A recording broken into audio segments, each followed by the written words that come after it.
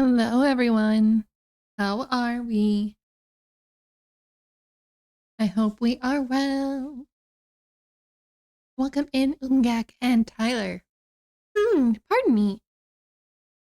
Pardon me. How are we today? Ah, wrong way. How are we? Miss Gloomridge. Oh no. I don't know how I feel about that.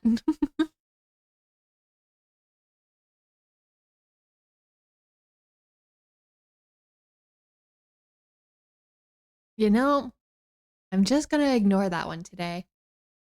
But I'm glad everyone else is doing well. I've had people call me Mister. See, I'm the opposite.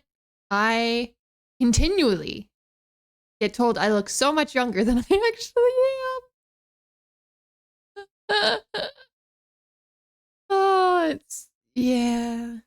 I'm unbelievably proud of you guys. We didn't fall down to the beginning. We didn't. We didn't. We made it to the whole second level. I'm glad you're proud of us. I'm very proud of us. Even though we had to do a technical restart in the middle of everything, you know?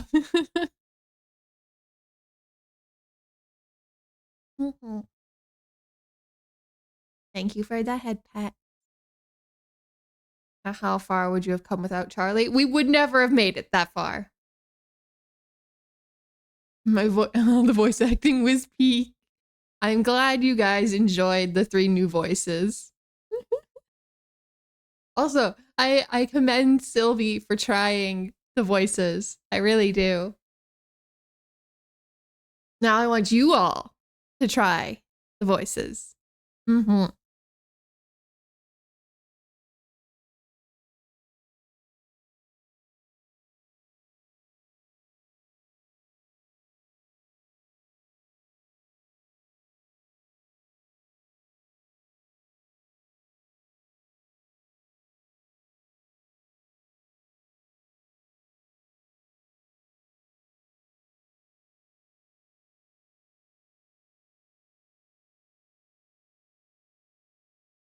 Up. Am I back? Hello? Hello? Okay, it looks like I'm back. Yeah. I want to know who is your favorite voice from yesterday? Was it frat boy? Was it nerd boy? Or old man? I do a little frat guy whenever I'm acting unbelievably dumb. That is fair. Charlie. Charlie.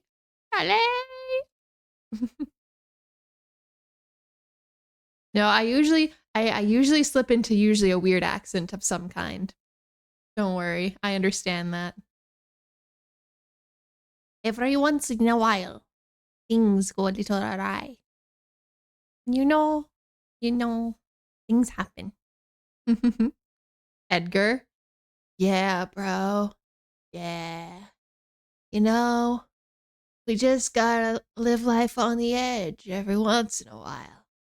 It's all good.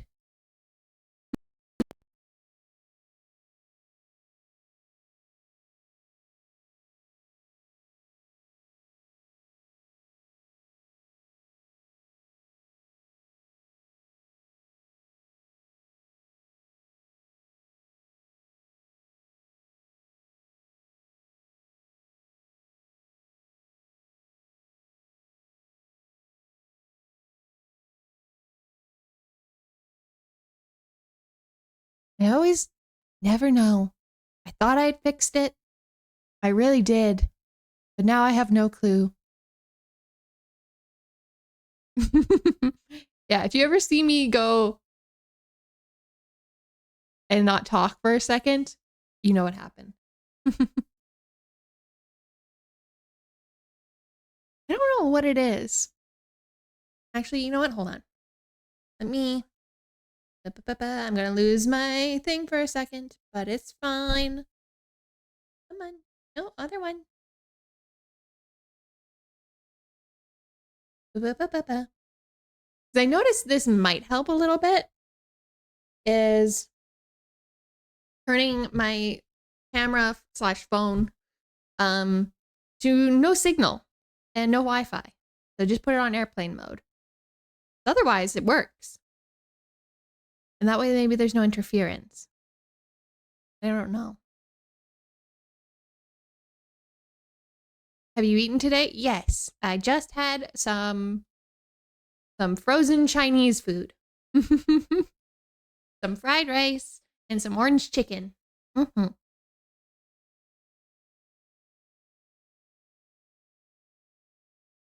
Mm-hmm. Don't worry. I'm always eating. But we like Edgar. But yeah, I want to see. Sorry, that was bugging me. I want to see you guys voice act. Well, that is a lie. What's a lie? That's a lie.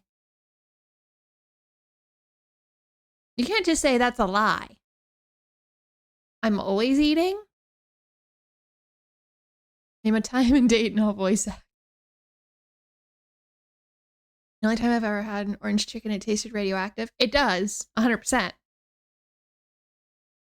So that is, you know, if you're North American, you know it's either that or anything with that orange food coloring. Like Sylvie said yesterday, it was like the Cheetos. Mm-hmm. I feel like anything with that orange yellow coloring is gonna be radioactive in some way, shape, or form. Ooh.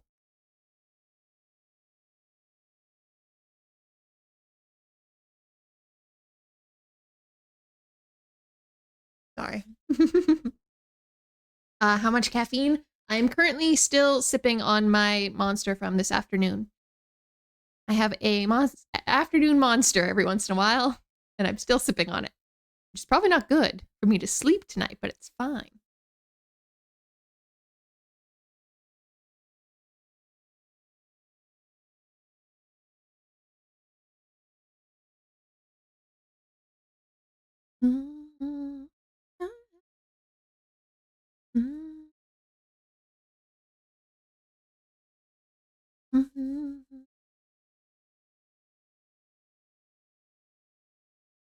Yeah, I think I might put a poll out of like what people want for emotes or what we think we need, especially both animated and still, because I forget I still have a couple slots for animated, and also we can have more slots in the Discord. I think I have one more slot for static for tier 1. I haven't put anything in tier 2 or 3 because no one's gonna buy those. But then in the animated, I think I have two slots, 2 or 3 for the animated. But I have a ton more on Discord. So need a dance emote? Mm-hmm. I'm like, do I want a dance emote or do I want like the glow sticks? Like the dance with the glow sticks. You know?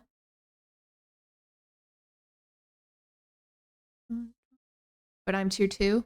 Are you? I'm so sorry.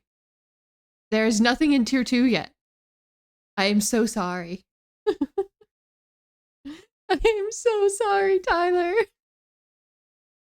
I didn't think anyone would be there, so I was like, I'll leave it till later.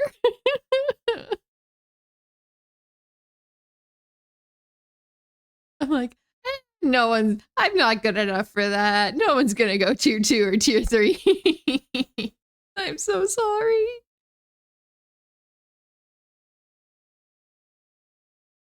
And I also need to figure out our channel points.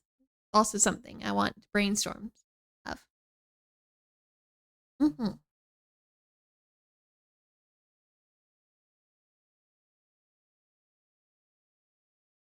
I did joke about going tier 3, but also looked at bank account. Yes, please, please, please take care of yourselves first.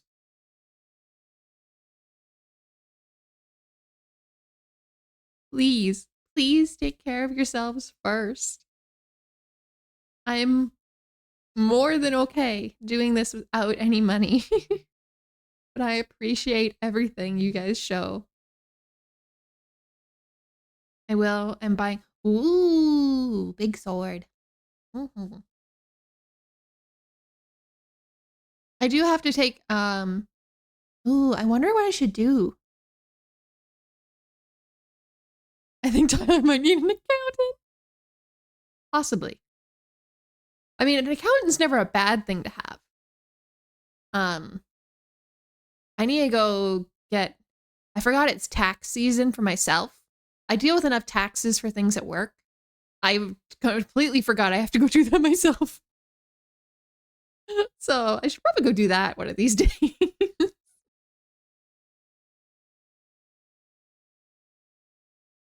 So I do have a day next week. Is it next week? Yeah, next week off from work for a personal day. Maybe I'll go do it then. I can't be bothered to do tax. Oh, I don't do my own. I don't do my own. I'm not touching that. My math is bad enough. That is why I don't deal with tax like calculations at work. I just go and pay someone $50 to do it. I'm so happy I basically just have to. I wish. That is so nice.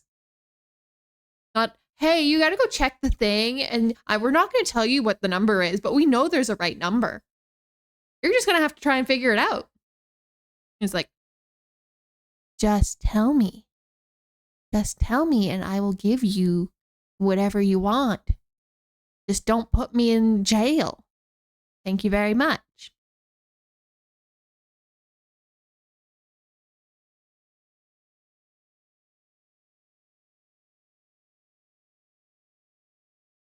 Meh, meh, meh. Sorry. Readjusting headset. Meh.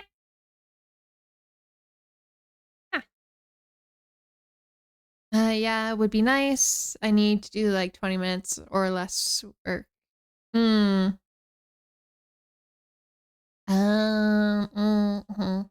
Also, have started listening to Sleep Token. Hell yeah! Hell yeah! Umgak, we've converted them. We're converting them slowly. It's working. The ritual is working. Now we just have to get them to watch the Drumeo video. That's all we gotta do. Hey, hey, hey. Don't act like you don't know. No, no, no, no, no, no, no. I will expose you. Kane. I will.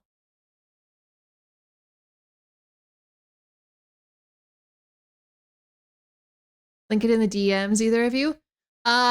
Or Umgak can just post it in the server, honestly. Yes, I know all of them is what you had me listen to. Exactly. I made Kane go through the entire thing of Take Me Back to Eden. I made him go through the entire album, front to back. So now we just got to go back and we have to do this place is your tomb. This place will become your tomb and sundowning.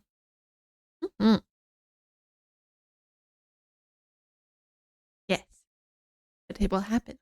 And then when the new album comes out, we'll do a listening party all together. Also, I am planning on doing a listening party for the new Ghost album, I think. I think I'll do that on YouTube. If that sounds like something people would be interested in hearing me talk about.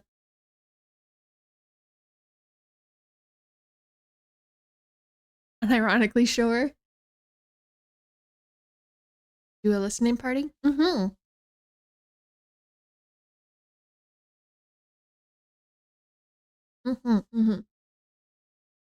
It's also, if you've seen the new Papa, it's so cool. His design is so cool.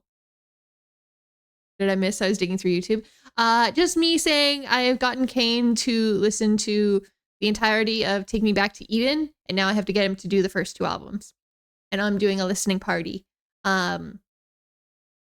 maybe for the new Ghost and Sleep Token albums. Mm-hmm. Yeah. Now I can't tell if that hell yeah was for me or for Denmark if it was dissolved.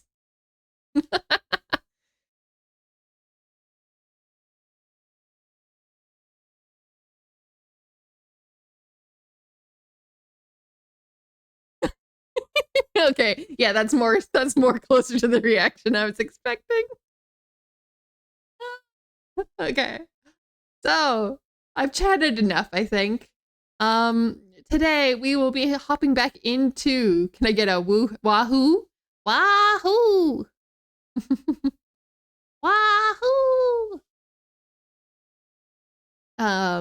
We will be hopping back into Morgana, and hopefully finishing it. If we get so close to finishing it and it's like the 4-hour mark, I might just push. I might just push through the 4-hour mark, to be honest.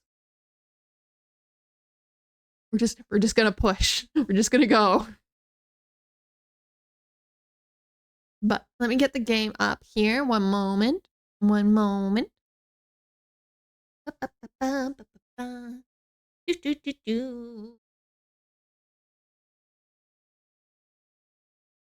Hello, Marky. Thank you so much for the lurk. I hope you had a fun time playing Mario Odyssey yesterday. Would you rather have Michelle's social skills or Bestia's? Michelle's. That's so easy. Michelle is awkward, but can talk. You know, there have been too many short streams. Like, exactly. I take any social skills. You have social skills, Marky. Yes, you do. I wake up and there's nothing to watch. I know, I was like, I wonder if we ended stream last night just as Umgak was waking up.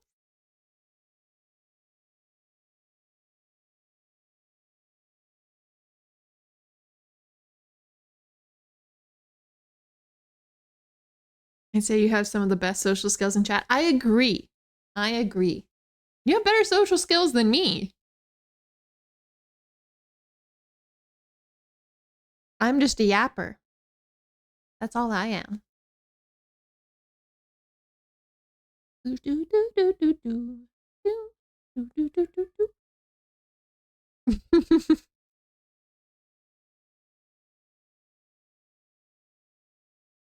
Sylvia ended stream 2 minutes before I woke up. And last night it was like 30 minutes before. So, okay. Okay. Wasn't too much.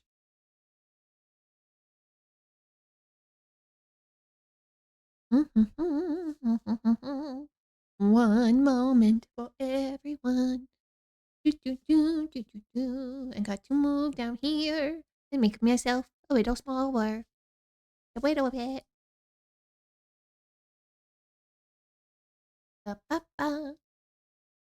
I'd take some social skills, honestly. Same. Same.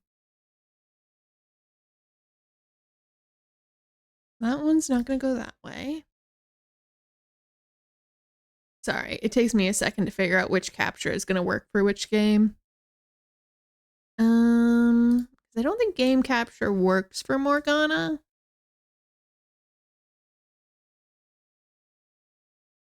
No. Okay. Perfect. All I wanted to know. That's all I wanted to know. So we do this one. Right? Yes. Just make a... I miss Club Penguin. I miss Club Penguin. Oh, 1 second.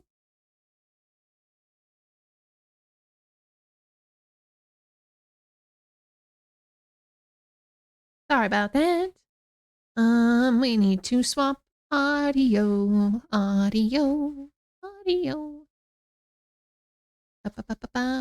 Oh, wait, that's not gonna work. Hold on.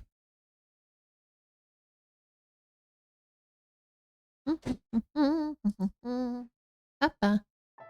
There's the piano.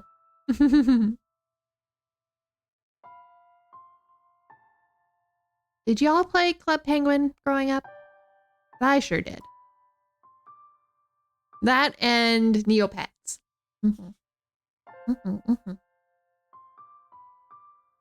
Alrighty. In pursuit of the truth. Oh my god, Wizard 101. Yep. Yep. Yep, I remember that.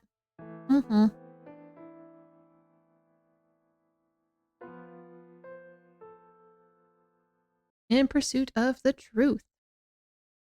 So.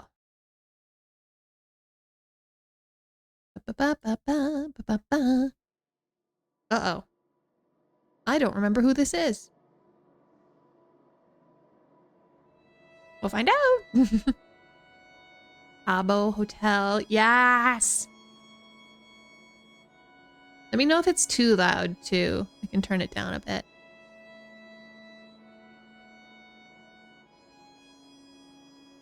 You'd better have a damn good reason for this. Oh! Hello? Wait, hold on. Look at our little scene here. Gentlemen.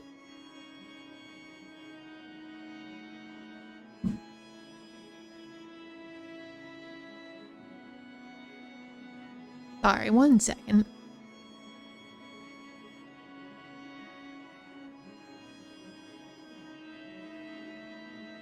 One is not a man, one is not gentle.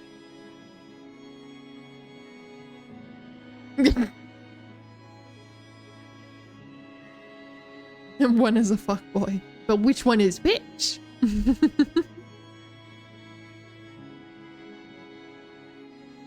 Because in reality, all of them have a little bit of that. Which...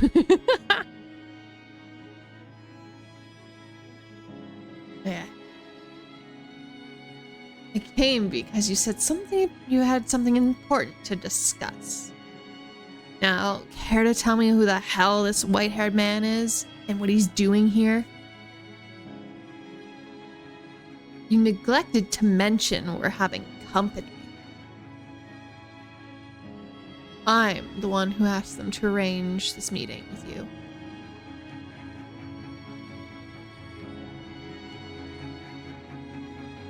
And who the hell would you be?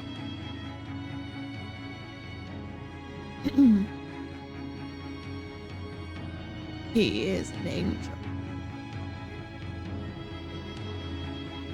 Or a prophet. What? Did you both finally snap under the pressure? Jacopo, you're not hiding that?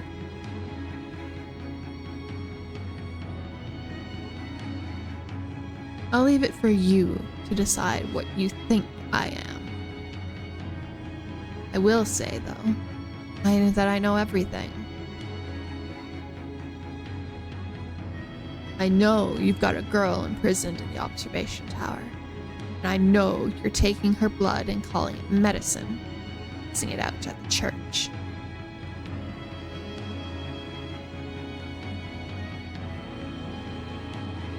Which one of you squealed?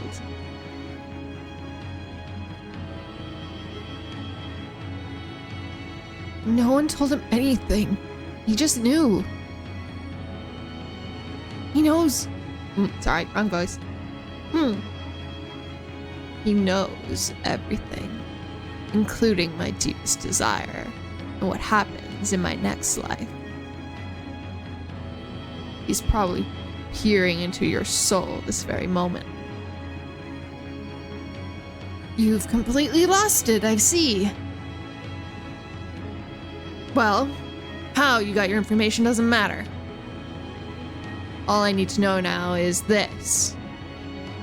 What are you hoping to gain from it? Wealth? My downfall? What? Morgana's freedom.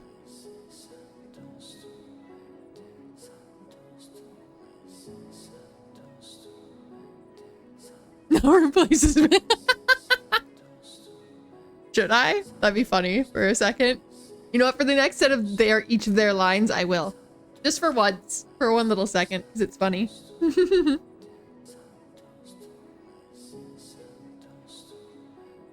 I want you to give me your key. And I want you to tell me your story. I'll decide who is who. I've come from the future, from a world after Morgana's death. Her soul courses with hatred for you three, and she placed a curse of eternal suffering on your souls. Has everyone at this goddamn table lost their mind, gone mad? Sorry, I should redo that one. Let me try that again. Has everyone at this damn table gone mad? Did you seriously think I would believe that nonsense, dude? Don't interrupt me. My objective is not so much to rescue Morgana's physical body from the tower, but to save her soul from eternity of loathing. Whoa, bro. Have you, like, gone mad?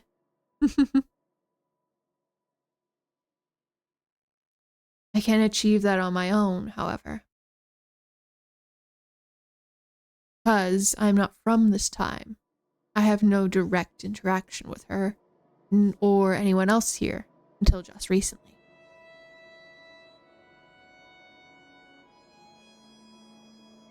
In order to make her have a change of heart, I need to gather the truth from the people who are from this time. And I suspect you hold the last piece of that puzzle. The biggest piece. That you have a far deeper connection to with Morgana than anyone else here.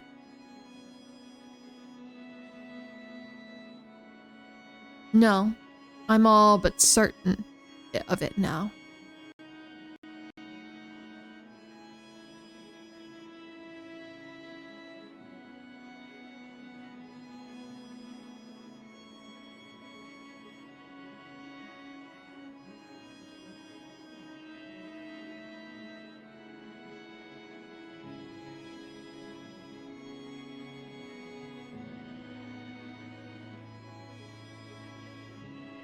Ba ba bam ba bam ba ba ba.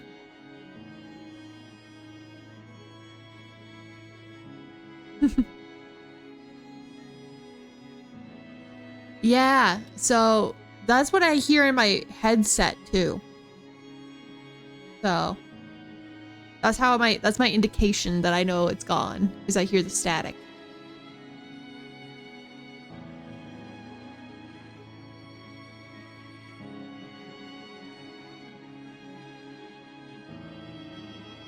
Honestly, at this point, I might just have to take the PC over to someone and be like, hey, my friend, can you try streaming on my PC and hear the crackle?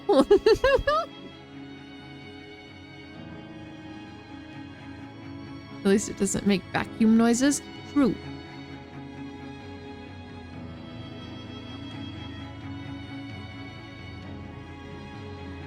Your perspective is crucial to accomplishing my goal. Tell your whole story, please. How you ended up capturing and imprisoning Morgana. What you thought, and the way you felt along the way. Your truth is going to get through to her. I know it. That will be the turning point in all of this. Her curse will be no more.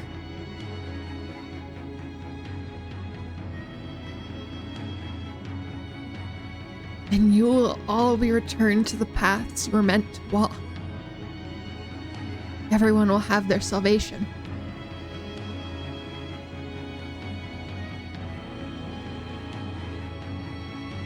Someone throw this madman out. My friends, do it. I won't do it. Neither will I.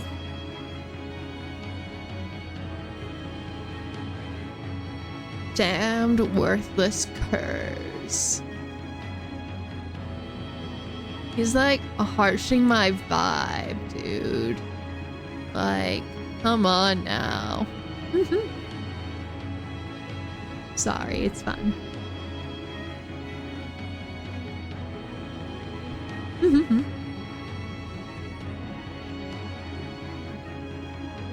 You say you worthless curs is the nerd. Damn worthless curs. That work?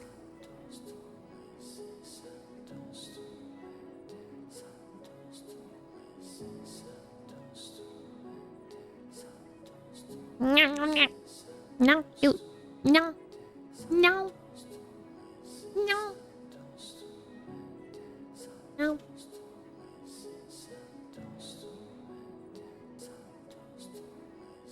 I'll call the guards then. Who do you think I am, exactly? I'm the lord of this land. Under ordinary circumstances, I'd never have as... I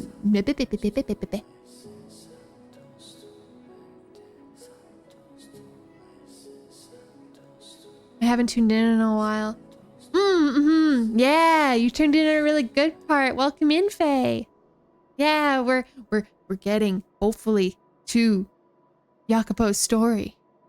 Javelin, don't worry. I was like, I have a feeling that's not what you meant. Oh, good. I hope you've been well. Thank you for stopping in. Under ordinary circumstances, I never so much as deign to speak with you, lowly peasant. Now get out of my sight. Or I'll take it as an act of aggression, and you'll find yourself without a head. If you want to dispel the rumors that you're cute, you should act less cute, not more.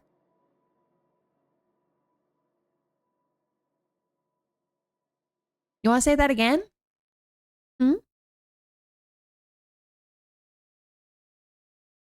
Hmm?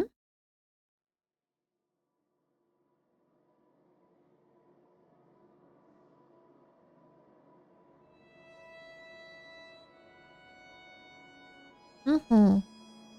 We've been having a good time. I just There's a redeem for that Ungag.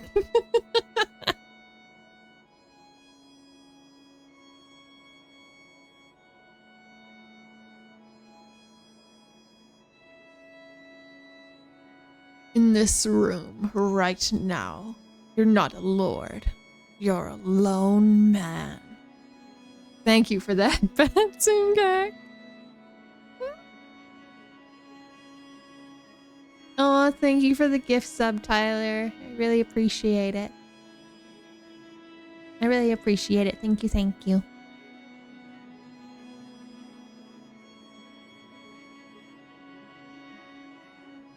Until you hand over your key, we're not letting you leave. And you'll find there aren't many guards for you to call. You're all alone in this estate. Your preoccupation with staying out of sight played right into our hands. Accept your defeat, Lord. We already agreed to set the witch free.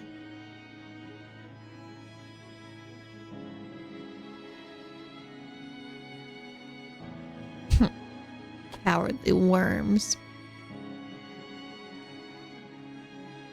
Ironic coming from you. Oh, Mel! Mel's got a little bit of a backbone today. Papa. Papa. I didn't think you'd turn coat quite so eagerly. The nun and your kid sister are in on it too, I take it. We're only working for you. We never felt any sort of allegiance to you. Loyalty founded on what was that one has to gain or lose is far more resilient than uncertain.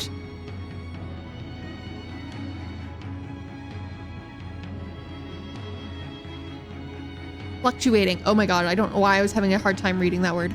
Oh my god. Fluctuating feelings. It appears that the white-haired man shattered that foundation. Thank you for the hydrate and the head pat. How long have you been colluding with them, Kerr?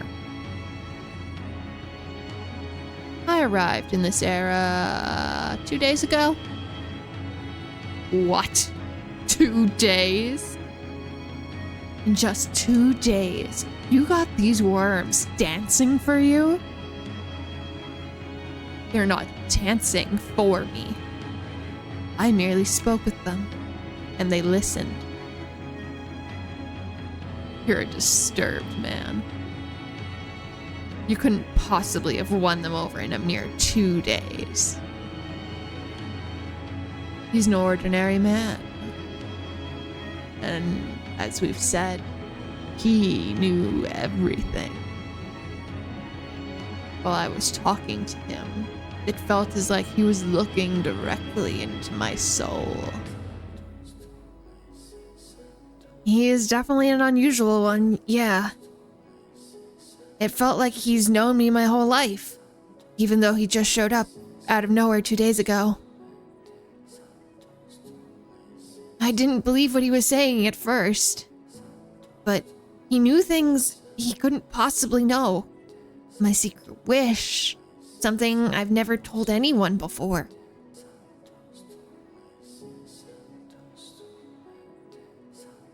I don't know what kind of tricks you're playing.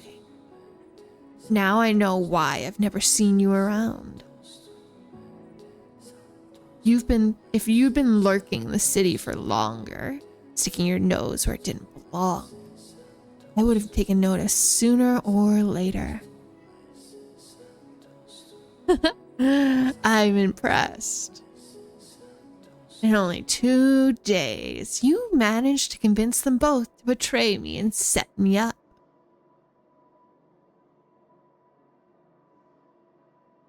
I am indeed the one in charge of this operation. So if it's the witch you're after, I'm the obvious target, yes. And these 2 dogs, there surely have some pent-up rage. So I take it you're gonna tie me up and torture me until I tell you what you want to know. No, we're just gonna have a conversation. God damn it, Yukimasa. We were trying to reform here, Yukimasa. No!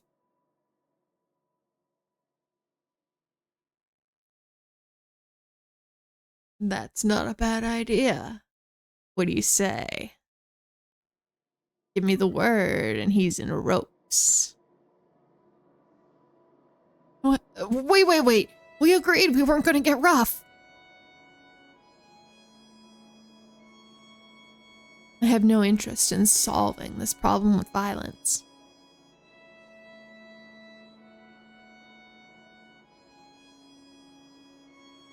We are here to uncover the truth. We needn't exchange blows, only words.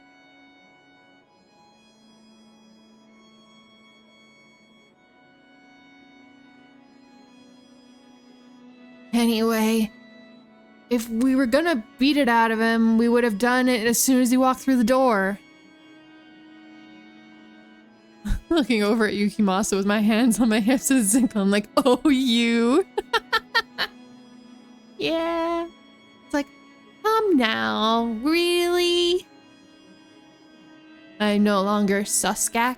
No, you're always Suskak. Don't worry. That hasn't changed.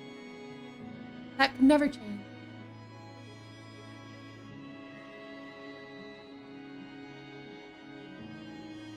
hope harder.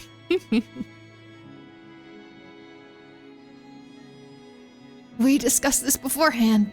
We're only talking. No one's getting into any fights.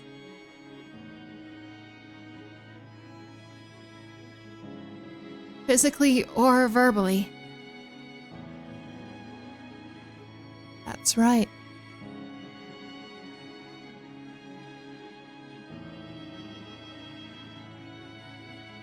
Well, it looks like I've got no way out.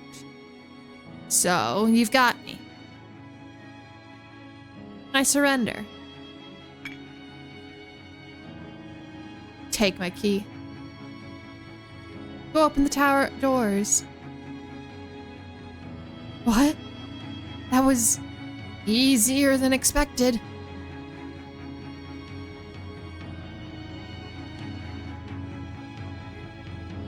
Your key is not what's important right now. No, even if he did give us the key and it was just like here, that's not gonna help.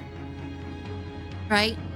We need him to at least tell us his connection to Morgana and why. But to Jacopo, it's what matters. Yeah, but not to Michelle.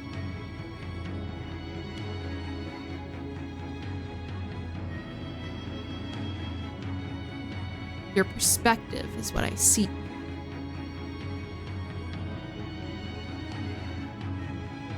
Why did you make it so that the lock required 3 keys? This is true. One person is more than adequate for the job. So why did you split it in 3 ways? Is that any of your concern, Kerr? Was it because there was too much weight to bear alone?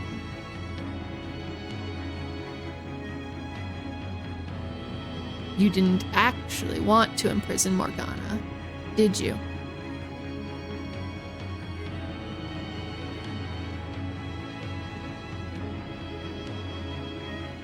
Coming off of Slay the Princess, I'm like, yes, bring me more perspectives. Yeah, that's fair.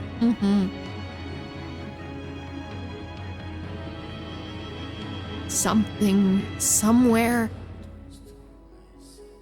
went wrong. You backed yourself into a corner and couldn't escape. I'm done listening to you.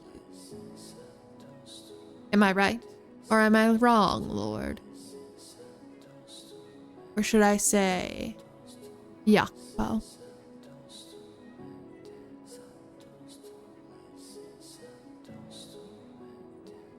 Jacopo? But isn't his name, Jean-Francois Barnier? Barnier? That's Lord Barnier to you, you insolent child.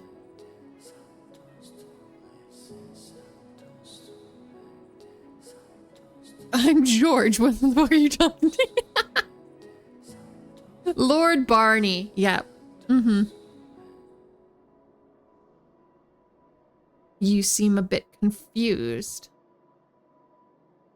I am the son of the House Barnier, which means I'm royalty. No, you're not. I don't know how you came to start calling yourself Barnier. There's not a drop of royal blood flowing through your veins.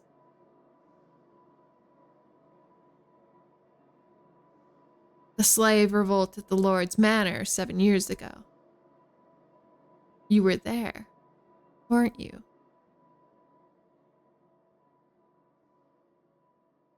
During the revolt, you helped Morgana escape. That's right. You saved her life once. That was you. You were the slave from 7 years ago. Slave? Are you out of your goddamn mind? Me, a slave. the hell a former slave would become a royalty. All good, Umgak. Get some good sleep. Bye-bye.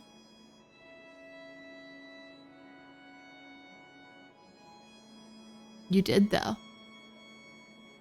You went from slave to lord. Enough. I don't know who's filling that white hair head of yours with this drivel, but I'm done listening to it. Say another word and I'll throttle you myself. Keep slandering my name. I dare you.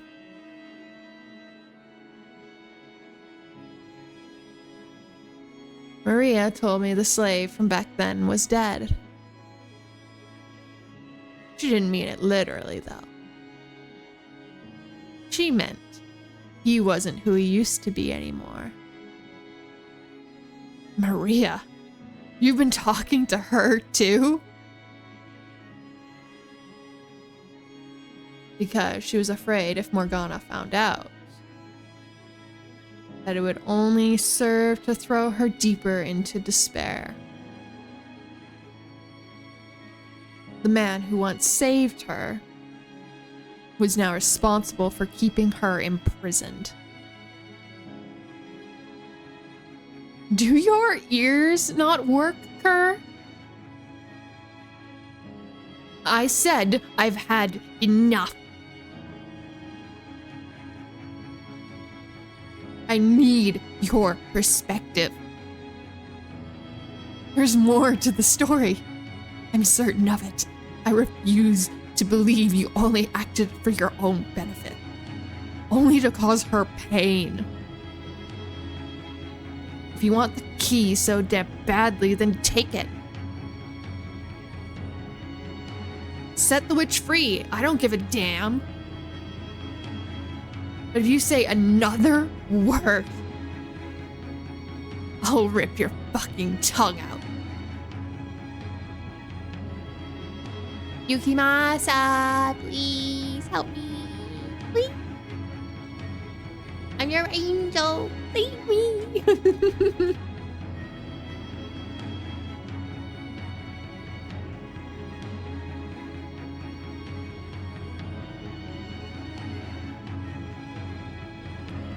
Again, the key is not what I need right now. I need your story.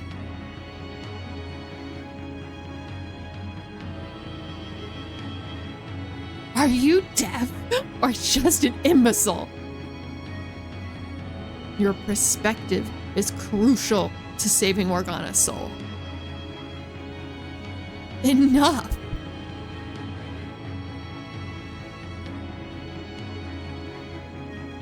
When you were a slave, you helped Morgana escape the Lord.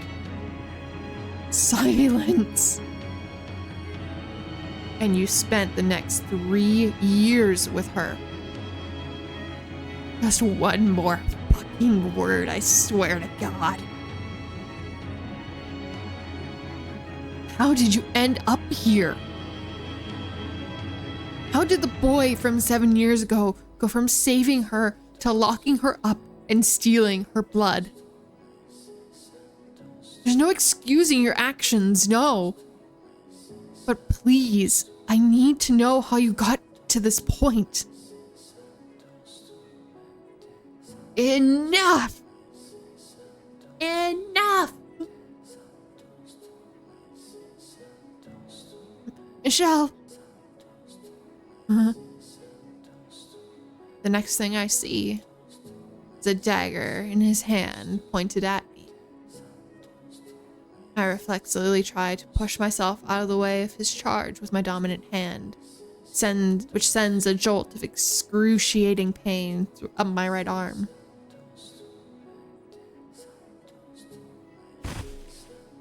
I'll rip your fucking head off! The Lord swings his arm up,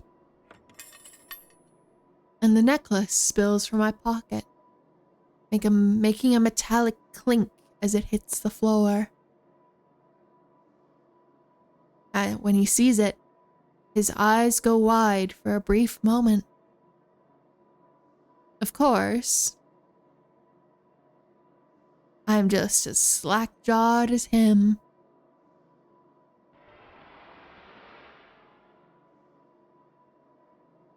What the hell is going on? Why? How? Why am I looking at a familiar cloud of inky blackness, black darkness? There's no one to answer my question, though. No time to think about it either. I have to make a decision right now. Oh no. Save! Save! Save! Have I actually used I have used every single save slot. Oh boy. Well, we'll right over this one. Oh boy. I have a feeling this is gonna be a time-sensitive choice, so give me a second to prepare myself.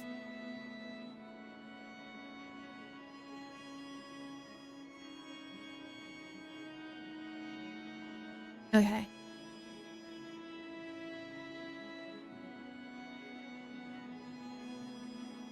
Oh, yeah, we'll see. Okay. Here we go! Oh lord, the dagger raise is quickly approaching. Off to the side, the cloud of darkness is expanding. I reach into the darkness. Which necklace is it? It's the one he was going to give Morgana for her birthday. Back 4 years ago. Yeah. That's why he recognizes it. Because Maria had it. Because he gave it to Maria after everyone got split up.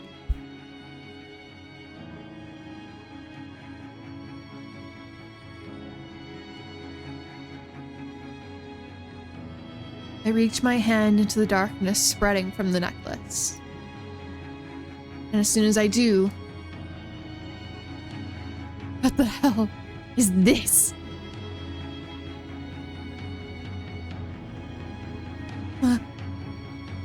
What's that black stuff?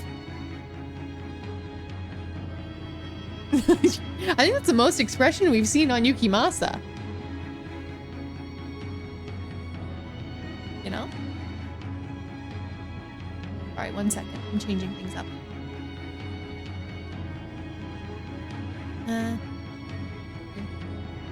Alright.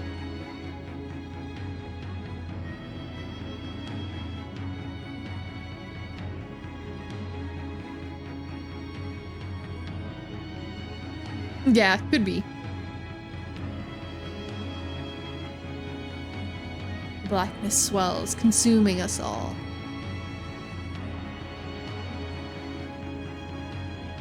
No! Stop! What is this? Don't make me... Watch this! The shout fades into the distance. In my mind and body are swallowed up entirely. It's the same thing that happened whenever Giselle and I entered a door. The same darkness I've gazed into again and again and again in that cursed mansion. That house that exists outside reality. Far, far off into the distance. I can see a gentle light, like a hole ripped out of the darkness. Green grass and colorful flowers rustling in the wind. I don't understand. The darkness It was never present in the past.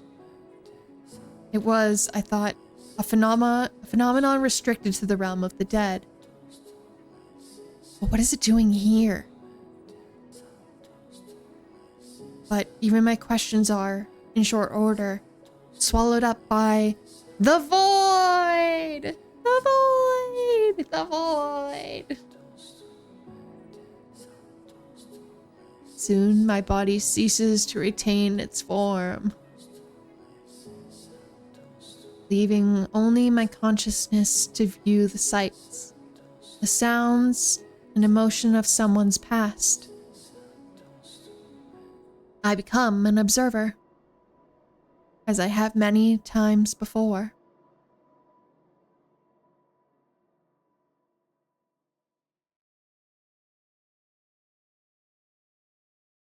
Not what we expected, huh? I'm staring into a pair of ruby red eyes, open wide with shock. I recall snapping at him, insulting him. I don't remember what I said, nor do I remember how he responded. All I know is that a wave of churning blackness appeared out of nowhere, washing me away. I'm powerless, helpless, hopeless. My young mind sucked into it like a whirlpool. Young? My young mind? Oh, for Christ's sake. You've got to be kidding me. Why? For the love of God, why? Am I being made to look back at this part of my life? The miserable, stupid, fucking romantic I once was. Why am I turning back into the boy I tried so hard to forget? Where did this absurd black smoke come from? And why can't I get out of it? If it's that white-haired man who's doing this to me, then he's not an angel or a prophet. He's a goddamn devil himself. But all my questions, my confusion, my frustration, everything that composed my present is superseded by that darkness, wisping away into nothing.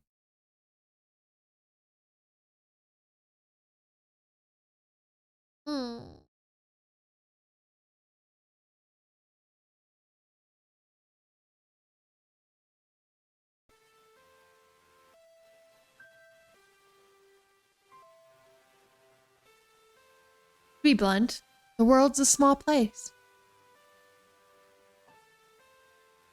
There's an unimaginable amount of it out there, but you only ever get to see a minuscule fraction of it.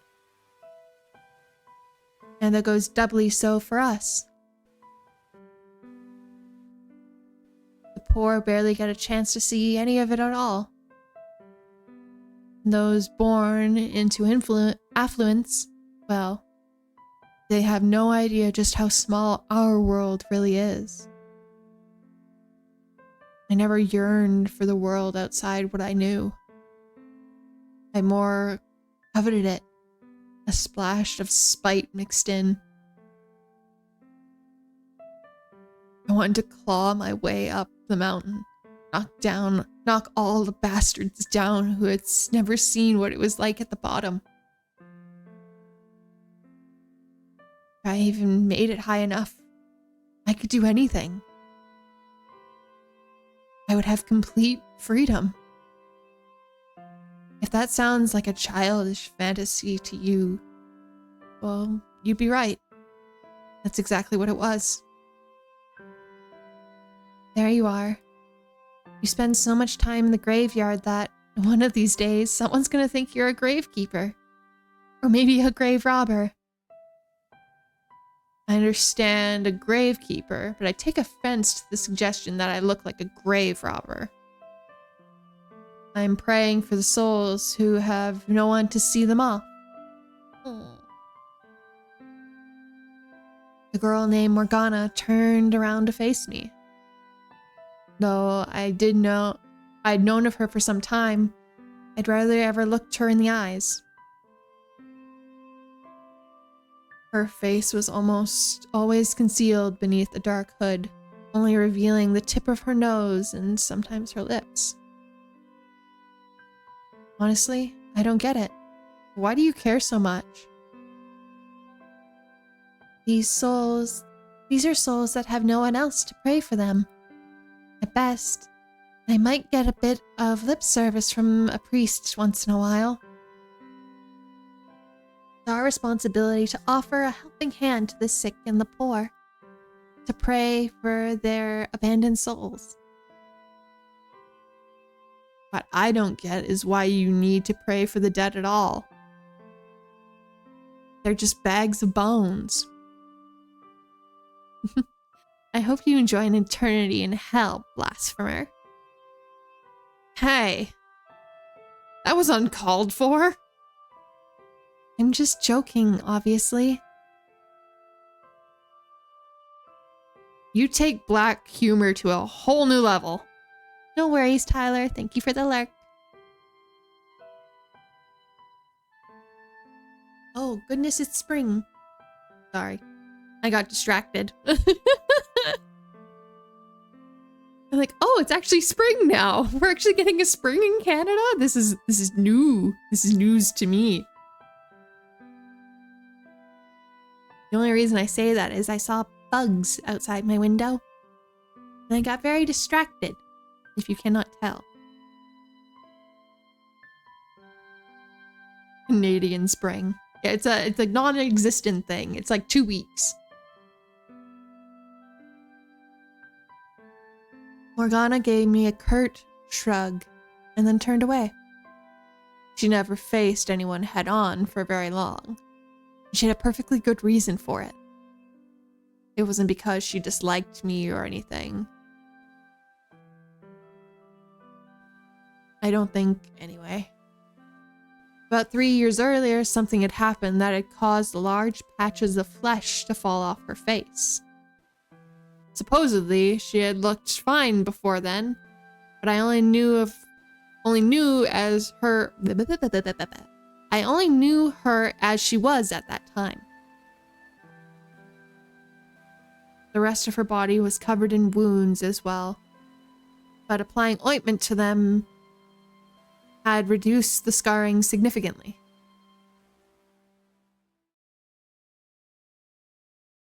Why was the flesh thing a thing? So it's because they would never let her actually rest from bloodletting, essentially, to help people. So her body started to decompose. It never had time to regenerate. So yeah. Her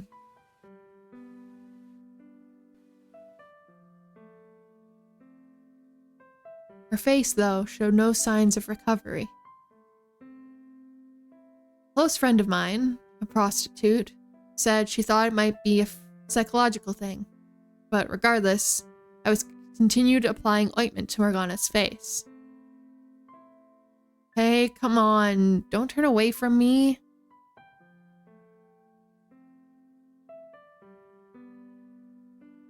Huh? What's the sorry? I'm sorry, what?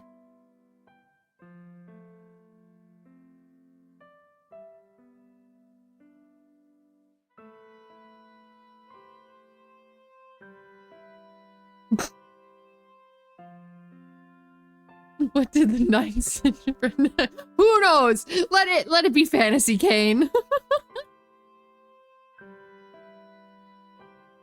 I know you can hear me. I brought ointment, so let me put it on you. It's a waste of time. You don't know that. Your arms look much better than before. It won't be long before your face starts healing too. The ointment isn't free. You're wasting your money. It's my money. I can use it how I please. So just shut up and let me do this. You're a very obnoxious man, you know? What was that? You want me to rub it in real hard, huh? Fine. With a forlorn graveyard as their backdrop, a young man applied salve? Salve? Salve? I think it's salve, right? Salve to a young girl's raw, exposed skin. I'm so glad Umgak is going to bed.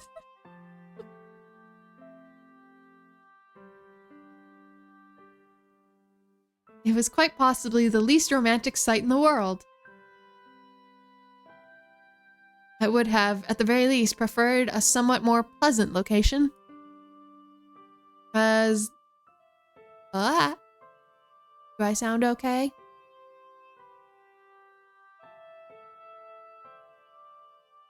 Did I sound okay? Or am I weird? Yee? I sound okay? Perfect. Sorry.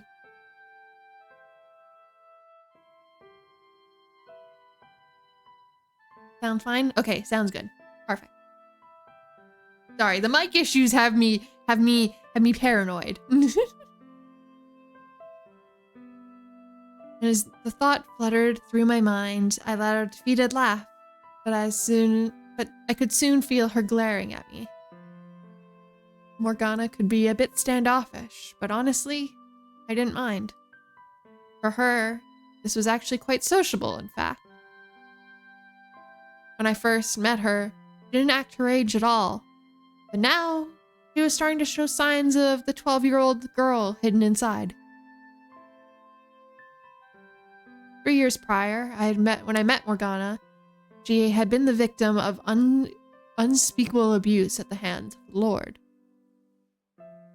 I didn't know why he had done those things to her, and I didn't ask either, because I knew doing so would only reopen old wounds. All I knew was that the Lord was so far gone as a human being as to brutally torture a 9-year-old girl. At the time, the only thing that ever seemed to come out of her mouth was the word of God. Everything she said or did was ostensibly for the benefit of others. But it felt to me more like she was acting out of some sort of sense of duty rather than genuine concern. Honorable, but ultimately hollow.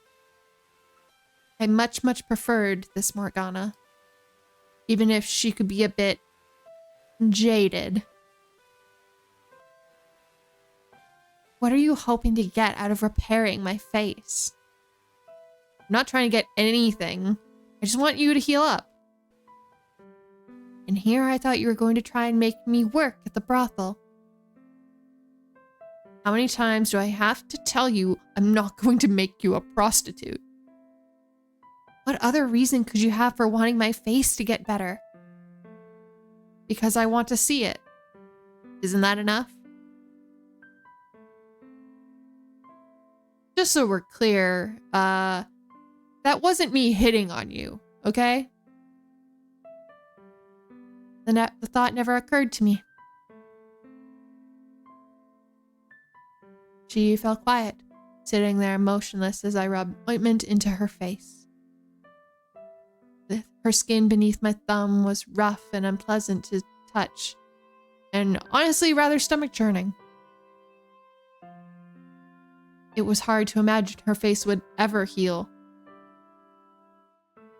What I'd said about wanting to see her face was true, but what I wanted more than anything was for her to be able to live a relatively normal life.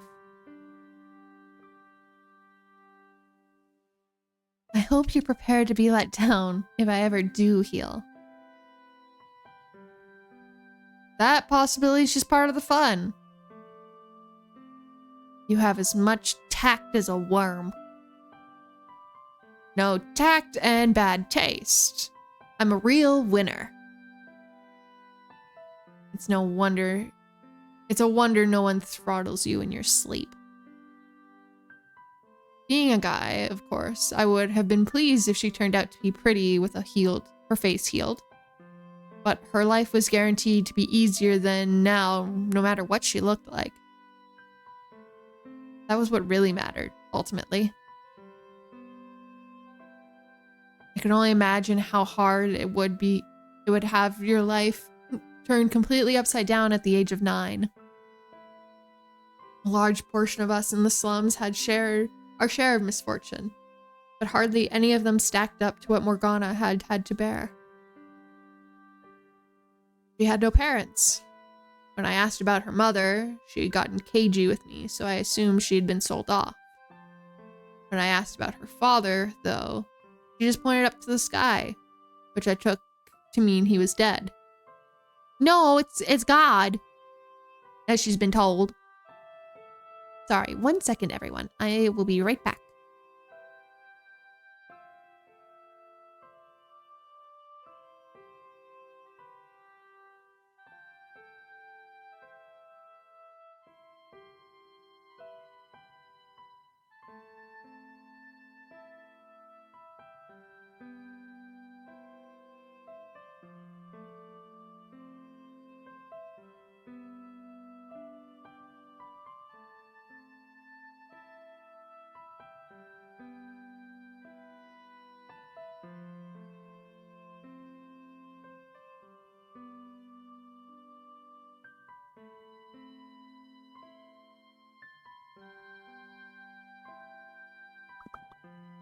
Hello, I'm back.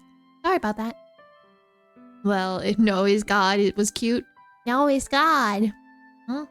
It's God.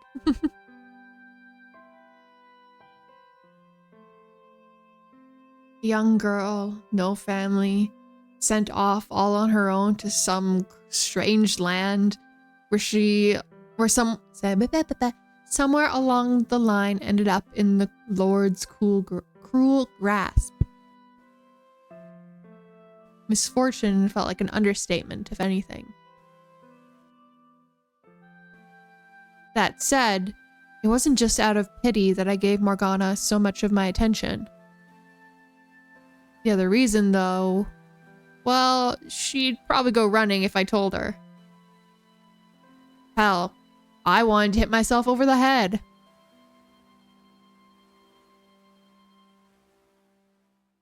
I'd still be your friend even if you turned out to be the ugliest girl in the city. Jacopo, we need to have a chat, my friend. This is not how we make friends. This is not how we make friends and or try and get a girlfriend, my friend.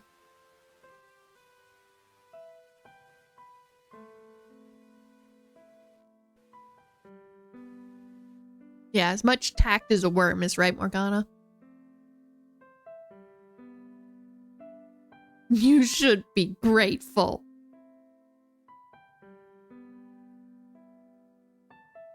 Is it how you haven't managed to chase off everyone else in your life yet? I act like a decent guy around other people. Do my best to fit in. Then why are you such a dolt around me? I'm just doing my best to fit in. So you're saying this is my fault? Everyone could use a thorn or two. Makes it more exciting.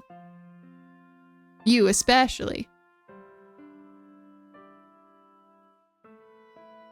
Okay, that should be everything. Does it sting anywhere? Not particularly, no. All right. Wait, can...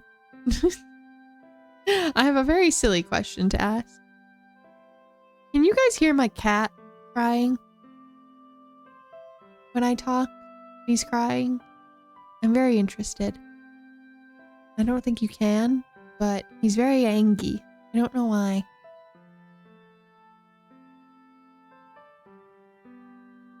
Maybe a tiny bit? That's fair. Not really, though? Okay, sounds good. No, are we missing something worthwhile? No, you're okay. He's just crying.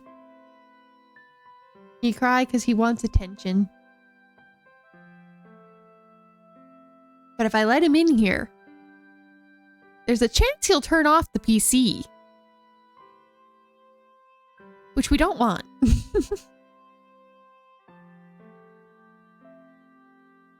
Alright. Oh, also finish up here and get back to Maria soon. Unless you'd rather I drag you there. Why? Seriously? It's your damn birthday, that's why. And... what do you think, dimwit? She wants to celebrate. Get back there soon, okay? I'm planning on dropping by, too. Okay.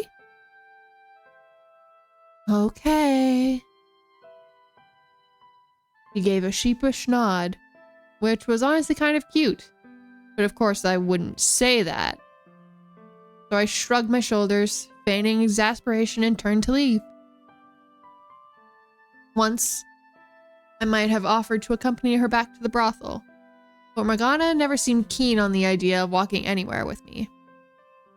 Maybe she was afraid of grown men after what had happened to her at the Lord's Manor.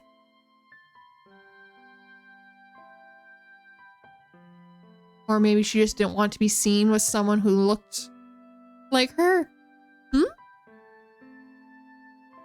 What? Hold on. Sorry, did I read that wrong?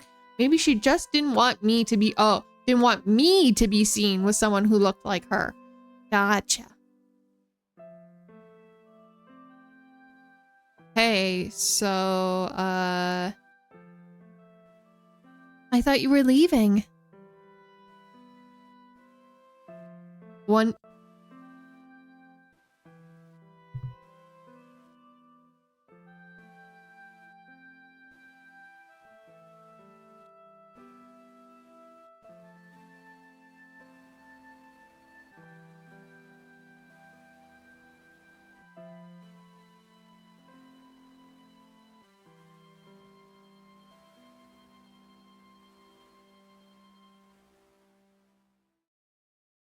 Boop, boop. We're back. Sorry, you gotta give it like 5-10 seconds to relaunch.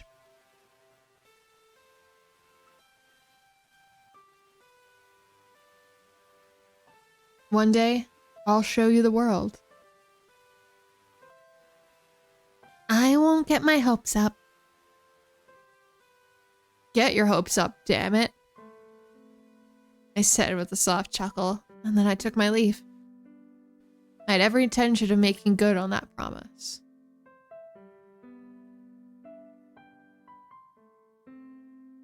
So you lock her up in a tower. And you're like, I will show you the world. From the tower that has one tiny window. Like, what the fuck, Jacopo?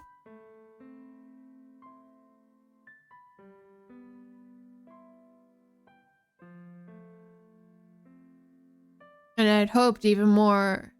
I'd hoped more than enough reason to believe I could. I had more than enough reason to believe I could. 3 years back, there was a slave revolt at the manor, Lord's Manor. Welcome in, Sylvie. Shining, shimmering, splendid, our walls. I hope you're doing well, Sylvie. I hope work wasn't too difficult today.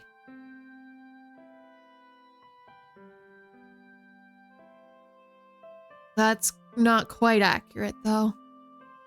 Because while I was partly responsible for inciting the riot, I wasn't actually a slave.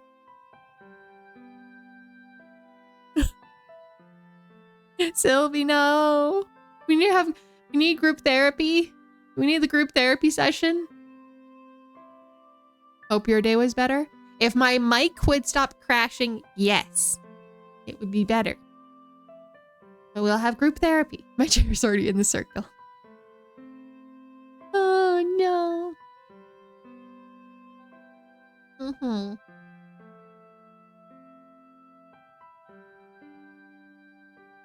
The local lord was spoken of in whispers as the second coming of the great tyrant of old. Starving, shivering, and stinky. Yeah, unfortunately. The people were constantly grumbling about how he seemed to treat the land like his personal playground, exploiting everything and everyone for his own amusement. When enough stress and resentment builds up in a contained space, all it takes is a little shove from the outside to burst. And that was our plan. Me and a number of other dissatisfied citizens gathered together to pop that bubble and give the Lord a taste about how we felt about him. With the help of a slave trader, I infiltrated the Lord's manor. I'd known slaves weren't treated well, but seeing it for myself, I thought most of these people would have been happier to have been born as a cat or a dog and owned by someone who actually had a heart.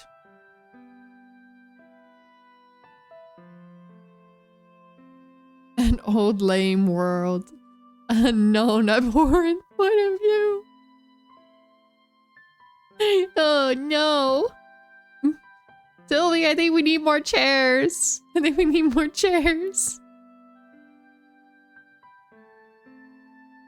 was revolting. A flagrant injustice. Broadly speaking, there are two types of people who see injustice in the world. The first are those who have everything, who sit unchallenged at the top of the world, looking down at the less fortunate with pity. The second are those with nothing, who wish to overthrow the entire system keeping them down. It should come as no surprise that I fell into the second camp. Once I was inside, I went around the manor telling all the slaves about our plan. Most of them had long since lost the will to fight, but with enough reassurance that there were people outside ready and waiting to help, glimmers of hope started to return to their eyes. Finding out they weren't alone, that they weren't helpless anymore, had an incredible effect on their morale. And once the slaves were convinced, the revolt began. It ended up being much larger in scale than I imagined, and many lost their lives in the process, but the majority of them managed to escape. Naturally, the slaves couldn't stay in the city, so I directed them to people waiting outside who would take them to another city or to a neighboring country.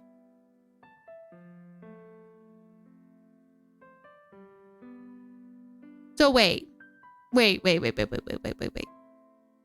no, this is different. Okay, never mind. Don't listen to me. It's okay. Don't listen to me. I had neither the money nor the power to guarantee them a good life on the outside. But that hardly mattered to them. Everyone was sure that wherever they would end up would be better than staying, and I prayed that would be the case. It was during the revolt that I had saved Morgana. I would have sent her off somewhere like all the other slaves, but she was in so dire condition when I found her that she could hardly even move on her own. She had been sapped of all of her willpower. So I brought her to the brothel where a friend of mine worked and asked her to take Morgana in. My companions and I reveled in the revolt's success. It wasn't enough of an accomplishment to have any real political implications, but we felt like heroes. Drunk on victory, we started talking about going bigger, starting a full-on revolution. Once the elation passed, though, we realized there wasn't much more we could do. Even though we did manage to start a large enough of an uprising to kill the Lord, we were only peasants. Not only did we not know the first thing about ruling, the other counts would have never acknowledged our authority anyway. We pretended to be in control until the next in line showed up. And that would be the end of that. We just ended up sitting on our thumbs. No way to do anything about our discontent. Skip forward about a month before Morgana's birthday. One day, a middle-aged woman approached me. I had never once met her before, but she had wavy hair that reminded me a great deal of my own. Looking me straight in the eye, the woman said, "I was once a maidservant at the Barnier estate. They've done their best to keep it secret, but I had a child with the previous lord. And that child is you." The revolution came completely out of the blue. According to her, I had royal blood, and if we could convince the lord of that, I could become royalty. Furthermore, she, as my alleged mother, returned to her old life at the manor. The woman urged me to take action, to meet the lord, reveal my lineage, and reclaim my rightful place at the Barnier house.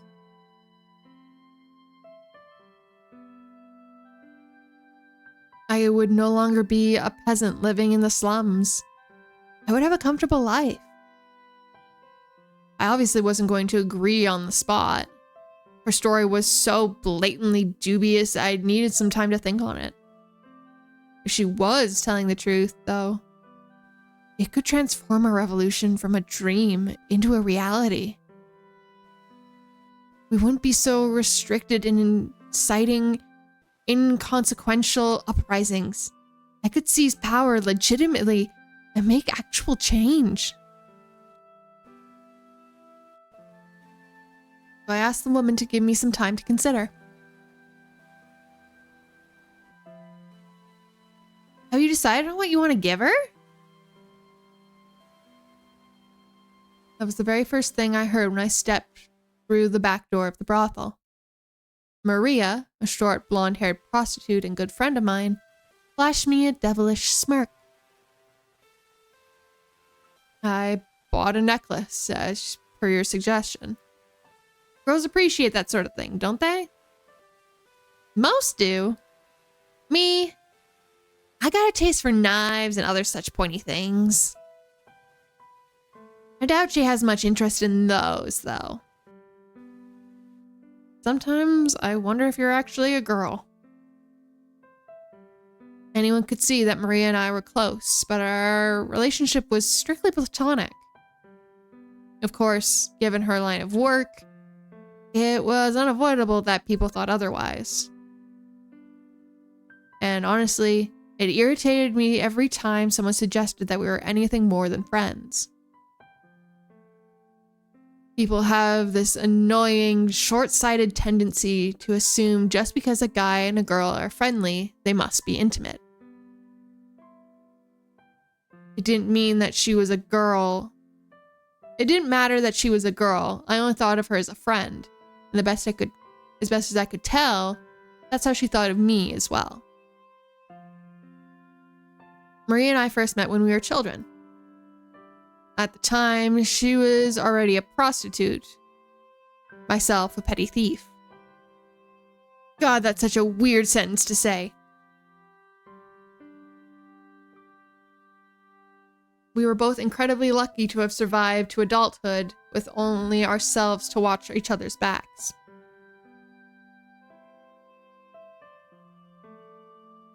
It's possible the only reason either of us maintained the willpower to survive this long was because we had each other to bitch about life to when things got bad. So, is today the day? Are you finally gonna tell her how you feel? Excuse me? Tell her how I what? Don't be coy. You know exactly what. And about time you manned up and told her.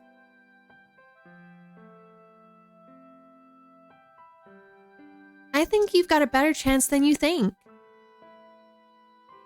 Do I need to remind you how old she is? Damn, Jacopo actually making some sense. This is good work. Good work, Jacopo.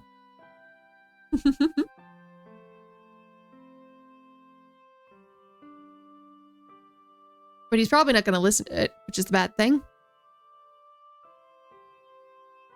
12, as of today. Practically not.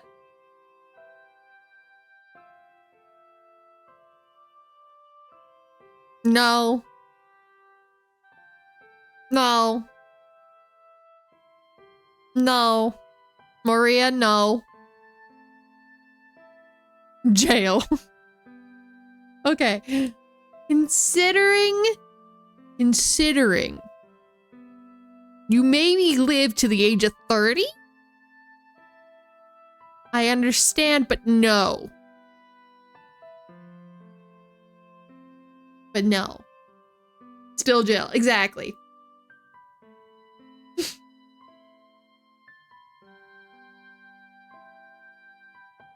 Jail, stockade, gallows, stoned to death on the spot.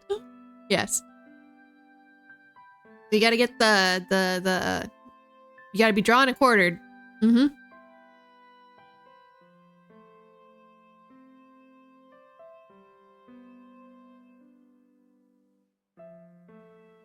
I'm not reading that line, Maria. I am so sorry, my girl. I am not reading that line.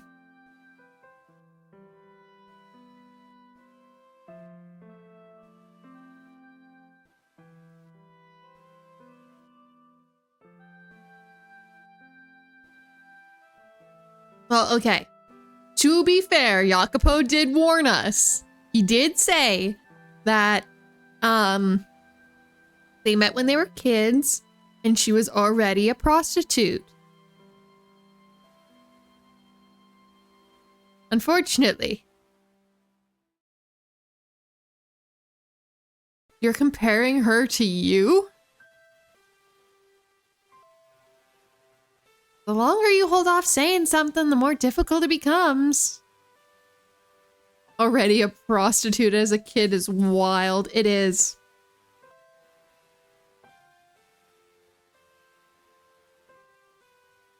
Break a leg.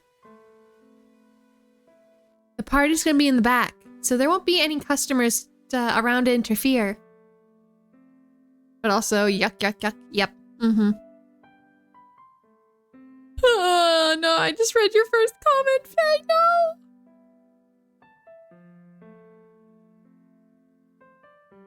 no! All right. Chew over what Maria had said and watched her disappear down the brothel corridor. She wasn't wrong. She wasn't overanalyzing. I did indeed have special feelings for Morgana. Women seem to have this strange, somewhat terrifying ability to read people's minds. Yes, we do. And Maria was a prime example of that. I never once so much as suggested to anyone that I might think anything about Morgana. But Maria somehow managed to pick up on it almost immediately.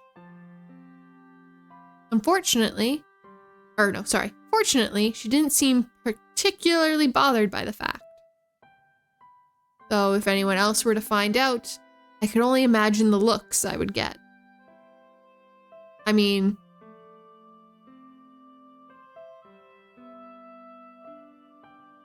jail. Jail. Jail. Shame bell. Where's the shame bell?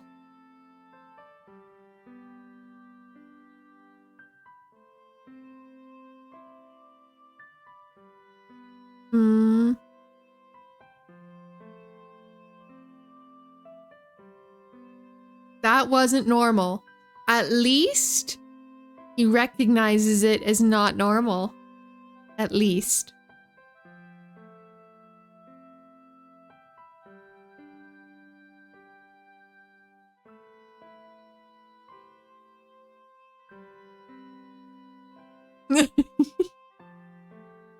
Yeah.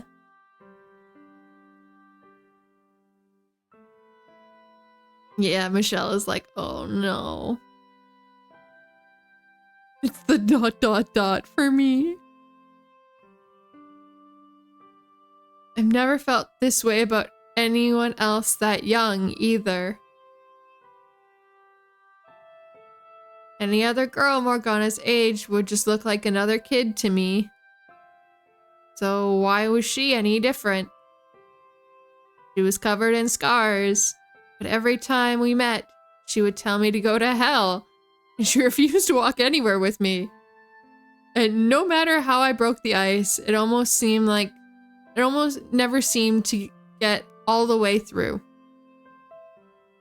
Yet, still, the world felt like it was just a little bit better of a place when I was with her.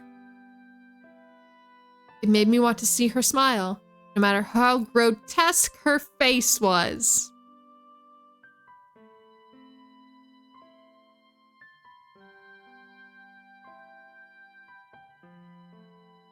How would I even go about saying it? Assuming I actually did. Even if your face isn't healed in 4 years, I'll take you as my lifetime partner, Morgana? God, no, that's terrible. There's gotta be a better way to put it. Now I was getting stressed out, and it was all thanks to Maria. This was supposed to be the day of celebration, not fretting over stupid personal matters.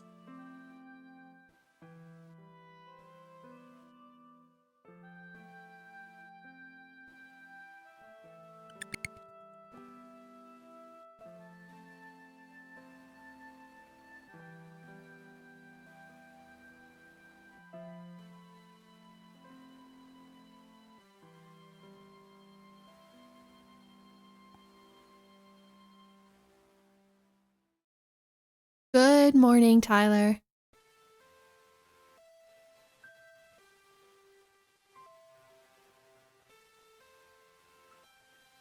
Not long after I arrived at the brothel and made my way to the back room, Maria and a handful of other unoccupied girls showed up.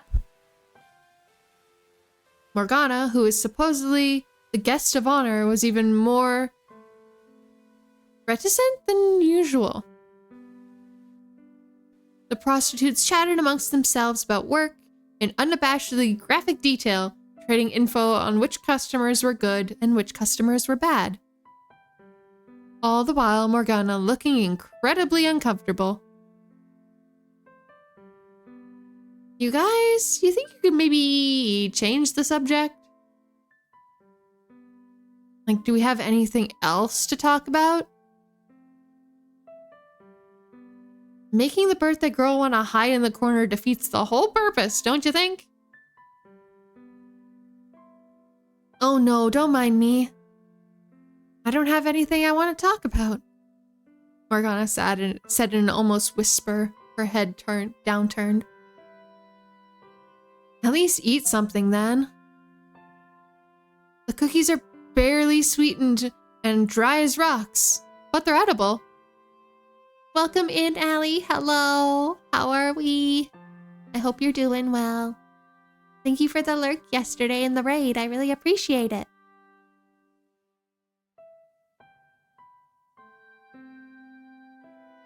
Jacopo, you little bitch. You've got some stones to talk shit about my cookies to my face. Stop it, Maria.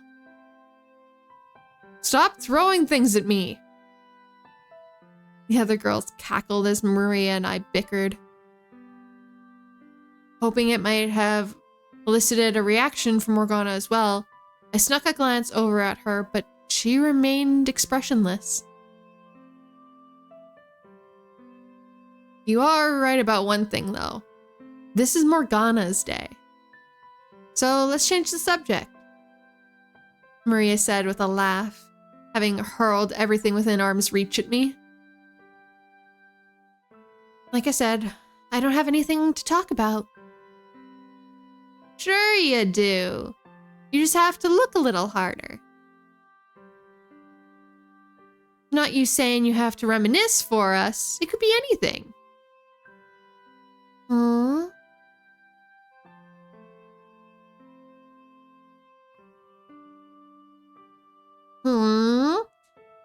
Let's see. Here's an idea. Are there any guys you've got your eyes on? I spew my tea all over the table. There is. And then I started choking. And all of this could have been avoided had this man choked and died on his tea. Sad. What? Seriously? Holy shit. Who is it? Tell me, who's the lucky guy? Do I hear we are wishing death? We are. Never mind. Why is Morgana just a one-track mind? God. Everyone fell silent. Maria gave me a sympathetic look, and I knew exactly what she wanted to say. Sorry, kid, you ain't got nothing on God. That's quite a line. Sorry, kid, you ain't got nothing on God.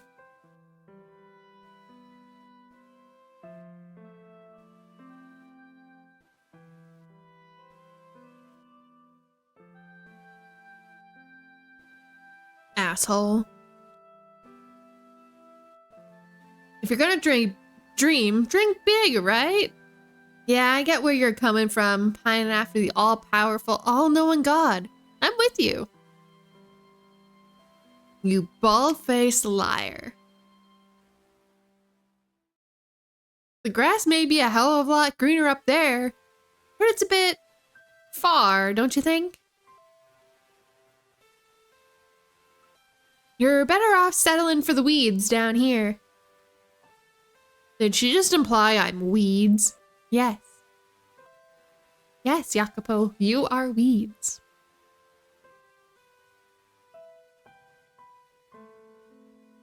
Maria looked over and gave me a wide grin at the sight of me grinding my teeth, then continued. Say, the young man over there. Wait, stop right there. Don't say another word. Whoopsies. Me and my big mouth. I almost did your job for you. Damn it, Maria. This was not good. Like hell, I was going to let her corner me into saying it here. I stole a glance at Morgana, but her gaze was locked on her knees. I couldn't see what, if any, kind of reaction she was having. Morgana, what she was trying to say is that I have to go. What? I have to go to the bathroom. Sure.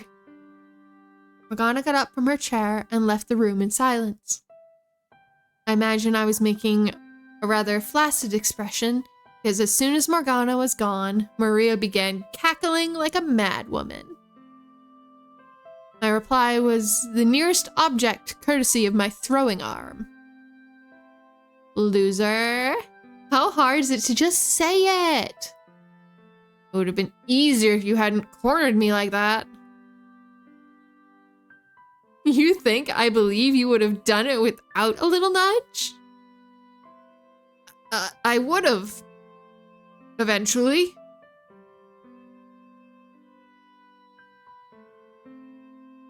Eventually ain't gonna cut it. Now's the right time.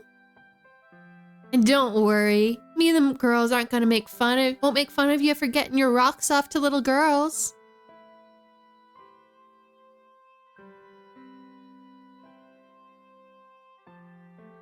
I can't believe I just said that line. I can't believe I just said that line.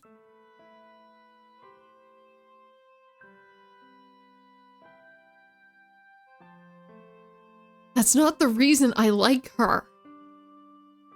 Besides, I would have waited at least 4 years before. Doesn't mean you can't tell her now. I think it would have done her wonders, really.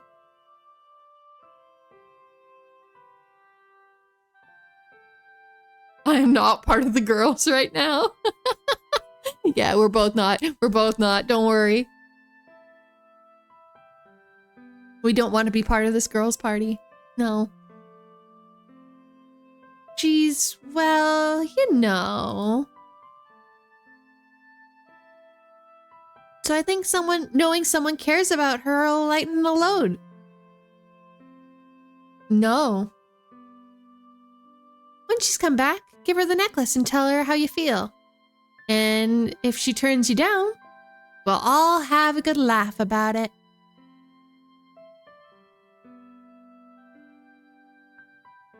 Marie and a few other girls chuckled. As uncomfortable as she was making me feel, she had a point. No, she doesn't. Regardless of whether Morgana reciprocated my feelings or not, there was a good chance that just putting them out would help in breaking down the walls she had built up around her heart. And maybe, one day, I would actually be able to see her smile. I'll do it. I'll tell her. Didn't matter if I come out looking like a loser. Didn't matter if Morgana wasn't interested in me that way. What mattered was that she knew someone accepted her, regardless of her appearance or the things she had been through. And if, by some chance, there really was royal blood flowing through my veins, then I could make good on my promise to show her the world. I could put an end to her life of poverty and abuse, replace it with one of comfort and wealth. I could even buy her better medicine, something that would actually heal her face. If I were royalty, I could do so much more for her.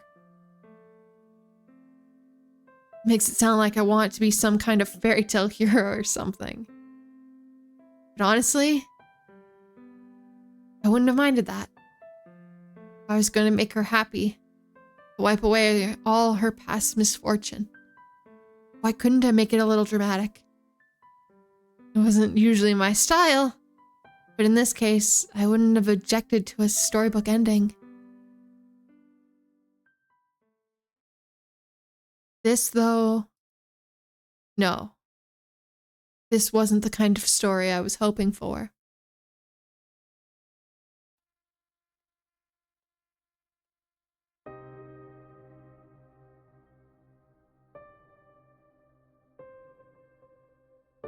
The heavy curtains separating the guest rooms had been torn to shreds. And they were splattered with blood. A man, apparently caught without enough time to defend himself, lay splayed out naked on a bed, his empty eyes fixed on the ceiling. The whole area reeked of blood.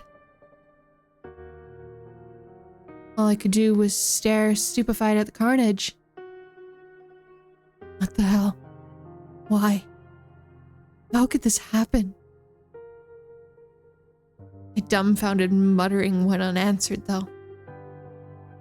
The few who were still alive could no better make any sense of the incomprehensible massacre than me. The sudden, arbitrary upheaval of our world. The inexplicable, inescapable reality. Shortly after Morgana stepped out, I heard a woman scream from in front of the brothel. Next, a man shouting. At first, I assumed it was one of the customers losing his temper over something. But the tone of the scream seemed somehow off for something like that. It wasn't long before the noise had escalated to alarming levels, so I dashed towards the source of the shouting. A good dozen men, bandits or maybe thieves. They seemed more organized.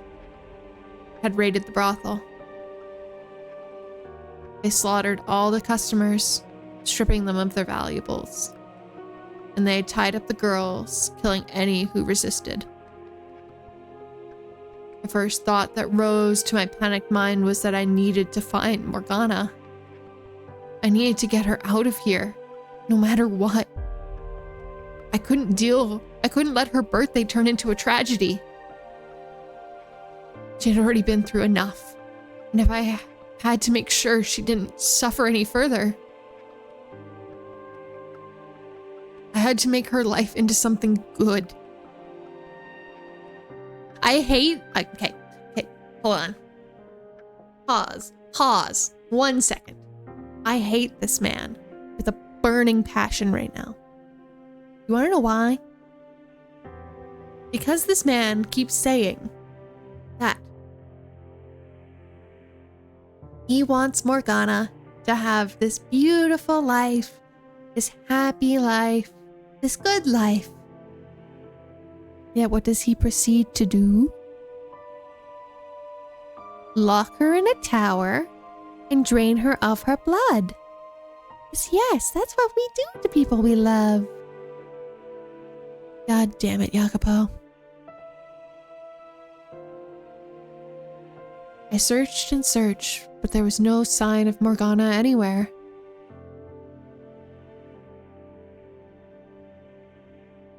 It's a whole new world.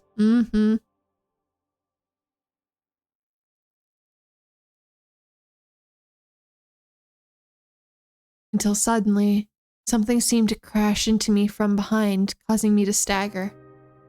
It took me seconds for the pain to set in. It was when I looked down to see the tip of a blade sticking out of my gut. Blood streamed along the metal surface, and there was little bits of flesh caught onto the edges. I turned around just in time to see the man holding it kick me away. And before I had time to process what was happening, I hit the floor and lost consciousness. If I were a hero, I could have surely eradicated all the violent intruders in a blink of an eye, saving everyone. Protected that which I wanted to protect.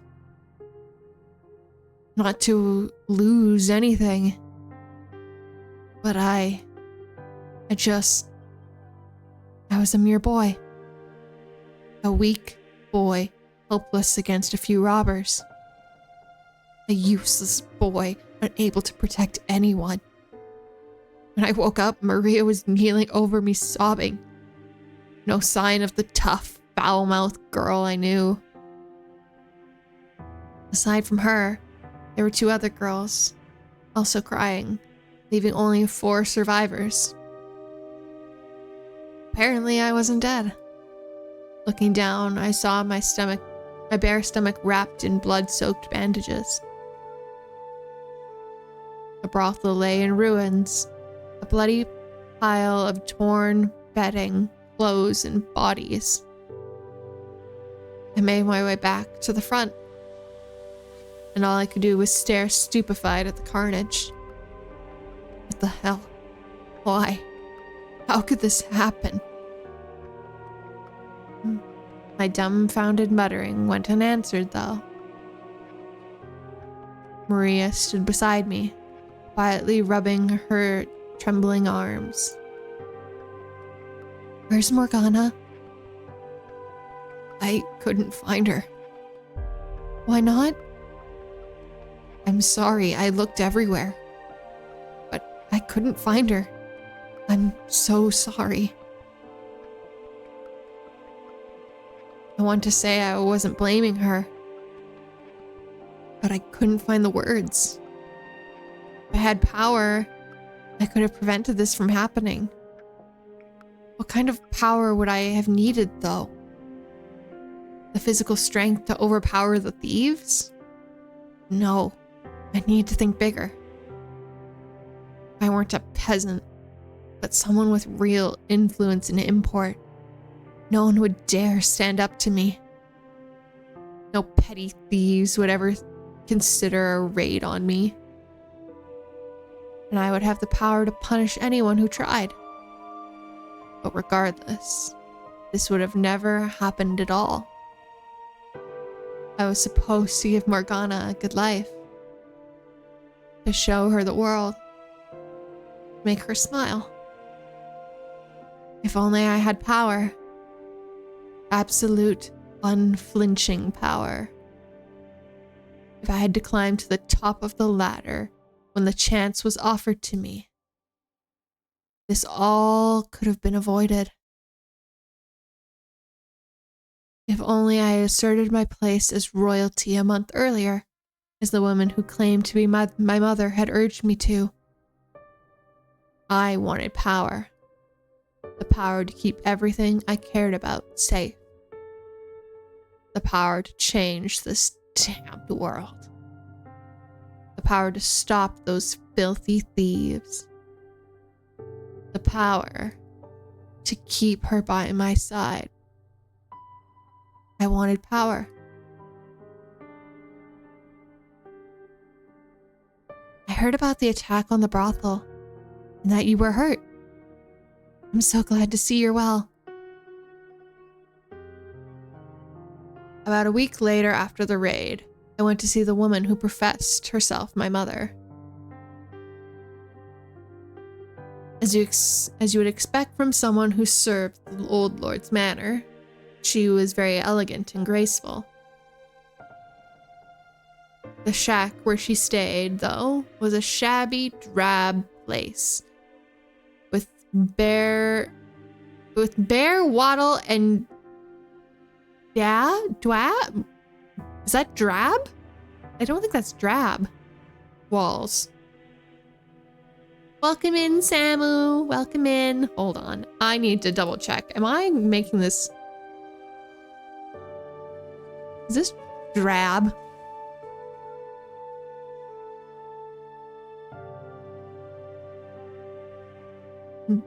No, it's... Hold on. Hold on.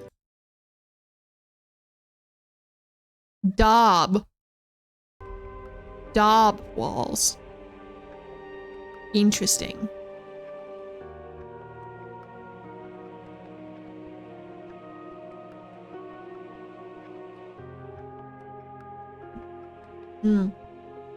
Sorry, every once in a while this game likes to throw a word at us that we're like, huh?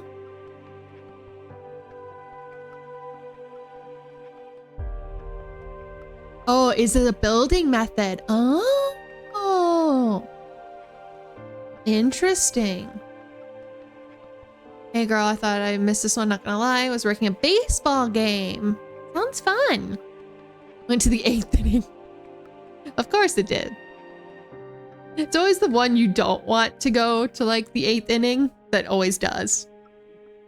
Welcome in, Dreamer. I hope you're doing well. Hello, hello. I need a coffee at 11 p.m. I'm still working on my 2 p.m. monster. I'm horrible with drinks, guys. I'm just gonna let you know that now. Hi, doing well. Low coffee time. Yeah, that's fair. Yes. Thank you for the hydrate. And the head pat.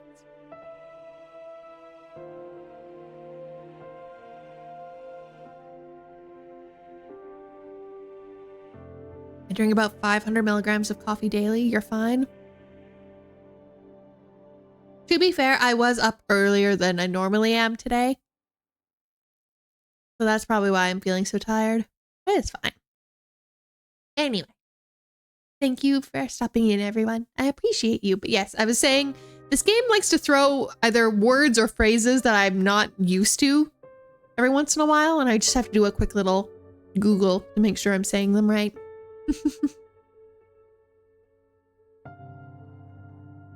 Especially for some reason, Jacopo's route. Jacopo's routes always like to throw funny words at us.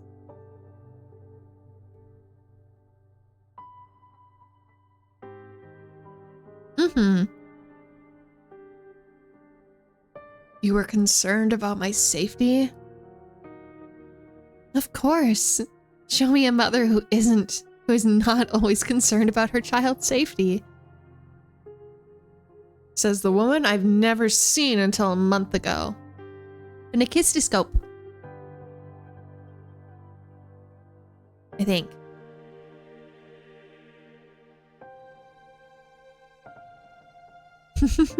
Every time I try and say it, I'm like, the wheel.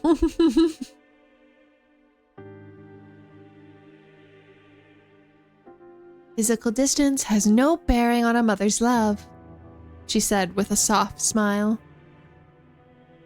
Age had clearly begun to take its toll on her, and I could see hints of her former beauty.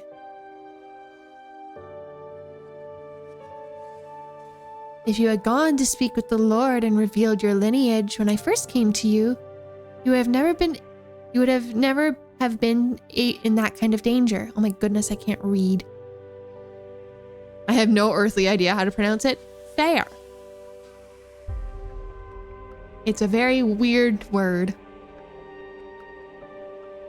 There is still time. Go to the Lord's manor. Show him. I'm not really your son, am I? The woman fell silent for a moment, observing me. I could see the resemblance between us, yes. But I had no memories of my mother. It would have been nice if she were to show back up someday. But it was just unlikely.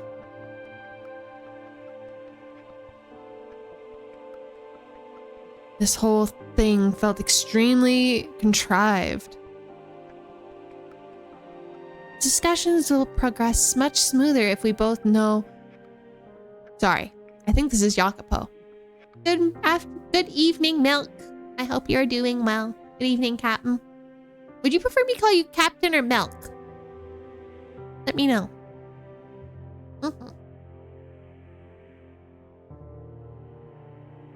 I think this is Jacopo.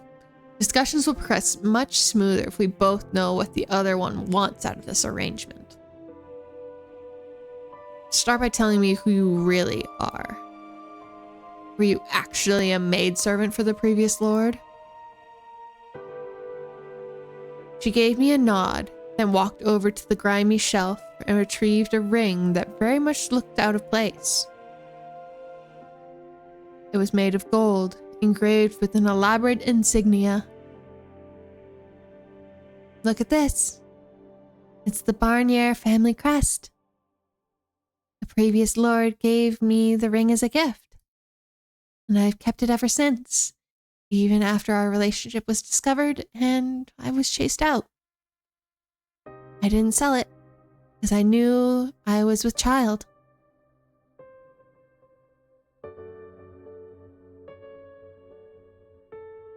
They will have no choice to acknowledge you as a legitimate heir if you show them this ring.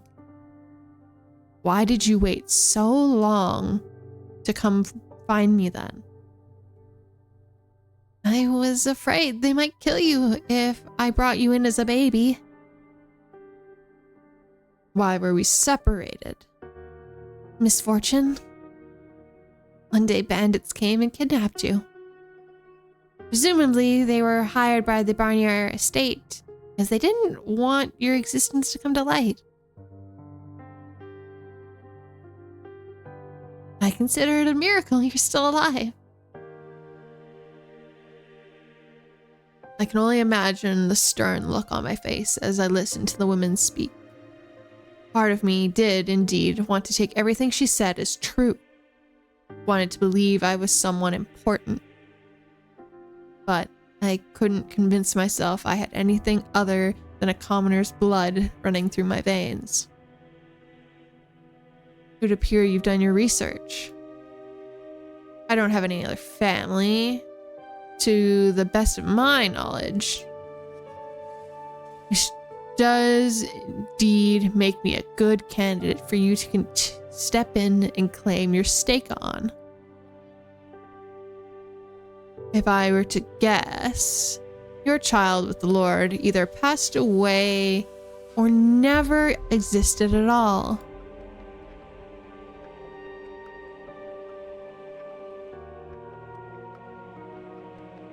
It's probably true that you worked for the Barnier's manor, and it's probably true that you had relations with the former lord.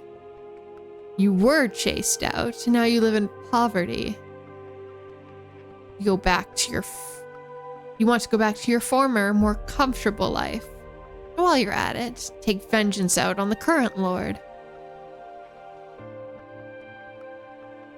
But being a woman, you have no means to accomplish that yourself. So you come up with the idea of using a fake son. If your child were still alive, he'd be right around my age, wouldn't he? And we look similar enough for you to convincingly claim we're related.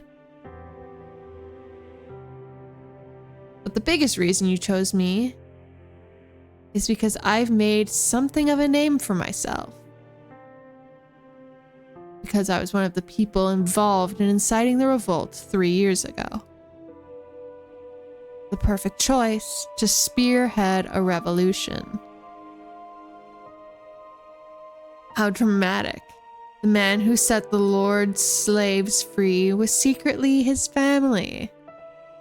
The people would eat it right up. So, how far off am I?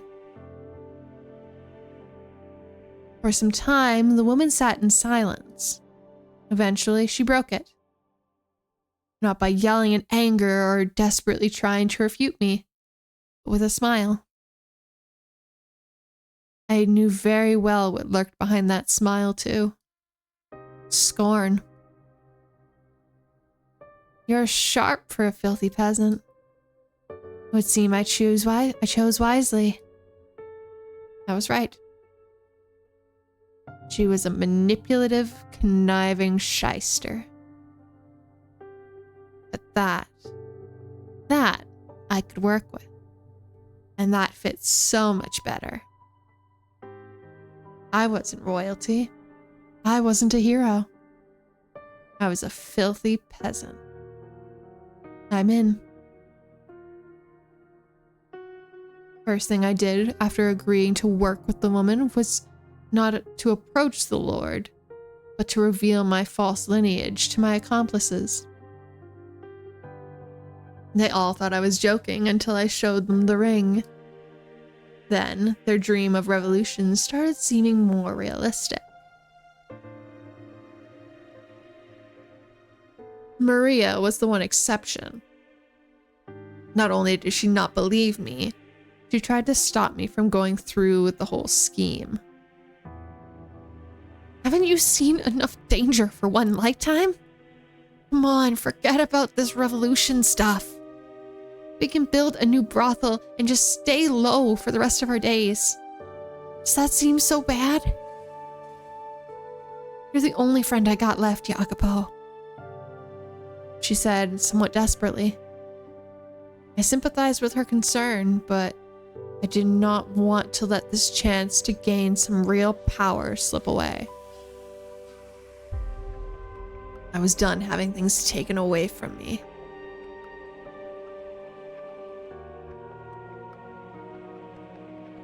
Hear me, my fellow citizens, who live in suffering at the hands of your supposed lord. Within me flows the blood of the previous lord. I am the rightful heir. Behold, the Barnier's golden ring. Proof that I am of noble birth. Victims of this terrible tyrant. The time has come to start anew, and I shall be the one to lead you down that path. The hungry, the poor, the deprived. All of you stand with me.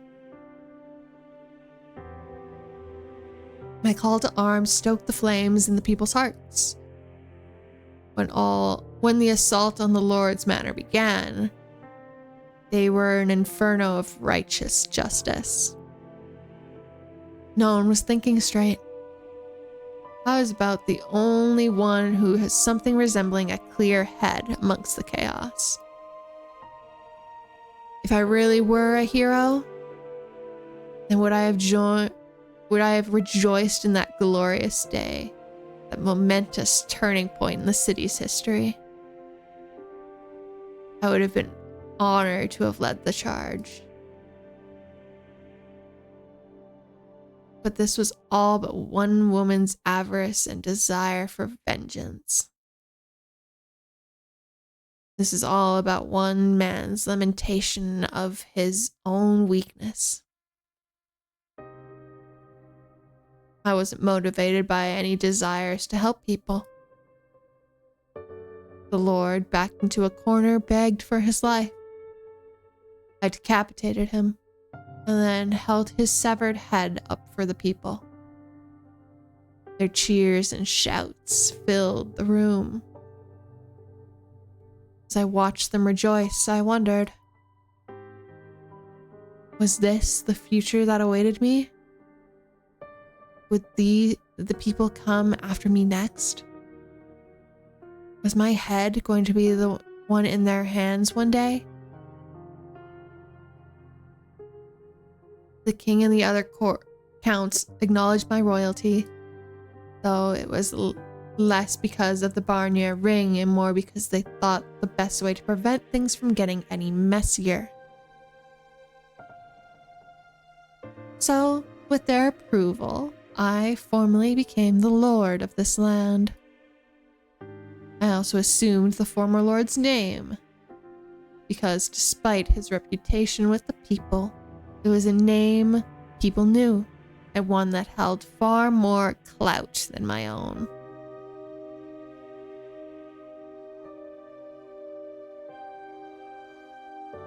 And just like that, my long-time dream of power had come true.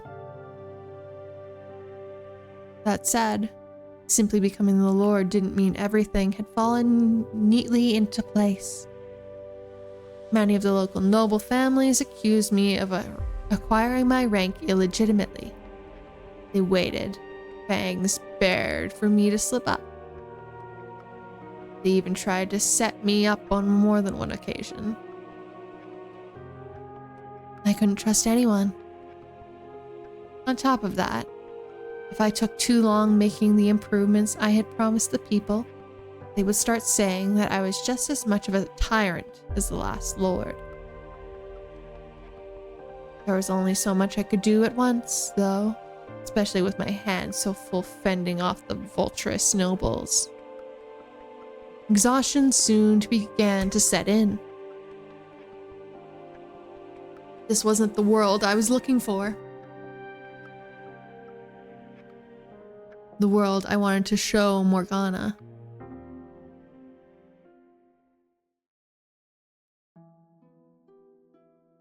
It was day after draining day of betrayal, constantly having to look over my shoulder, fighting to meet unrealistic expectations. I was starting to lose sight of who I was as a person. I couldn't let anyone see me looking weak. They would see it as an opportunity to take advantage of me, manipulate me, to eliminate me. I needed power to protect myself from those people. Attaining rank was only the first step. I needed even more power. Enough to ensure no one would ever be giving me orders, would ever play me for a fool. I turned my attention first to bolstering the economy.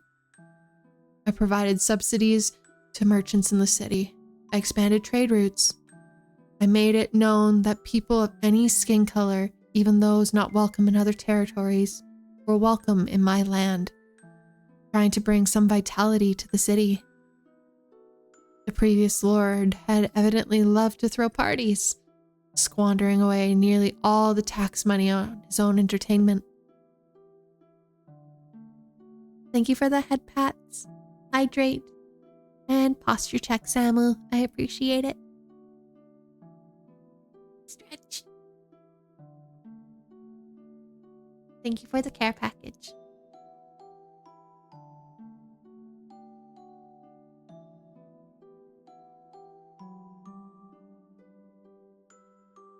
Ah.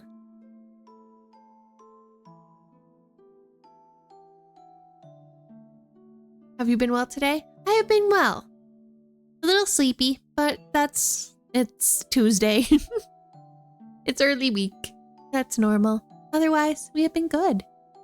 I think we've been making good progress in the story. I'm hoping to finish. I'm hoping to finish today. But we shall see. I feel like Tuesdays are always a very slow day.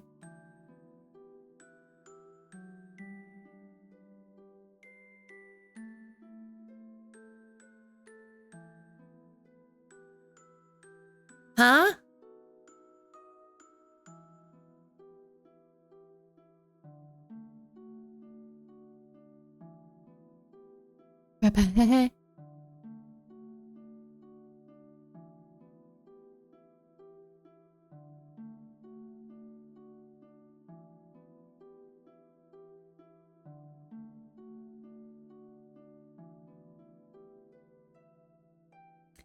If he had left me even more money to work with, I would have used it to clean up and repair the slums. But for the time being, I had to remain another item on the checklist.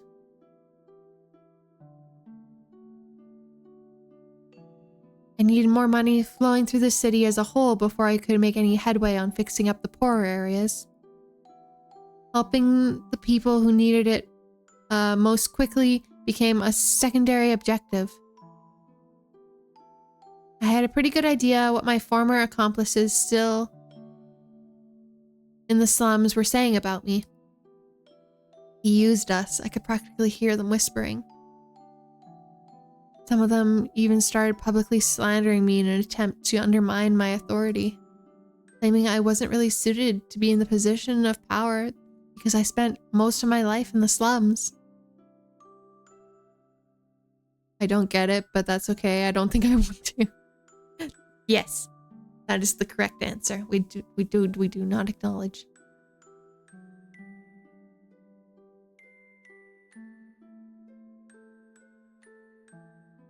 It wasn't long before they had convinced the people I was just another tyrant.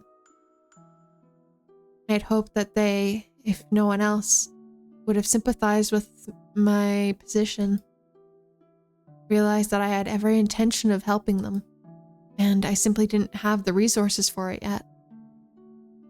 But no one saw what I was doing. No one believed me, even when I tried to explain. In one case, I invited an old companion to my manor to discuss the matters. The meeting only turned into an attempt on my life.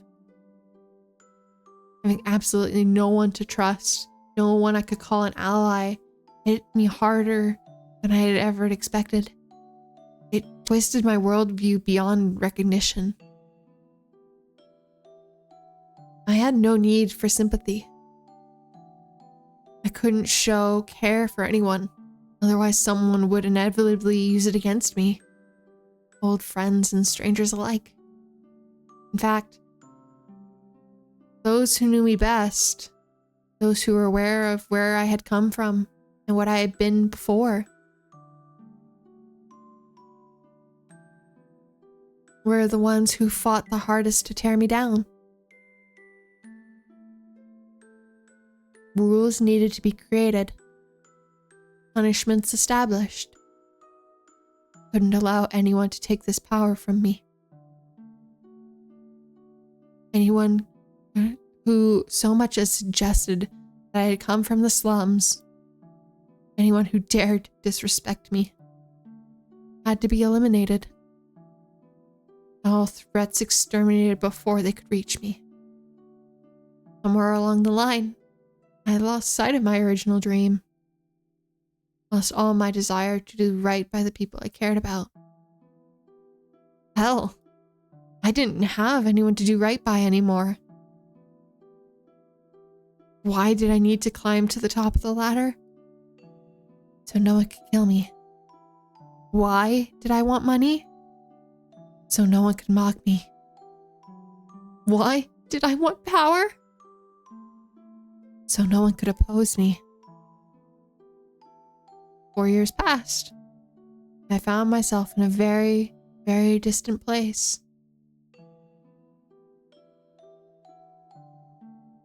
Miracle blood. Sounds like a sham to me. You never know. They say the sound of her first cry brought rain to the land where she was born, saving the whole village from drought. And they say her blood has the power to cure any diseases. One day, a curious rumor came across my attention.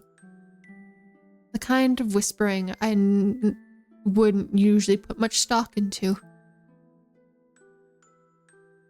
It was said that there was a witch living in a cottage by the lake. Few had ever seen her face. They had claimed that she had the same voice as the girl who had supposedly performed miracles several years earlier in a faraway village. The people loved their stories of heroes and miracles.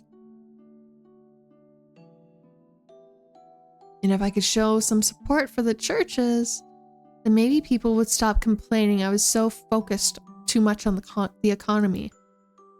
So I devised a plot to capture the witch and make use of her miracle blood. I would establish a new church, have it run by a nun the city was fawning over for some time. They called her the Saintess. There, I would take the witch's blood and call it miracle medicine, distributing it in exchange for tithes, which the people would certainly come in, which the people would certainly come for in droves.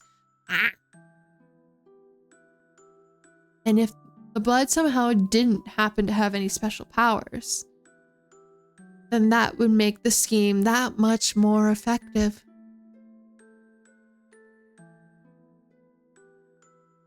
I'll worry about the veracity of the rumors later. Right now, all I want for you is to capture her and bring her to me. I was too busy to handle capturing the witch myself, so I went and found someone who could handle it for me. He was a former slave who had, several years back, massacred an entire carriage of slaves and the slave traders transporting them. Obviously, not an upstanding citizen, there was little doubt that he would have any trouble apprehending a single witch. The biggest reason I chose him, though, was because he was enamored with the nun. I honestly thought it was rather hilarious, a murderer falling in love with a nun. I had been expecting the man to object, but he agreed almost without hesitation. There was a mansion on the outskirts of the city, which the previous lord had built for himself, but had gone unused since his death. It was there I decided to keep the witch. It was there I decided to establish the church. The nun would have ample space to provide the temporary shelter for the sick and the needy. No, Tyler, no, do not. No, no, no, no, no, no, no, no, no. Do not mix coffee in cereal. No, no, no, no, no, no, no, no, no. If you're thinking about it the way I'm thinking about it, do not. You can have cereal with your coffee. But do not mix them.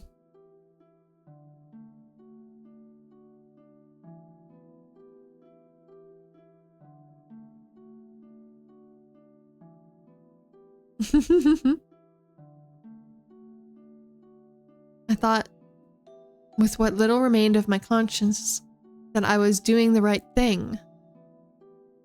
If one witch, probably an old woman at that, was all it cost to accomplish such good, than a worthy sacrifice it was. In an ideal world, it wouldn't matter, young or old. A human being was an unacceptable price for anything. But this is far from an ideal world. So I decided that taking what little remained of this woman's life was best. No, the only acceptable course of action.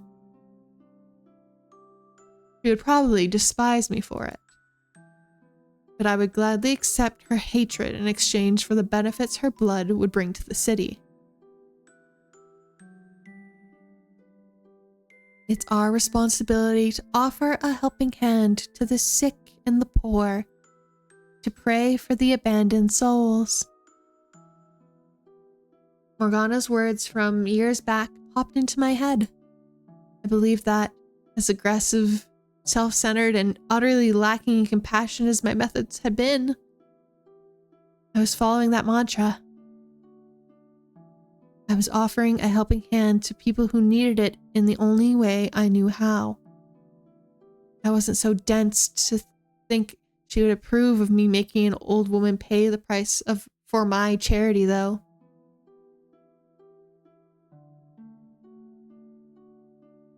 Doing this made me no better than a thug.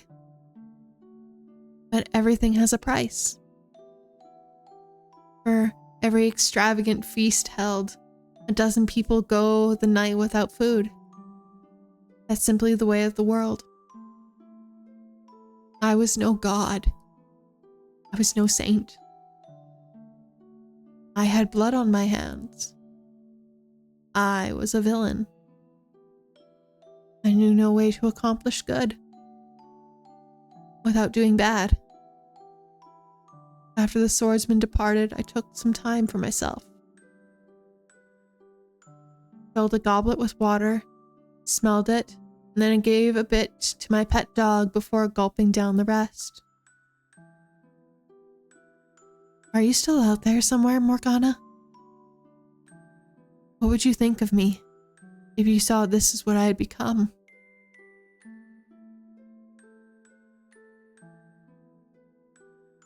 Several days later than originally planned, the swordsman finally arrived at the mansion.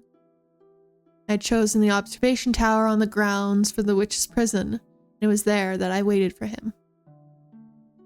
He showed up with a burlap slack, yes. He showed up with a burlap sack swung over his shoulder, setting it on the ground and saying, "There's your witch." I could only hear muffled grunting from inside the sack, but it didn't sound like an old woman inside. The man's clothes and the bag both reeked of blood. Tell me you didn't harm her, dog. I smell blood. You only instructed me not to kill her. Mistakes were made, limbs were lost. I cleaned up the blood I got on me. No one suspected anything.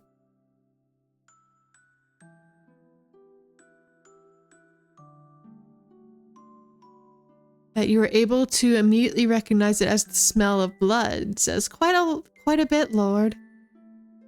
You have killed before, haven't you? Enough yapping. She is alive, yes? Of course. I felt a twinge of guilt for the woman, but it didn't last long. Her role in my scheme and the fate that awaited her was the same regardless of the condition she was in. I tossed my gaze from the man to the bag. He crouched down to untie it, revealing a young girl with one arm severed. As soon as I saw her, I knew exactly who the girl was. But why? What was she doing in the bag? Why was she the lakeside witch? What was she doing here? Why was she so pale and shaking? Why had I ordered her captured? How could I have done that? How could I have let this happen to her? Morgana.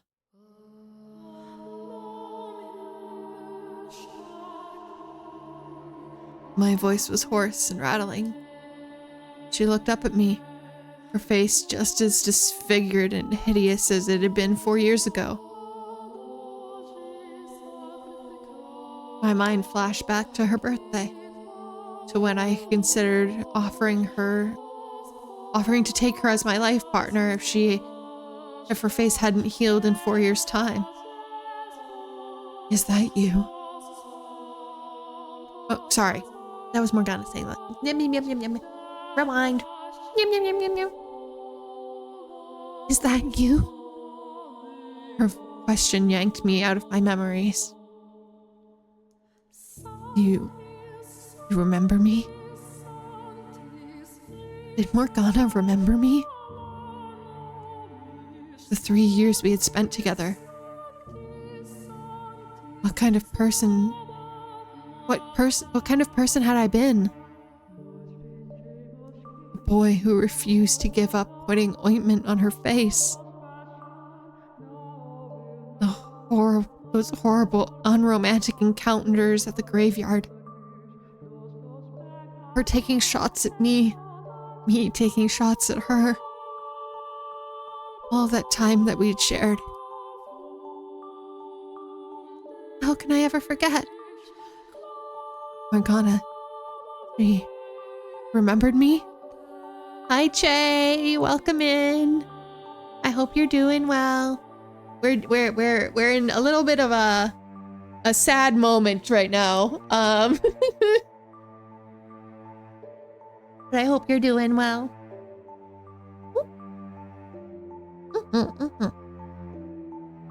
What happened? Well, so how do I explain this? Jacopo, the Lord, had sent Yukimasa to go and get a witch so that he could make a scheme to help the community of his city, his village. Turns out the witch is the girl he used to love and not some old woman that he thought it was. So, yeah. So, yeah.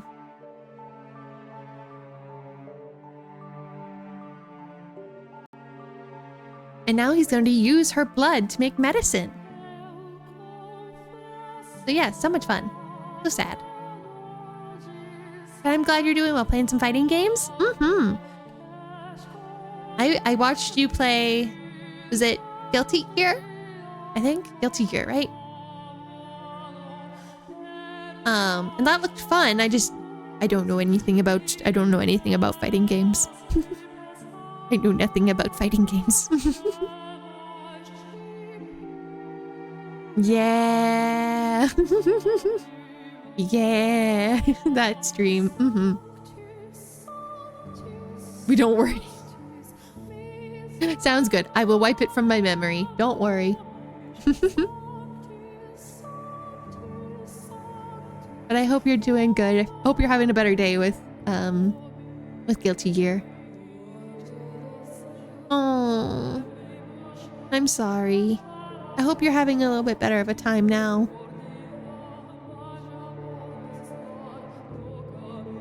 Thank you for stopping in. I appreciate you being here.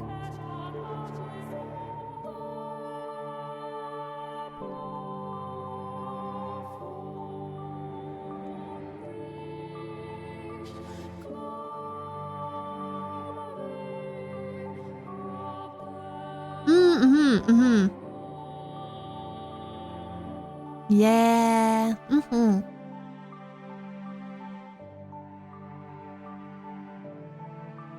Well, I'm glad you're happy. It makes me happy that you guys are all happy and safe and doing good. Makes me happy to hear.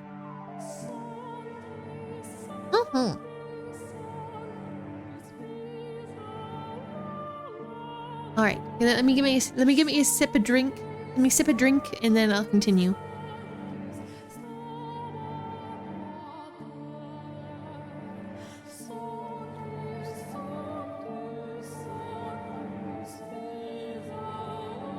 Yes, I just finished the monster finally. It took me 7 hours, but I did it. Took me 7 hours, but it's done.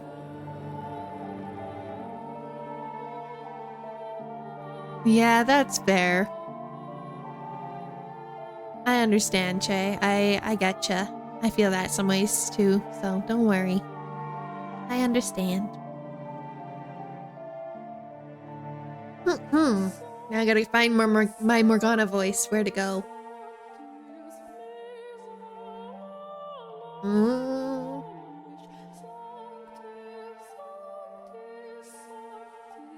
How could I ever forget about all the pain and humiliation you put me through? How could I ever forget about the blood sabbaths you so loved to hold? What was she talking about? Haven't had enough, have you? Leaving scars on every inch of my body wasn't enough for you.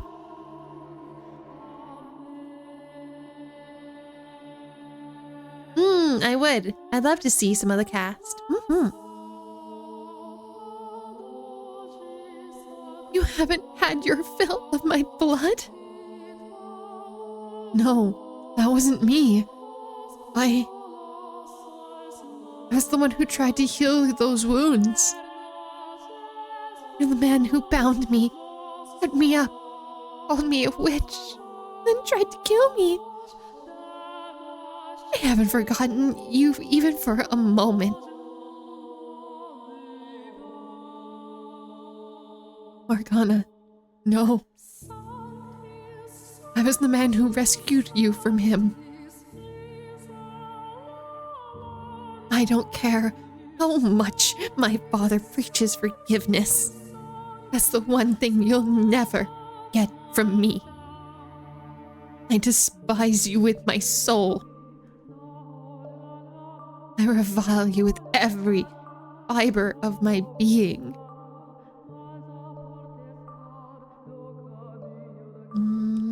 One second.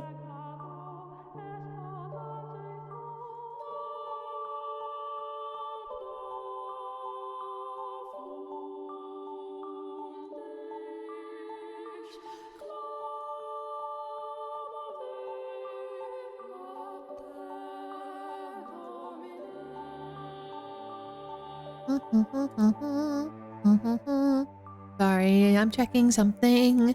Let me check something. Ba-ba-ba-ba-ba-ba-ba.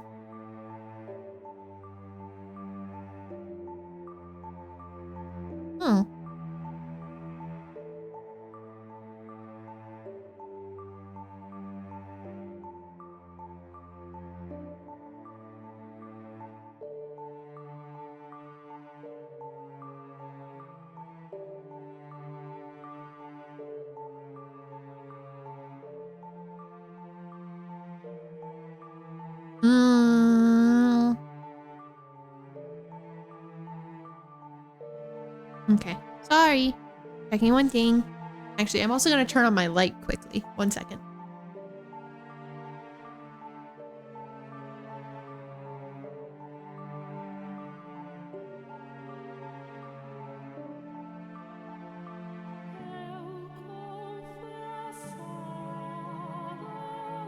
Ba-ba-ba-ba-ba.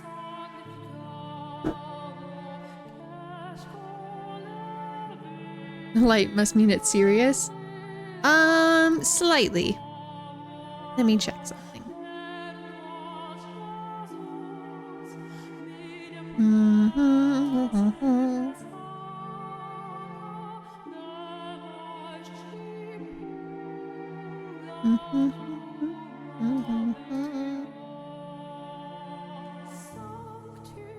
Da da da da da da da da.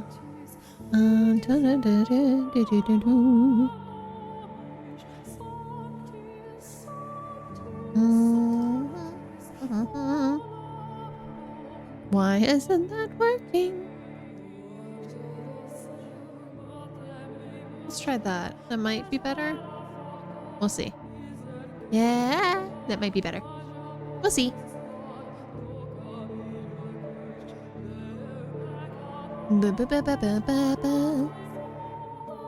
All good? I think. Uh-oh. Hello? Ba-ba-ba-ba. I think we're okay. Right? Hell? Oh. Ah. I mean, we hear you? Do I sound okay?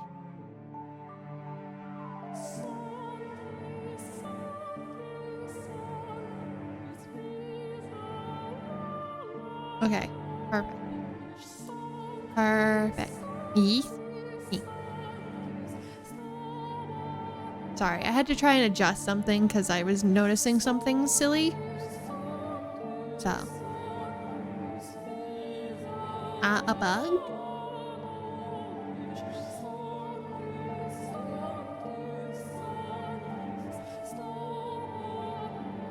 Pain? No.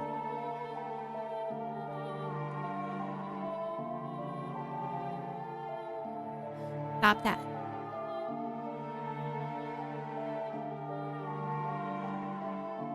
For every scar you gave me, I gave you a lifetime of hatred. No, Morgana. I was not aware you knew the Witch Lord. His voice made my blood run cold. I didn't just know her. Morgana was. This man, the Lord, he destroyed me, mind and body. No, that was another man. He was already dead. I had just taken his place. I had come from the slums. I had been a part of the slave revolt. I had to tell her. He ruined my life. But between the sting of Morgana's accusations and my need to protect my current position, I couldn't muster the strength to do it. If someone were to find out I wasn't legitimately royalty, that I had come from the slums, and everything I had worked so hard to build up, build for who, though, would come crumbling down. Do I really think it hasn't already? All I had left was my power, my rank. Is that what I actually wanted? I couldn't afford to lose that too. When did I first start straying from that path?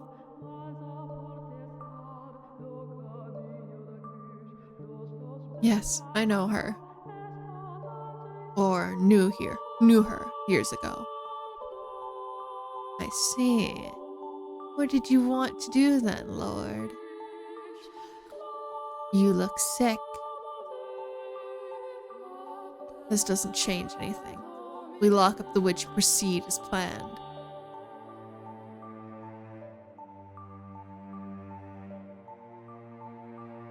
Why couldn't I tell her the truth?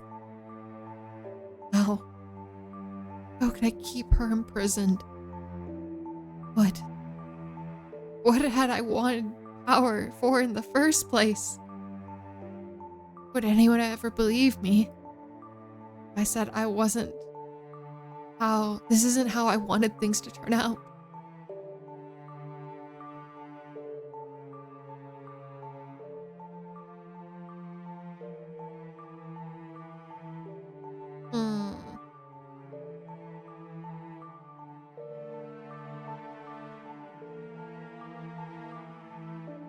Would anyone ever believe me?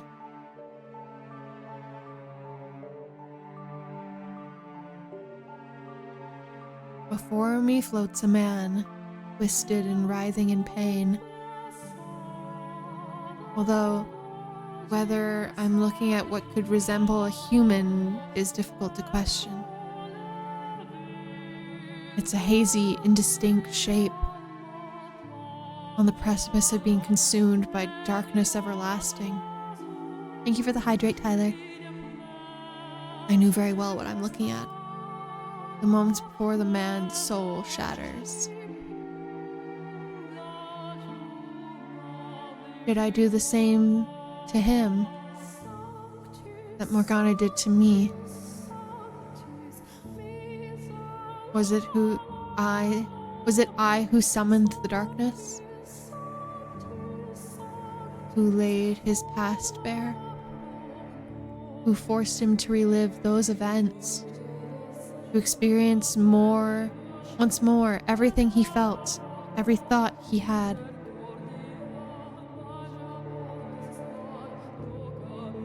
Who put him through the despair a second time? I can only imagine how he must have felt.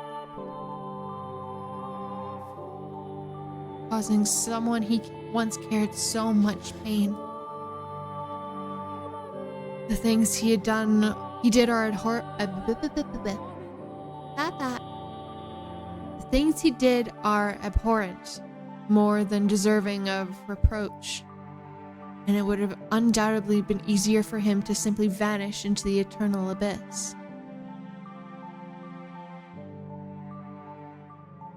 But I can't allow that to happen.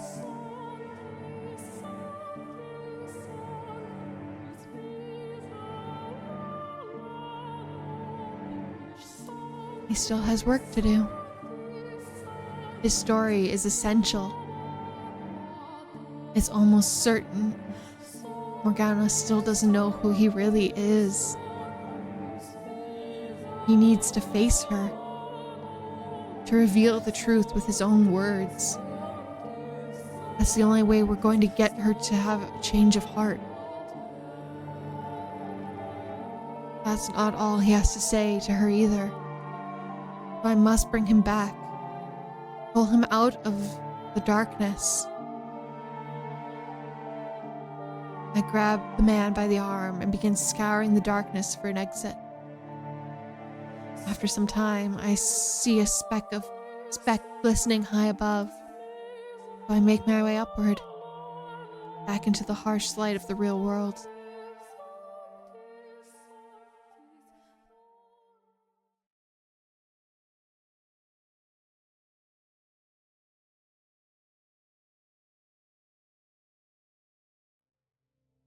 And we're back.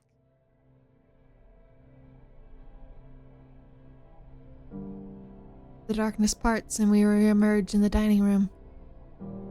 The man is...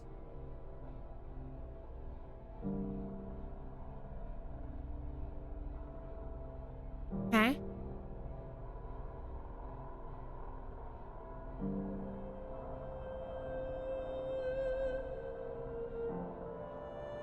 Sir?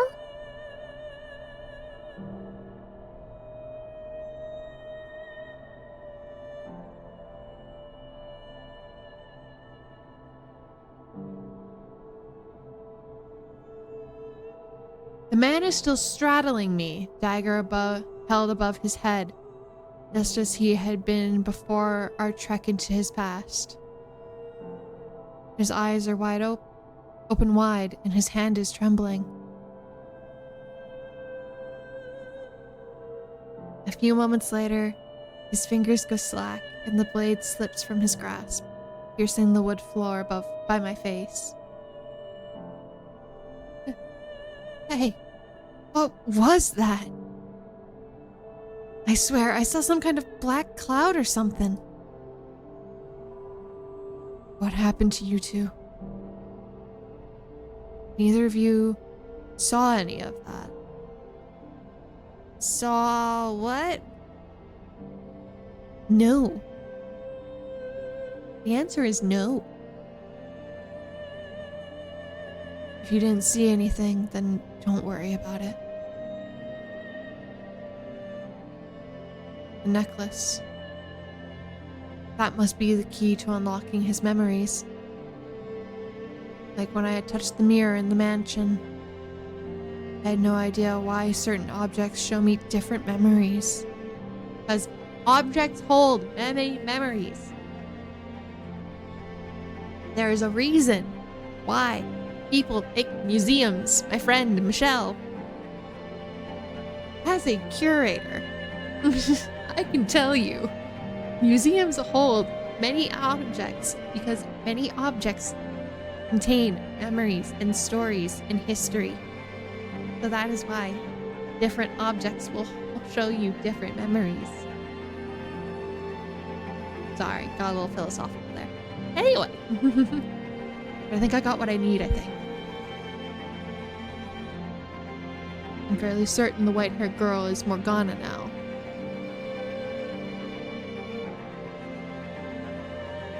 The things Jacopo did to her and felt for her behind the third door have much in common with him and Morgana in this life. Why did you dig that up? How the hell did you do that? Why did you show me my former self? Why did you make me watch that? Why didn't you tell her?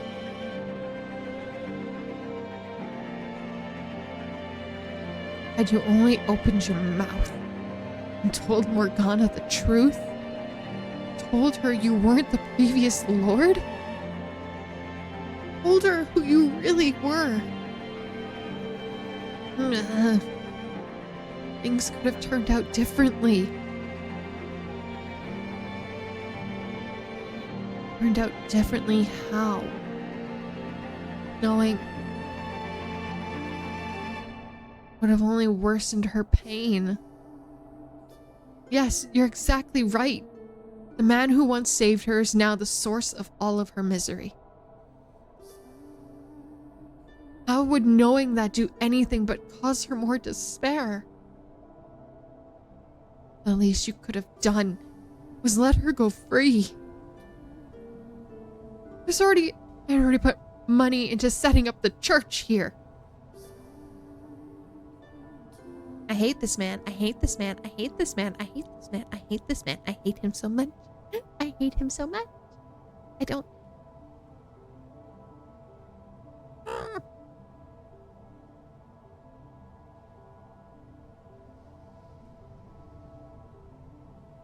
Her arm had been cut off.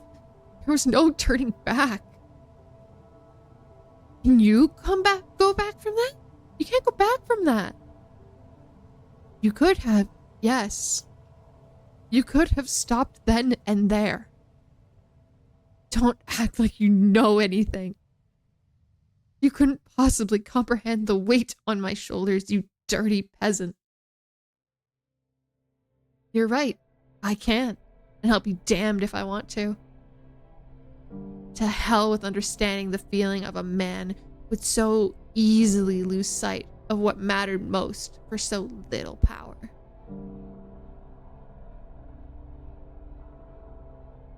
Money, power. That's not what you really want to hold dear. So why couldn't you let go of that?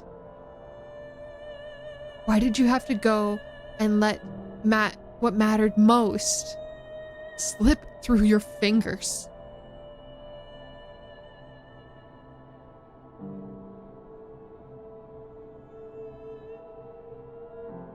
Had you done anything, it wouldn't have come to this.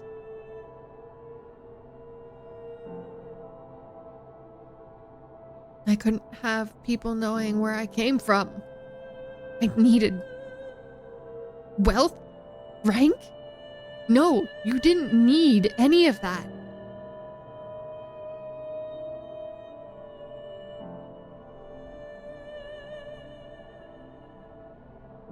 Do you have any idea how much Morgana treasured her time with you and Maria?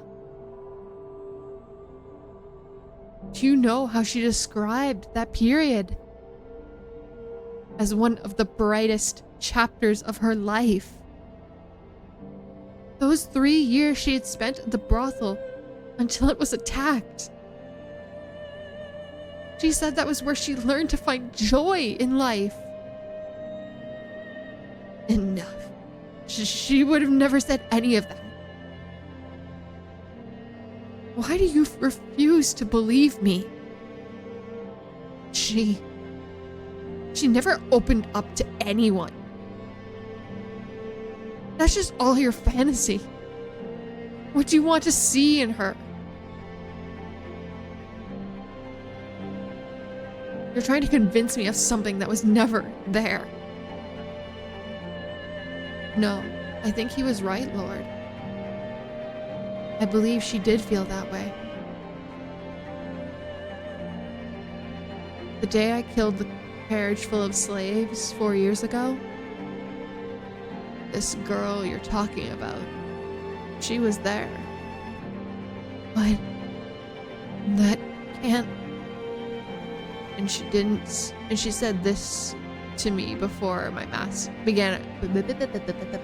She said this to me before I began my massacre.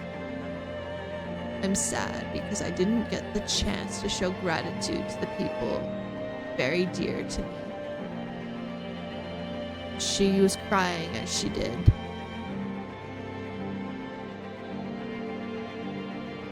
So that's who she was talking about. It was you. There's no way. When exactly did the brothel attack... Sorry. No. When exactly did the brothel attack 4 years ago take place? It was the winter. I see. Winter 4 years ago is where I met the girl, too.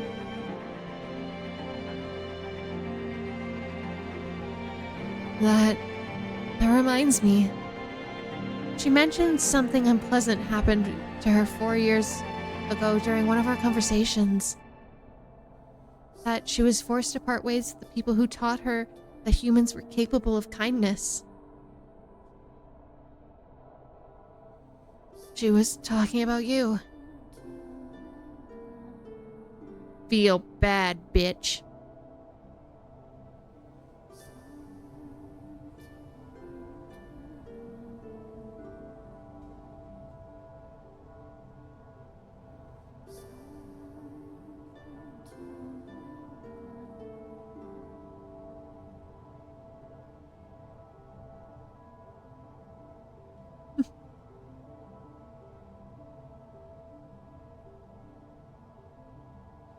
There's still time. You can set Morgana free. You can still reveal your true self to her.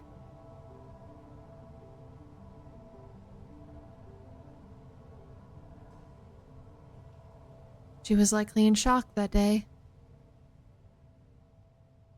Or not seeing or thinking straight. She still thinks you're someone else.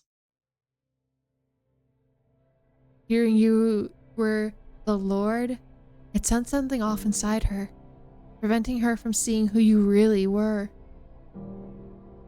Her time in the previous Lord's captivity left scars even deeper than she knew.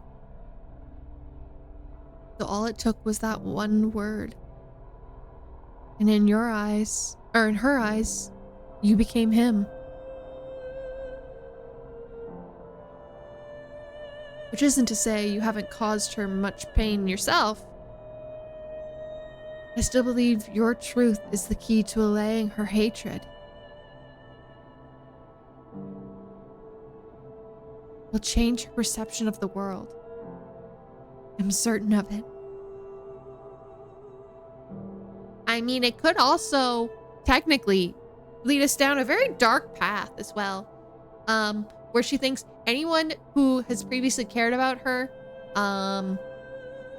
will never stand up for her and is likely to hurt her anyway.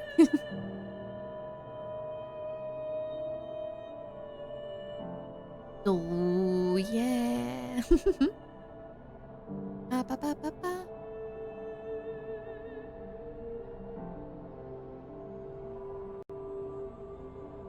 So please,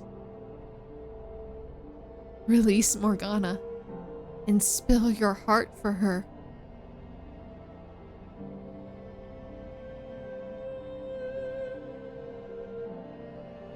I was planning to end it with the Harvest Festival. What? Oh.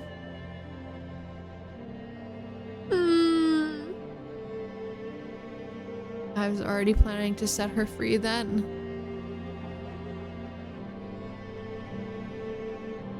She's gonna be dead, my friend. You gotta do it now. I knew damn well it was much too little, much too late. But I needed an excuse to face her. Some occasion to give me the last nudge. So I told myself that's going to be that day. That I'm going to do it. But you showed up out of nowhere, digging up my past, throwing all my plans out the window. Michelle, just tell him. Tell him she's gonna die if he waits.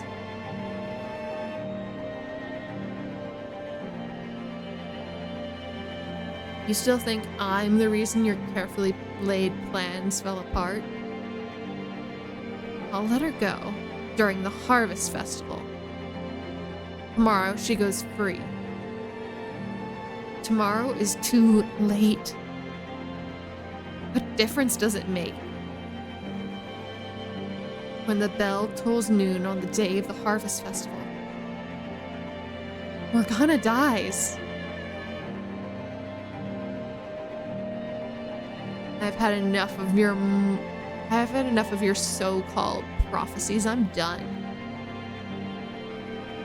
Why do you still refuse to believe me? I'm not making anything up. I'm from the future. I know how this ends.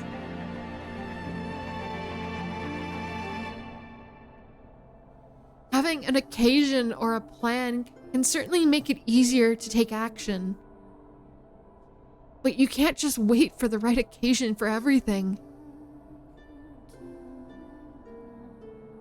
Sometimes, if you don't act on something as soon as you've decided to do it, you'll miss your chance. In your next life, you will make the same mistakes. You lock someone up that you care about, eventually causing her to break down entirely.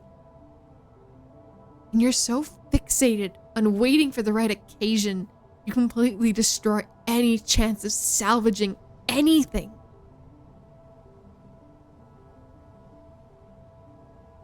If you're set on releasing her, then release her. Jacopo! Stop being so damn fixated on your occasions already. Enough.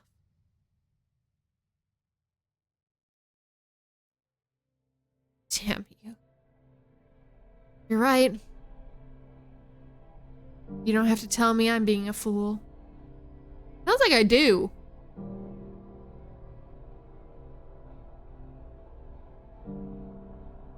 I'll do it. Right now. I'll do it. I'll release her.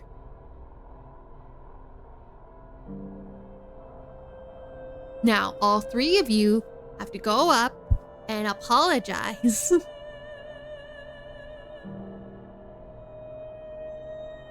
Thank you for making up your mind.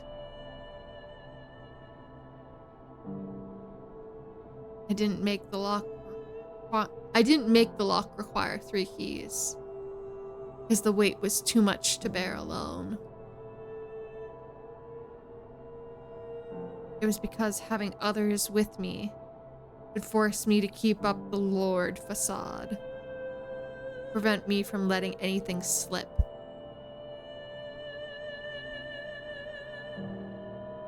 Or maybe I was just waiting, hoping that someone would betray me, make me pay. Pathetic, I know. You can have the necklace. It belongs to you. Though I doubt Morgana will accept it. I hope you will still attempt to give it to her yourself. Will you do that? Where did you get that anyway? From Maria. I thought she would have thrown it away by now. No, Maria's good. I assume she doesn't think very highly of me. Be honest with me. She was planning to kill you. Ah. Maybe that would have been for the best. To her, I'm nothing more than a power-hungry traitor. The necklace? I'll take it. Here you are.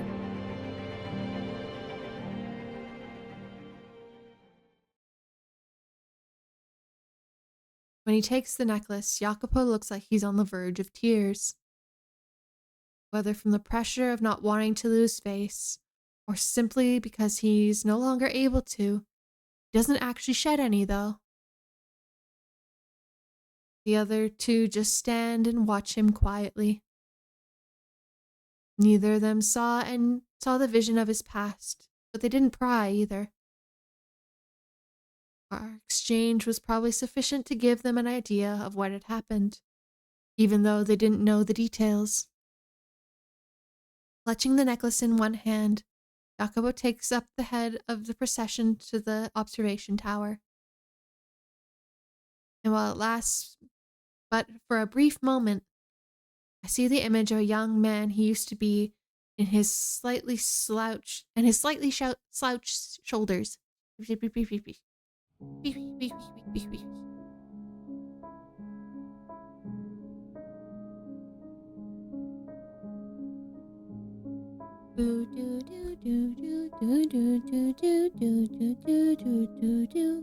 There's the 3 keys.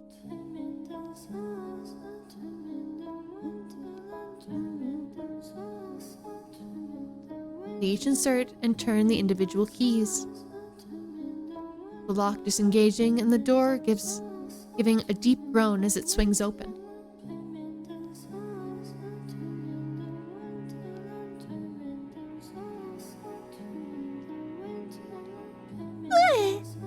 Sorry. Beyond it, a spiral staircase stands high into the sky. Every time I've climbed these stairs, it's been a solemn affair. And now is no different.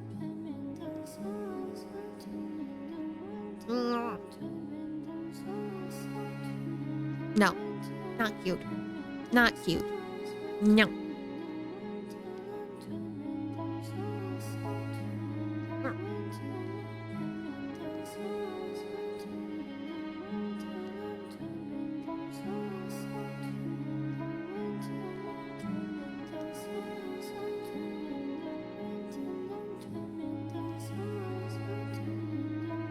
No.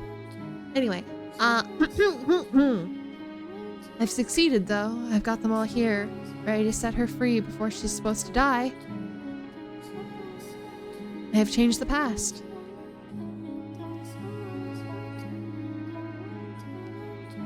Giselle. Can you hear me, Giselle? I made it in time. And Morgana doesn't have to die tomorrow. I did it. Giselle.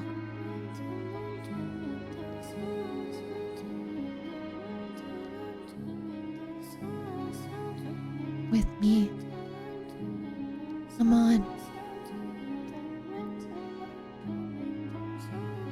You guys hear talking behind the door? Is there someone else in there with her? It couldn't be. It's only Morgana. Stay with me, please. Come on. You can't give up now. Oh, be quiet. As if you have any idea what I'm going through. Of course I do. No. Standing before the door at the top of the stairs, a chill runs down my spine. Before I have time to consider what might have caused it, my body moves on its own. I shove my way past the other men and push open the door.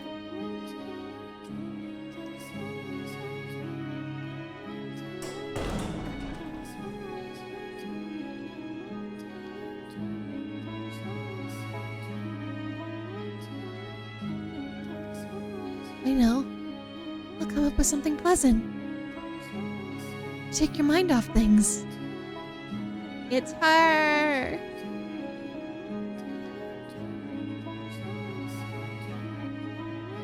I'll come up with a story. A story?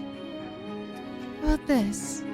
A dove flies through the window above a piece of parchment tied to its leg. It's a letter from a prince from a neighboring land. You read it, and then you write a response. I do not respond. After exchanging letters back and forth for some time, the prince comes to find you. I'm not going to fall for your stupid fantasies.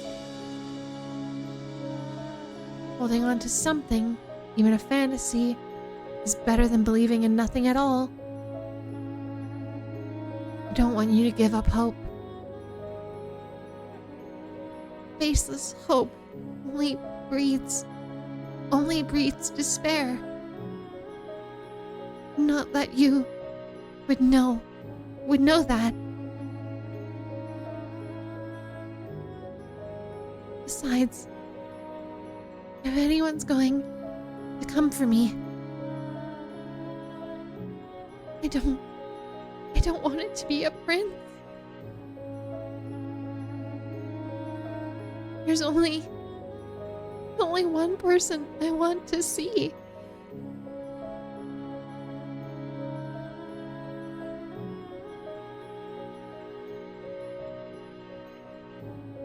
We're all stunned to silence at the scene unfolding beyond the door.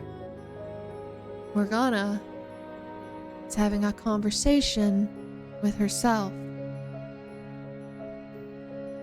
This does answer the question of who the white-haired girl is and where she comes from.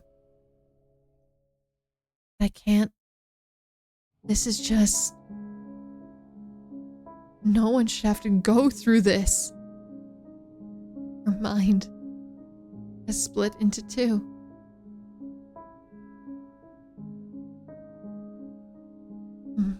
Oh, Morgana. Look, like you have visitors. They're here to take my blood. Or they've got no use for me anymore and are here to kill me.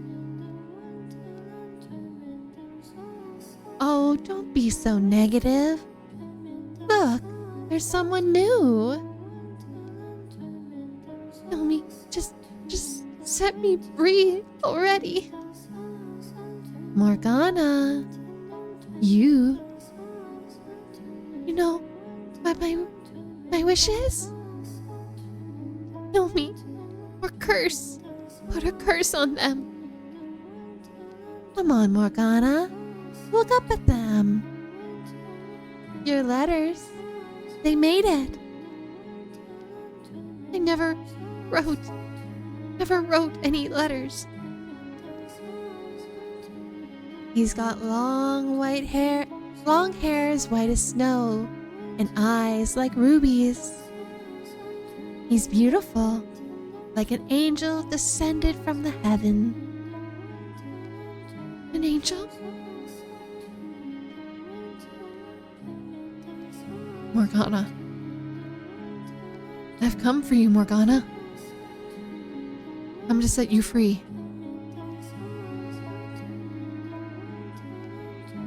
Would you please undo her shackles, Jacopo? As you wish. As you say.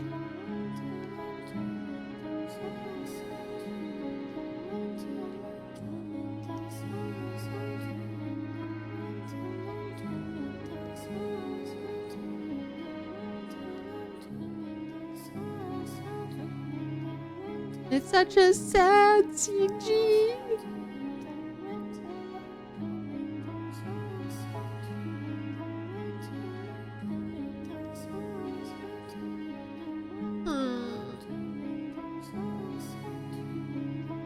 Yes, Michelle is very elegant. Yes, Michelle's hair is very long.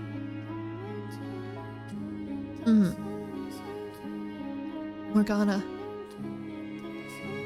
Angel? Can you hear me, Morgana? At long last, I have a chance to hold you while you're still alive. I'm here to get you out of this tower. You have nothing to worry about anymore. You can go outside again, see the sun. You can go back to your old life. Angel? Morgana. Angel? No one is going to hurt you anymore, Morgana. And the three of them by the door, none of them had any malice for you. Angel? You're free.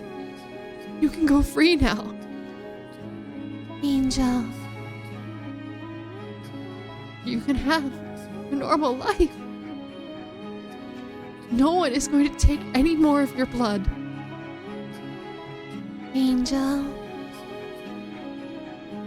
Please, Morgana. Please stay with me. Do you not want to leave this place? I'm going to set you free. I'll take you back to your cottage by the lake. I'll get you medicine. I'll help you with anything you need. If you want to go somewhere far away, I'll take you there. I'm begging you. I've waited so long for this moment. Morgana. I've been waiting so long for God to send an angel.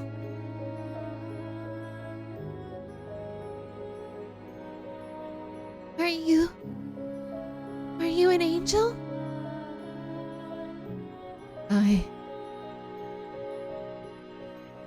Are you an angel sent to deliver me from this place?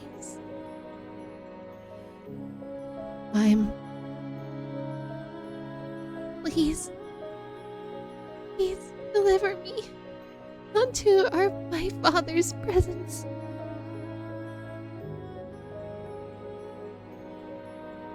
I can't go back out there. I can't live in the mortal realm any longer. I don't want to. There's only one place I wish to go.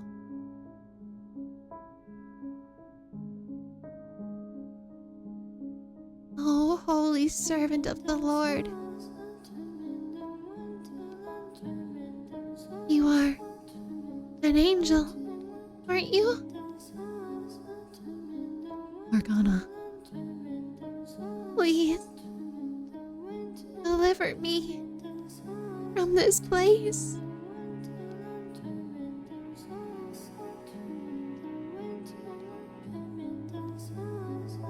Yes, that's right.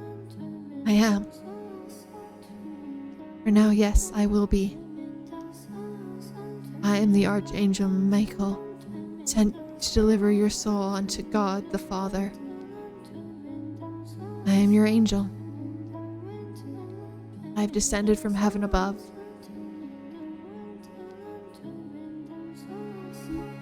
That's wonderful. Morgana.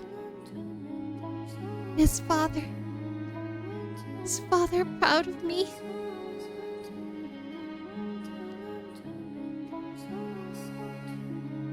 Your father, the Lord Almighty, is exceedingly proud of the great work you've done in his name. Thank you. It means so much to me to hear that.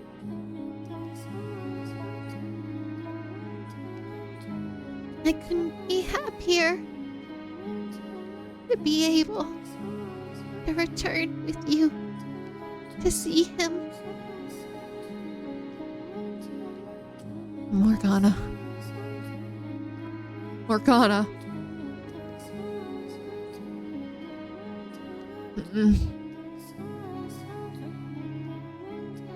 Morgana.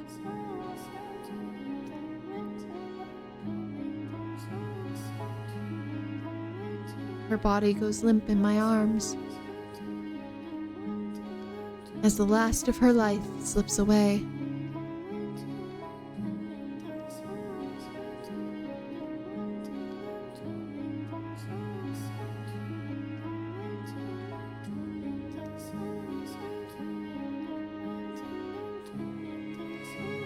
There should have been more than enough time to spare, but I still failed to save her life.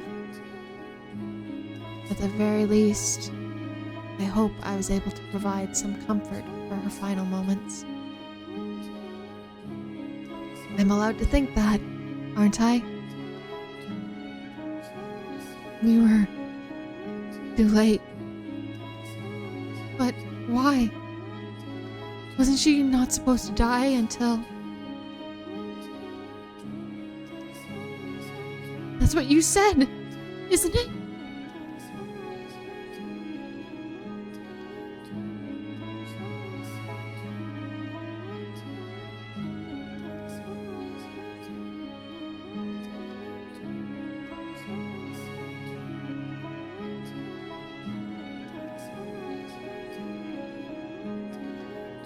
Sorry, 1 second.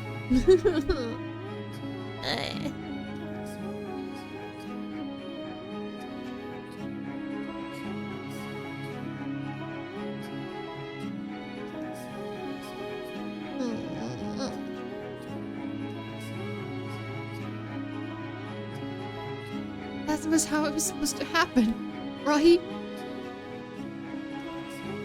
So how come we didn't make it?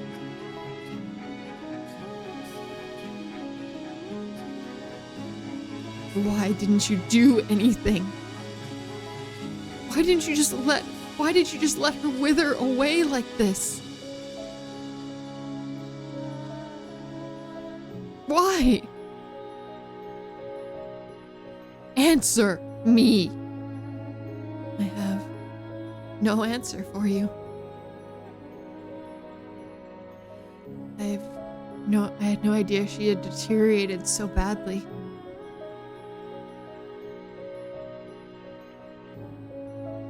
We should take her outside. Then you can atone for your sins. But first, we need to take her body somewhere clean. Death does not mean you are free of pain. We need to ensure her soul can depart in peace. You won't see me objecting.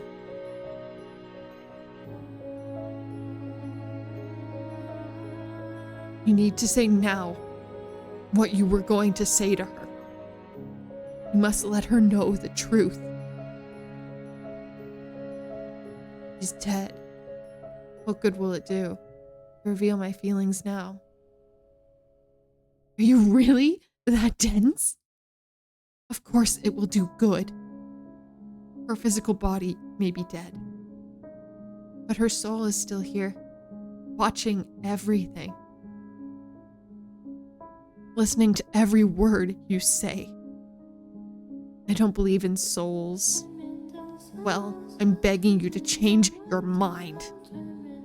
Let Morgana hear what you have to say.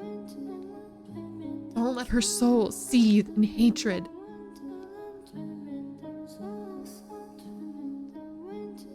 Please, I'm begging you. Okay. Morgana, I'm not the Lord you knew. The man who put you through that hell. I killed him. I'm the man who freed you from his grasp. I'm the man who spent the next 3 years with you. We were poor and food was scarce, let alone good food. But those were happy times. Just about every day, I'd come to rub ointment on your face. I'd tell you to look at me and you'd reluctantly turn my way. I used to think a lot about the face you'd make when you finally gave in. And then there was Maria. I can only imagine how obnoxious you thought the two of us were when we were in the same room together. You sitting off alone while me and Maria go at it. I'm making a peep. He always trying to sneak glances at you. There's so much I never managed to tell you. And I hate myself for being too weak to put any of it into words. I could apologize, but I doubt you'd forgive me. And I don't want you to, either. I just want you to know that this isn't how I wanted things to turn out. What I wanted more than anything was to show you the world. But instead, all I managed to show you was the inside of a cold, dark tower. Not the beautiful, unimaginably wide world outside these walls, but a tiny, filthy corner of it. I did this to you. I took everything from you when I should have given you everything. However much you hate me, I deserve every last bit of it and more. I was ready to pay with my life, if that's what you wanted. I was ready to do absolutely anything. This wasn't how I want things to turn out. I waited too long to bring myself to action. Morgana, the man there, he told me you said the 3 years you were with me and Maria were the brightest days of your life. Well, they were for me too. I loved you. That's everything. Did any of what he just said make it through to you, Morgana? I pray with all my heart that him opening up will even have the tiniest effect on how you feel. Morgana, I also want to apologize for everything I did to hurt you. I feel terrible about it. I really do. And yeah, I know I'm not enough to make it. That's not enough to make up for what I've done. So, I wanted to make amends. Whatever it takes. If you want me to give you my life now, I will. Or if you want me to spend the rest of my days paying for my sins, I can do that too.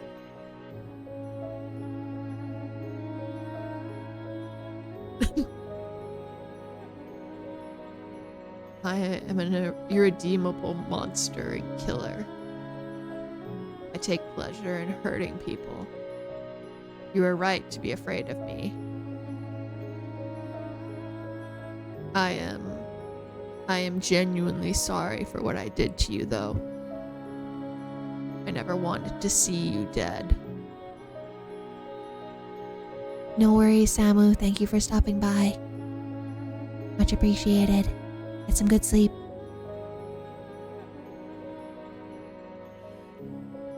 Sorry, I can't come up with anything better to say. Thank you for the care package. Appreciate it. Thank you for the hydrate, head pat, and posture check. Appreciate.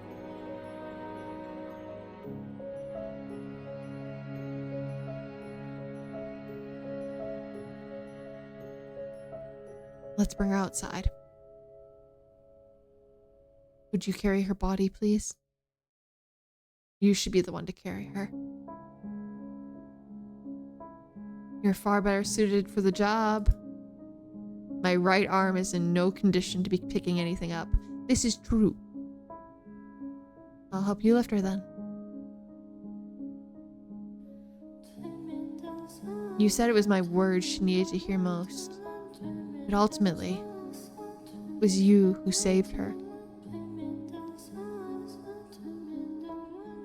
And me, who made that necessary. She wanted to be delivered unto God by the hands of an angel. So, the angel should carry her. The angel here should carry her. I can't. It wouldn't be right. Please, would you do it for her? Very well.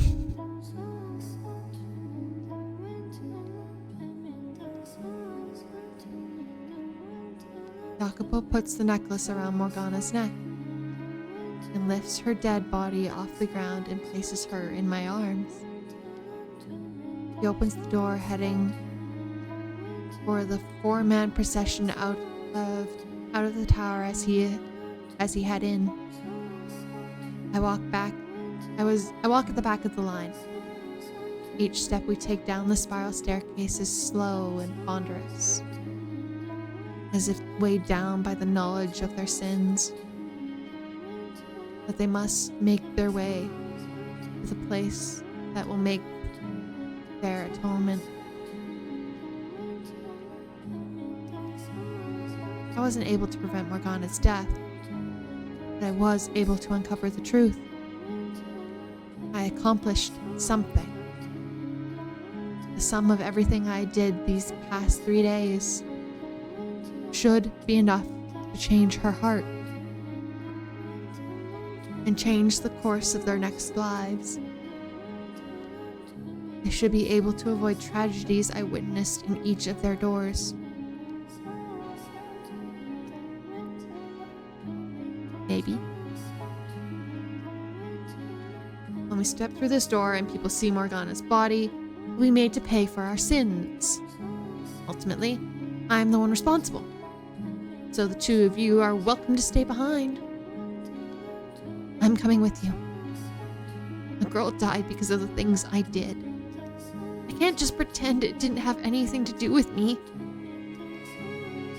No, I don't want to. I had never had any intention of fleeing.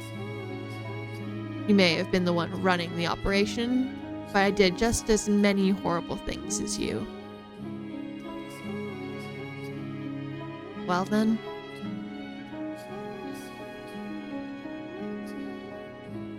Say, Michelle?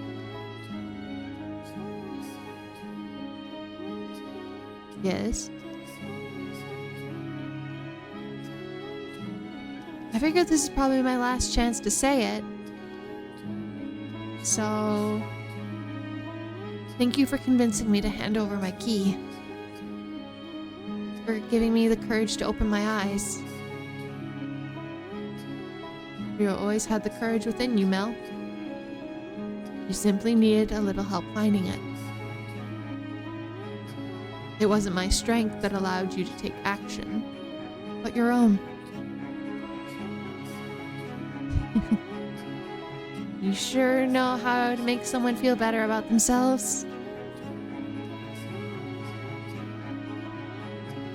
I'd like to be a little stronger next time around. If there really is a next life. I'd like to be strong enough to face whatever comes my way. Not run away or try to ignore it. I have no doubt you will. The trials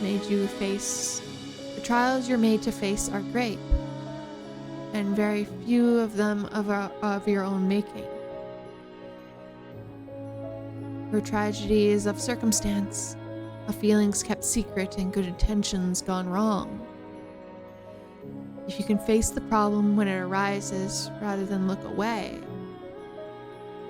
I'm certain you can find your way to a better future.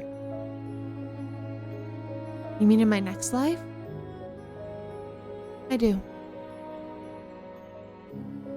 I'll trust what you know what you're talking about then, and burn your advice into my soul. Don't look away. Please do. I'm glad to have met you. There is a next life. I'd like to think that we could be friends.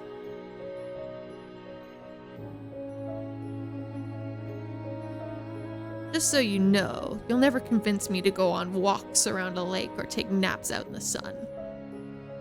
What? Well, that makes you sound like a very gloomy, unpleasant person to be around. Just joking. Thank you. You're welcome.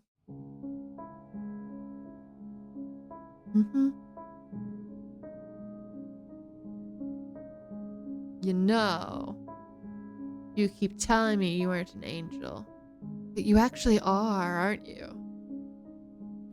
I promise you I'm a regular man. You told Morgana you're an angel.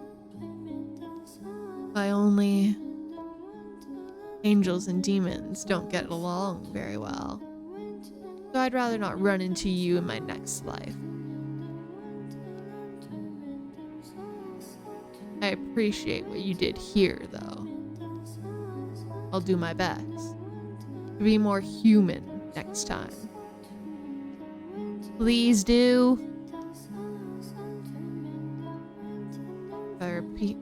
If I repeat to myself what you told me, that what I need most is restraint as I make my departure from this world, then maybe I won't forget it, even if I do lose my memories.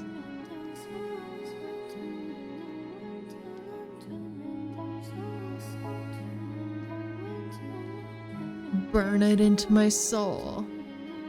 I really like that. I think I'll follow the boy's lead. That would be best.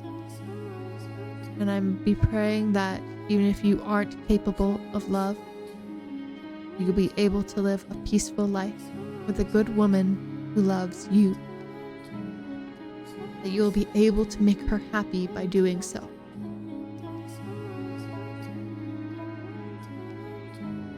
I still think she'd be better off not knowing me. Whether you want her to or not, she almost certainly is going to meet you and fall in love with you.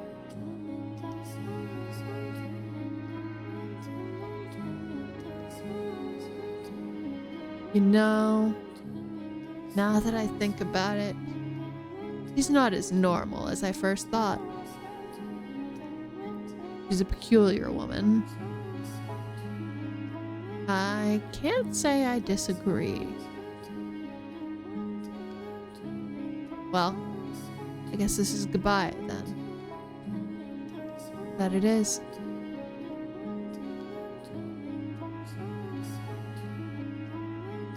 I know everyone else is doing it.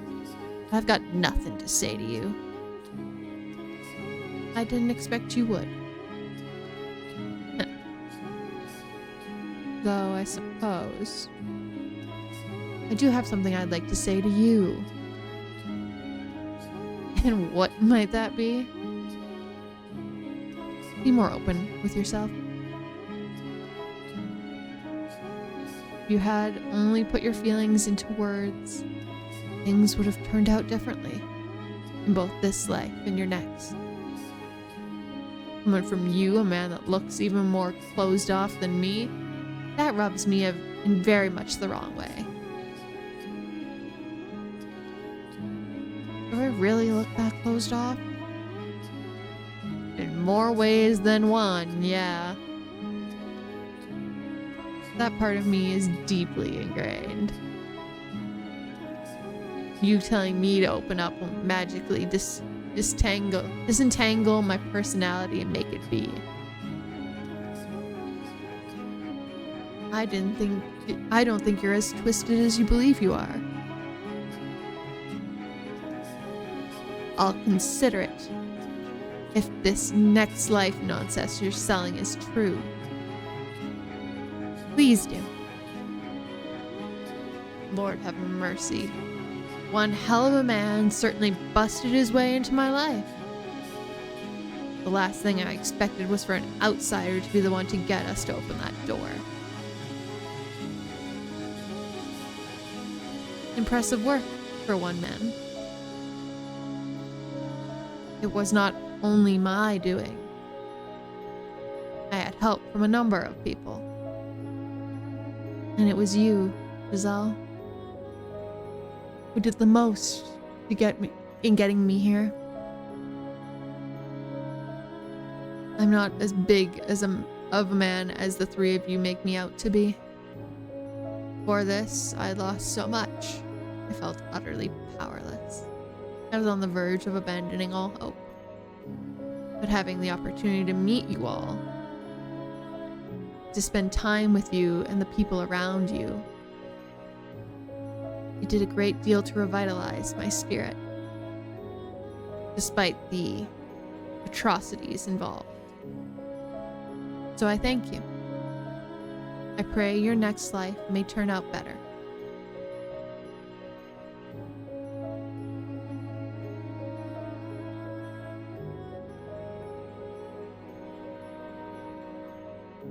I suppose we should get going then. Off to pay for our crimes. Relieve her soul of some of its pain. I suppose make sure our next lives go a little bit better. Let's.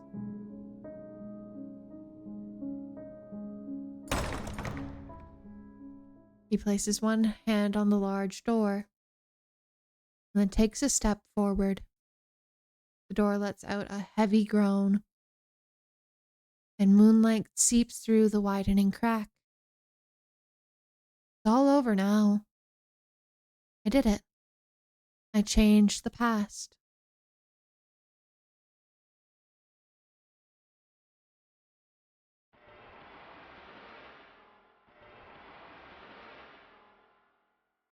What? What the hell? Ugh. What I see beyond the door is not a nighttime courtyard. The sun hangs high in the sky, shining down on the blood-soaked grass. Ugh. Why? What's going on? That's when I notice the weight of Morgana's body is gone from my arms. And then, out in the courtyard. Nellie? See the flaxen-haired girl vomit blood and fall to the ground. A young man kneels over her and takes his own life. No. There are dead and dying townsfolk all around the nun.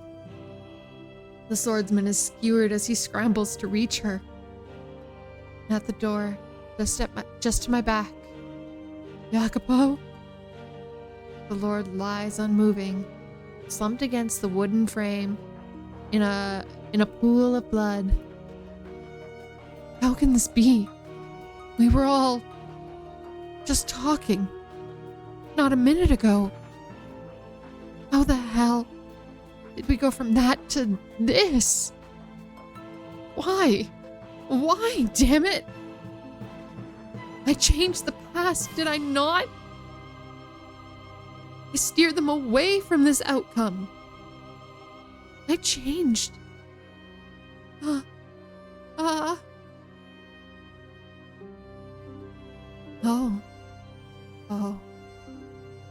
That's what this is?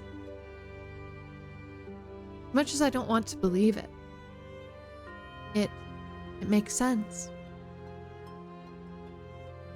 The sense that something was not quite right that I've been feeling ever since I got here. The darkness that swelled upon when I touched the necklace. I was never in the past at all. This isn't the real world. It's the realm of the dead. The same domain in which the cursed mansion resides. Which is why, when I arrived here, something felt off. Because death filled the air. Somewhere deep down, I could sense the similarity between here and the mansion. Gathering place of departed souls. It was never possible for me to travel back in time, to exist and interact with the real past. I was able to summon the darkness because this isn't the real world. Merely a reconstruction.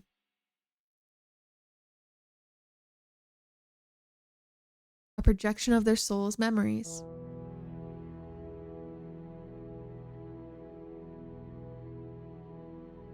It was all set in stone long ago.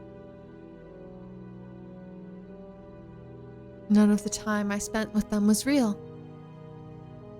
Every emotional moment I thought I had shared with them was all an illusion. None of my conversations, none of the smiles I managed to get out of them were real. I was never there. I was never present in the past with them. I am currently somewhere after that all. Sometime beyond the era Morgana lived. It's beyond the 17th, 18th, 19th centuries. What I spoke of as their next lives was actually their past lives. All three tragedies are history. Immutable, irreversible history. There's nothing to change anymore. What then did I fight so hard to achieve?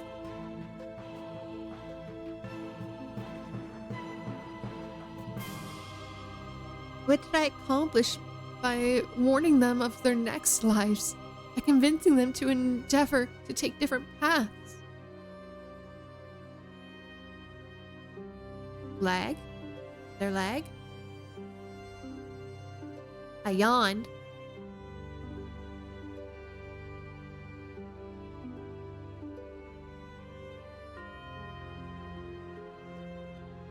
Is anyone able to confirm and or deny? Uh-oh. May need to refresh.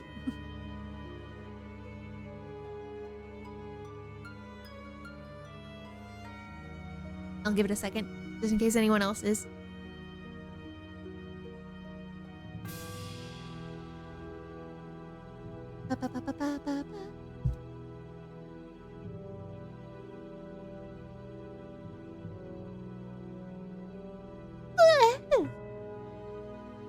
Nothing Was it all for nothing?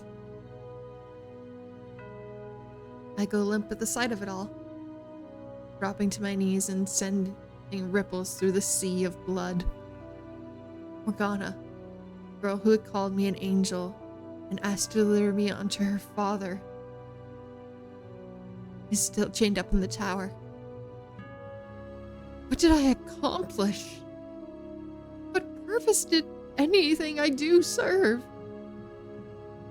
Was this all just a big damned waste of time? But my cries go unanswered, simply fading into the dead air. Giselle, who had kept me going for so much of this ordeal, is still silent.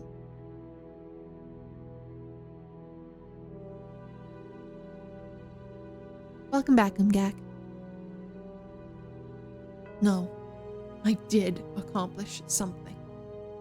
It wasn't a waste of time.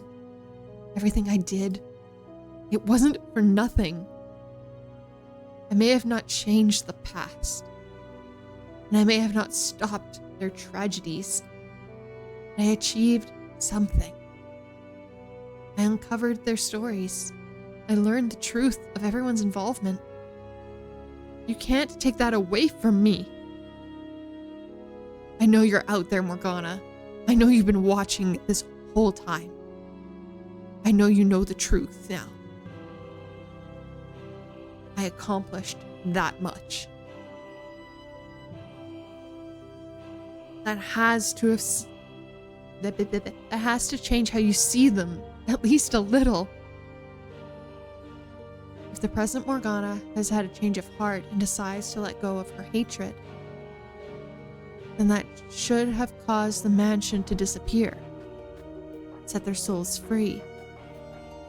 I'll take that leap of faith, that I have done enough, and make my way back, believing there's a future for them beyond their tragedies. I'm coming back, Morgana. I'm returning to that house, that world of blackness seething in hatred. My present. I'm going to try this once more, in an honest attempt to really see you, to face you, Morgana. I'll be there as soon as I can.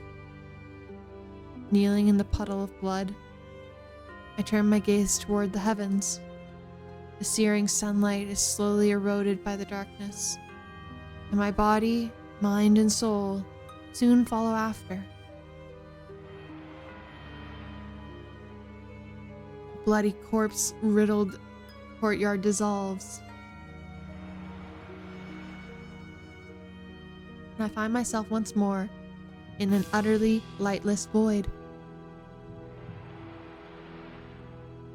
I clench my teeth as hard as I can manage, squeeze my eyes as tight as I can, because that's the only way I can keep the screams back, the tears from spilling down my cheeks. Deliverance. Complete Chapter 8.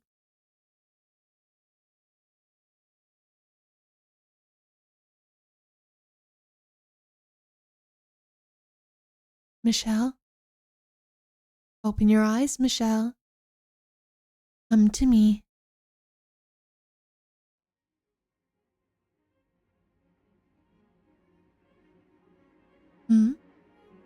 This is too existential for 6 a.m. It's 11 p.m. for me. It's just perfect timing for existentialism.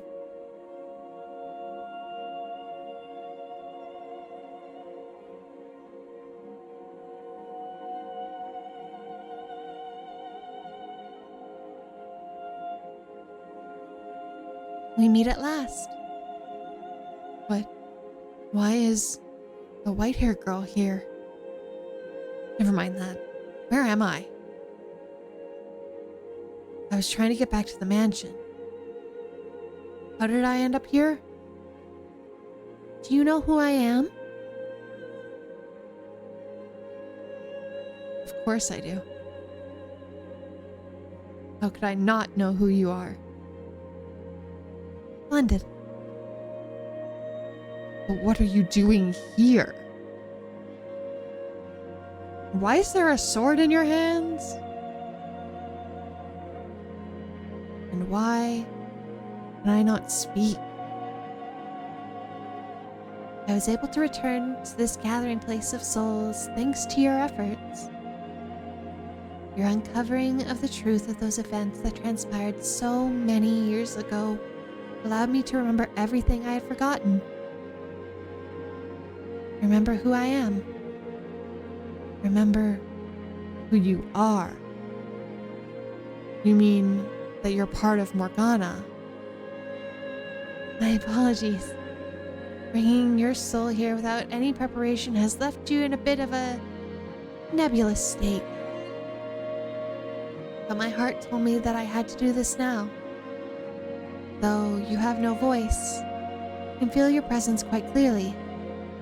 Oh, Michelle, namesake of the great Archangel Michael and the man of tremendous virtue. I have brought you here to ask for your assistance. I pray you will be able to help me.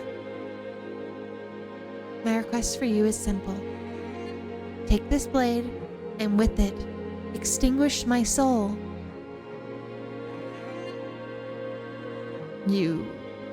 What are you? Extinguish your soul. I realize that it's too cruel of me to ask this of you, and for that I deeply apologize. But I want it to be you who sends me off. Would you grant me this? Will you grant this selfish girl her selfish request? That's not why I sought the truth.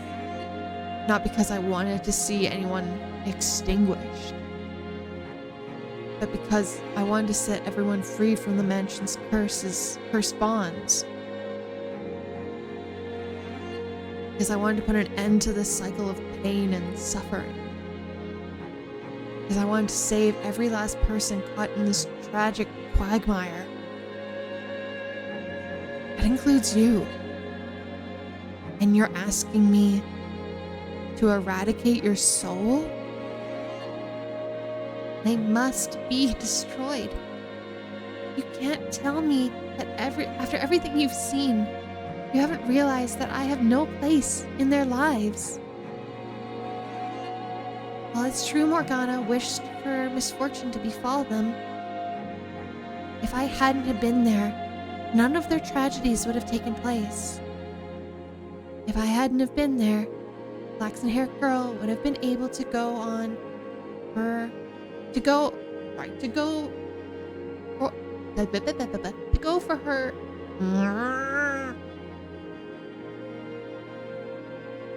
Sorry, let me retry that.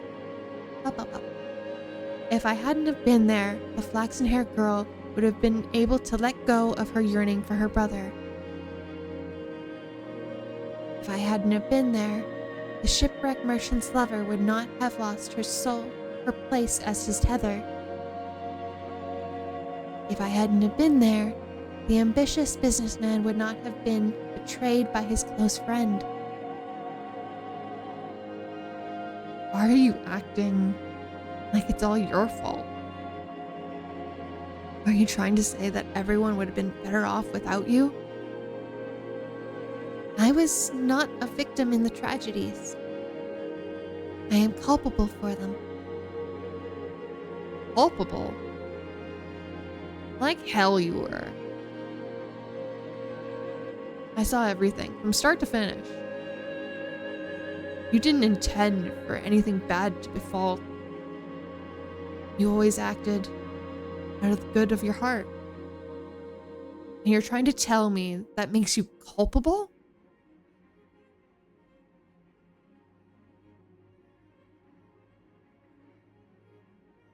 What do you say we answer one last lingering question, Michelle? The question of what I am. The explanation might be a bit lengthy, but I would like to share it with you before I depart. I was, as you asserted, created by Morgana's mind as it broke down in the tower. I was born as a receptacle for her pain, to ease her suffering. There's more to the story than that, Michelle. Upon her death, Morgana's soul was afflicted with great pain resulted from the hatred and resentment she bore. The fact that she viewed herself as a saint only served to amplify that agony. Her identity as a saint gave her purpose in life, while simultaneously constraining her. A saint must put herself second to all others. She must be caring, generous, forgiving. And she must not bear any ill will for anyone.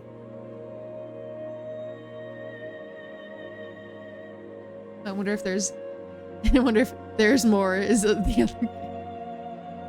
No, the other game is something very different.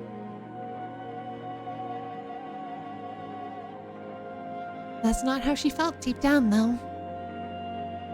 She was not a saint out of the goodness of her heart. She wanted to hate them, but her identity would not allow her. Those two conflicting aspects of herself tore Morgana apart. She was unable to withstand it. So, she took all of her saintly characteristics and gave them to me. Caring for others, putting herself second, being forgiving. And then she severed that part of her soul. That's why you seem so abnormally pure-hearted. I was no longer part of Morgana, but entirely separate. However, it wasn't me either. When you came to the mansion and resurrected Morgana, you resurrected me as well. But I had no self at first. I was, I suppose, not much different from the particles of dust floating around the mansion. But eventually, that dust gained a sense of self, taking form as a human soul, and descended into the realm of man and fate, which governs it. What do you think of the first thing the new soul wishes for when it is born, Michelle? To live. I wished for a continued existence in this world. In a world where I was never meant to exist. I refuse to accept that there's anything wrong with wanting to live. I suppose to remain with Morgana I was supposed to remain with Morgana as part of her. I was never meant to be a soul of my own. To become one was to turn against the laws of the universe. I wished to live, and Morgana wished to curse the three men's souls. But we sought after completely separate things. Because we were once two parts of a whole, each of our wishes were shaped by the others. In order for an incomplete soul like mine to survive, it needs something to bind itself to the world, something strong enough to prevent the world from correcting the abnormality, or the anomaly, sorry. And so the wish of that anomaly gave birth to yet another anomaly. A house that sat outside of the currents of time. One that could descend into the mortal realm at various times and places. And that house would serve as the tether for my soul. You mean it wasn't Morgana's power that created the mansion, but your own wish? And why did it have to be that house that bound me to the world? Because that is where she lingered, the girl from which I was formed. which meant that my wish had the consequence of granting Morgana's with it. The house, having attained perpetuity, served as a place for those reconstructed by Morgana's curse to return to. Furthermore, my connection with her had another consequence. I was the one most affected by her wish.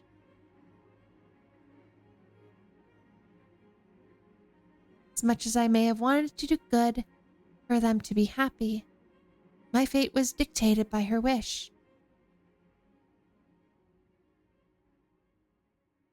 In that position, my merely showing affection for anyone was damnable. Falling in love was an act of villainy.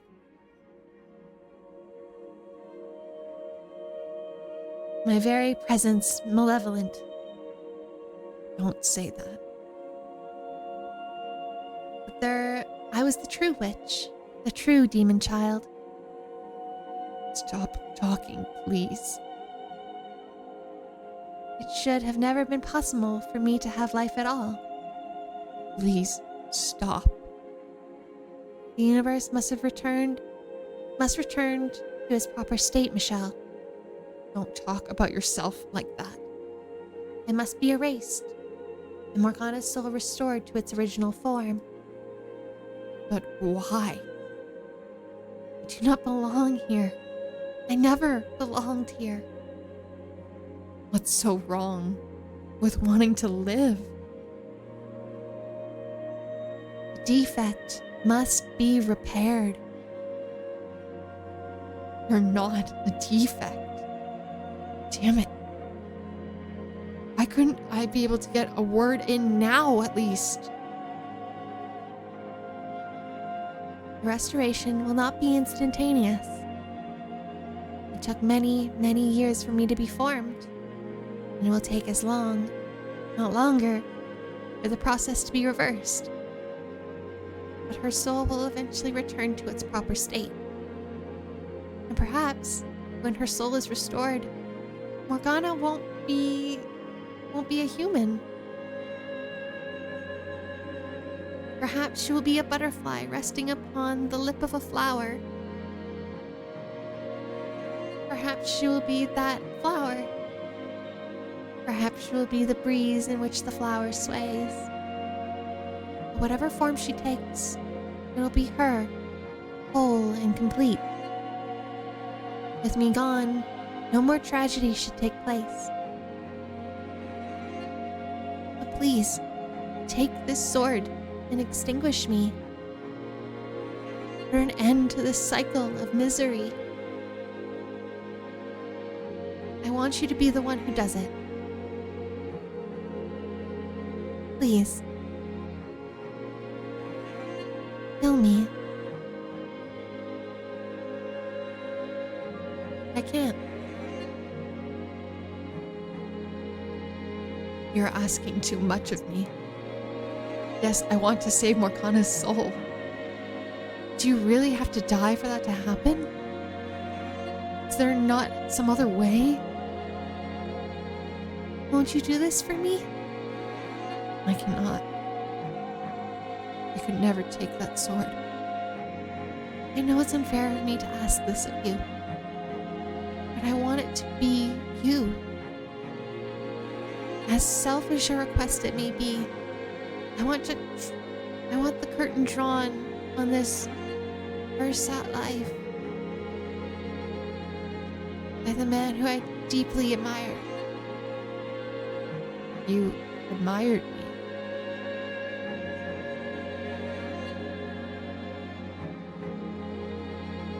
Let's talk a little bit about that admiration, shall we?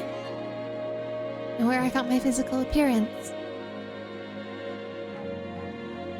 This goes back to when I was merely particles drifting about the house. While I still had no mind of my own at that point, I witnessed everything that took place in the house. And in that moment of your death, Michelle, I was born. You saw my death. Your actions that day appeared to me to be the very definition of selfless and honorable. Your life bore many similarities with Morgana's. You were both abused, imprisoned, both a witch. While Morgana sought vengeance, you watched your own mother burn your crucified body. And you wished for release rather than revenge. There's nothing honorable about that. I had just lost all hope for myself. I expect you'll disagree with me. Say that it was a sign of your weakness. That's not how I interpreted it. Self-sacrifice of being...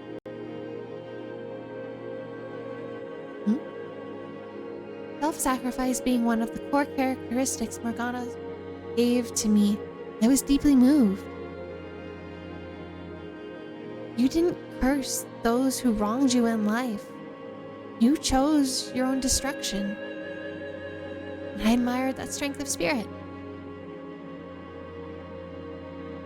That admiration helped me shape my wish, to determine the form I would like to take, the name I would have.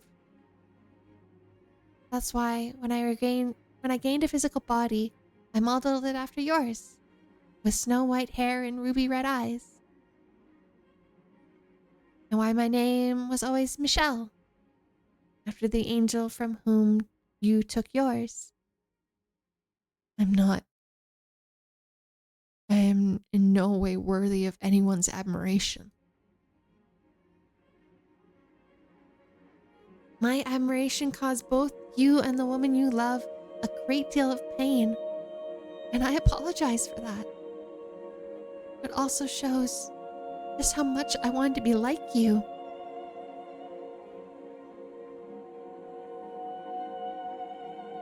I would ask for you, if you would be so kind, consider this a great favor for a starry-eyed little girl. A girl who quite literally idolized you to her very soul. Don't. I couldn't ask for a greater honor. How can you tell me that? And to be erased from the world by you, my idol. And then ask me to kill you? Please, Michelle. Be the one to send me off. Can't do it. No matter how many times you ask. I can't kill someone who's told me they wanted to live. I know it's like to wish for life. I don't know if you realized it yet, Michelle. But this is the first time we've actually met. The story of the fourth door was Morgana's recreation, which meant until now we've never actually been in the same place while both aware of each other's presences.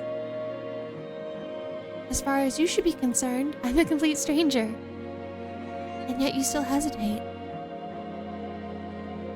I'm glad you're reluctant, but you show me enough sympathy. I don't consider you a stranger at all.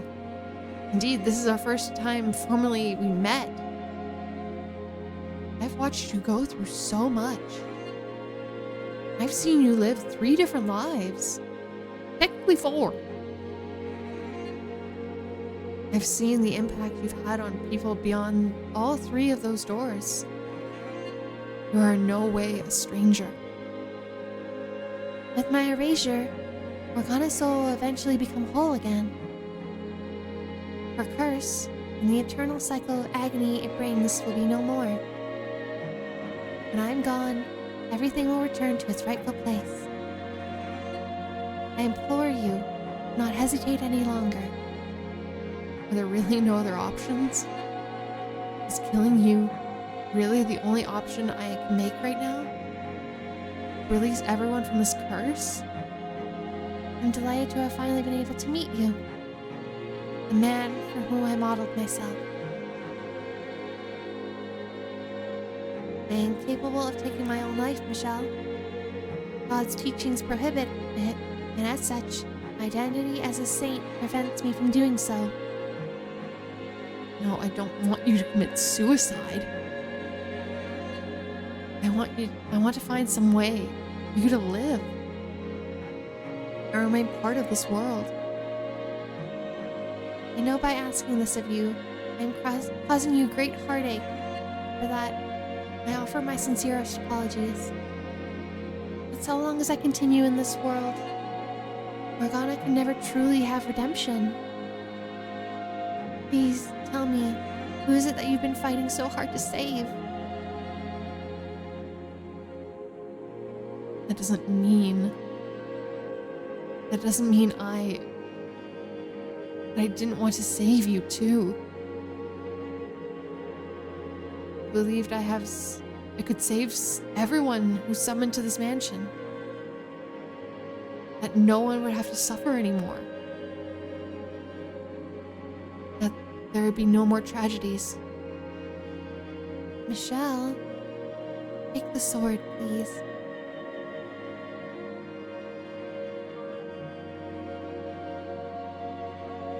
Worry not, Michelle. Doing this will allow you to save everyone. You'll cast off any darkness inhabiting the house. Set all of its prisoners free. Give Morgana her salvation. And give me mine as well. Extinguishing my soul will be my salvation. I've had a full, satisfying life. Even if every moment of it was rooted in injury?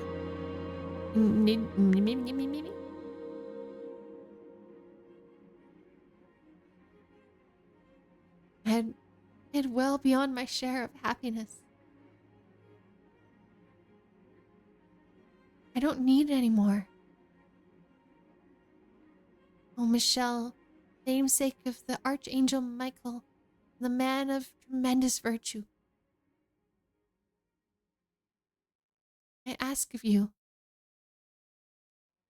to please draw this cycle of misfortune to an end. Take this blade and deliver everyone from their fates. It must be you, Michelle. You must be the one to do this.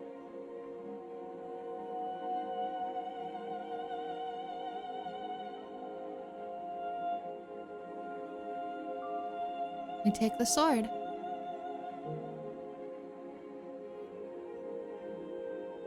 Thank you, Michelle, for having the strength to do what must be done. And I apologize for putting you in such a difficult position. Once my soul has been erased, I'll be gone from this world forever. I will not return.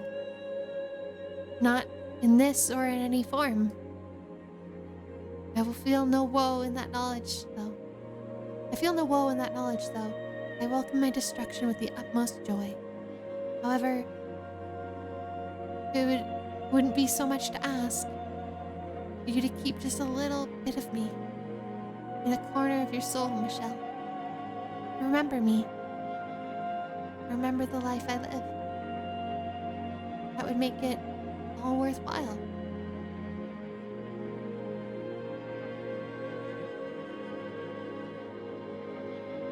Thank you, Michelle.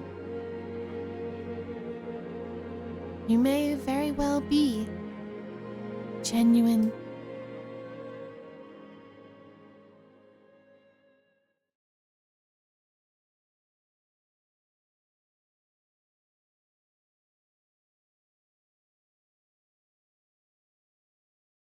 Whiteness around me just evaporates. I find myself back in the observation tower. I can feel I can still feel in my hand the impact of the sword.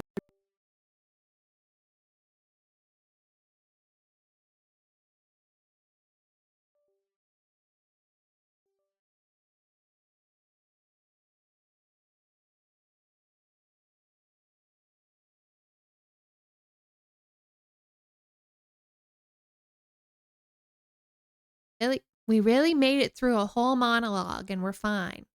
Then 2 seconds afterwards, we're like, nah, we're good. Really, Mike?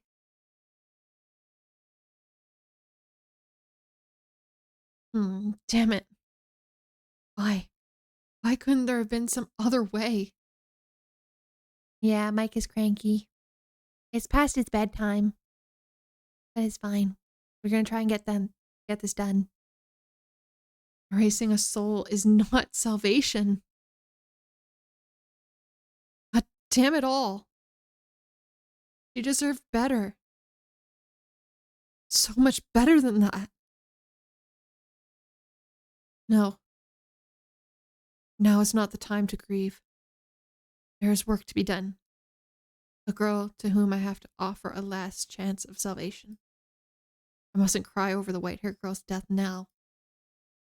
There are things I need to take care of first. Morgana.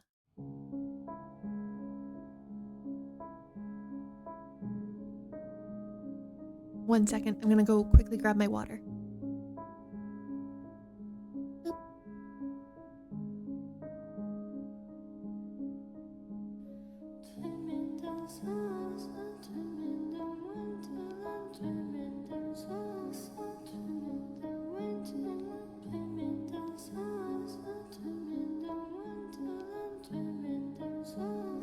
E.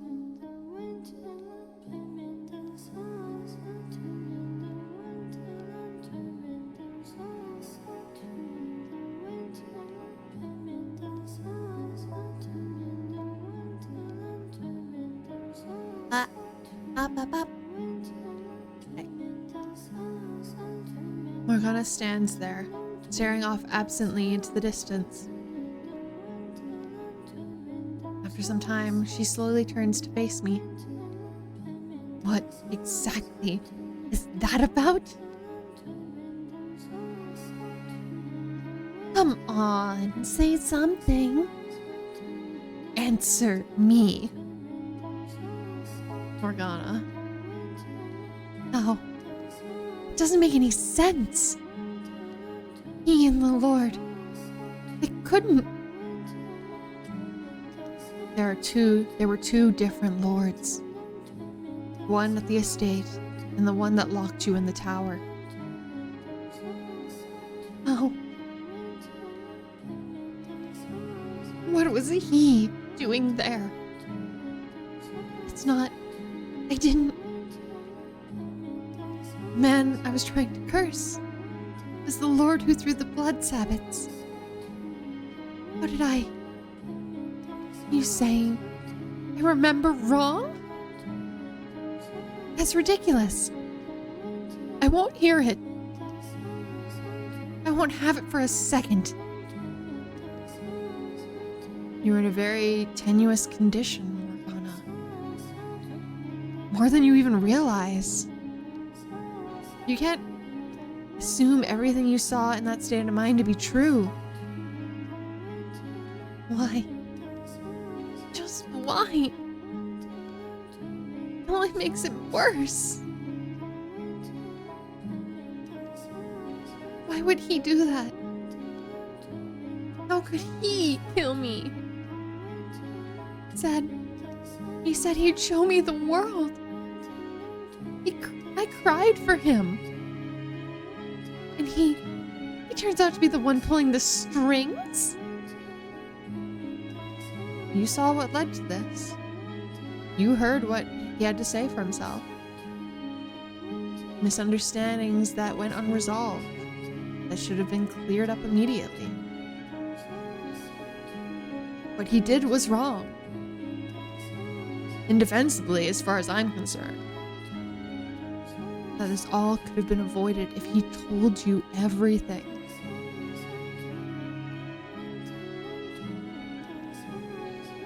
That said, Morgana, I can somewhat sympathize with how he felt then. You can sympathize with that monster? In what way? He loved you. Sincerely loved you. And to be the target of such vitriol from a girl who cares so deeply about being mistaken for someone else entirely, I can understand how that would have hurt. It doesn't matter. That doesn't change anything. Like I said before, you started all this. It doesn't change anything. Does this revelation change what happened to me? Does it make it any less make me any less of a hate-filled witch? What does it matter if he had reasons?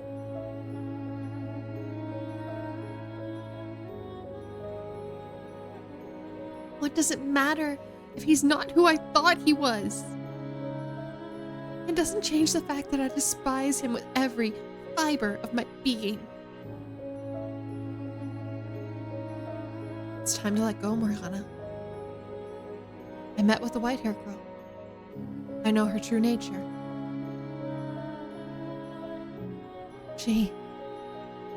That's not me.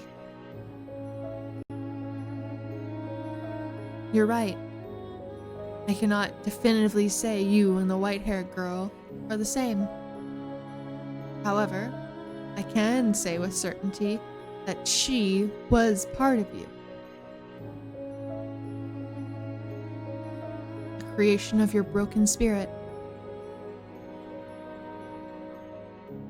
The fact that remains that she was closer to you than anyone else. In every sense of the word. Can you see the situation you're in, Morgana? The terrible, tragic irony of it all? You've cursed yourself along with everyone else.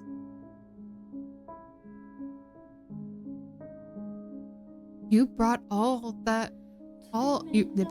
you brought ruin into a life of your own creation numerous times. You murdered yourself. It's time to let go, Morgana.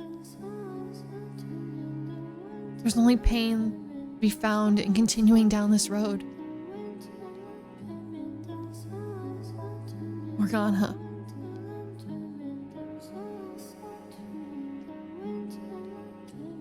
I take a step toward her, but she steps back, quietly maintaining our distance. I can almost hear trembling in her voice as she says, "Stay back.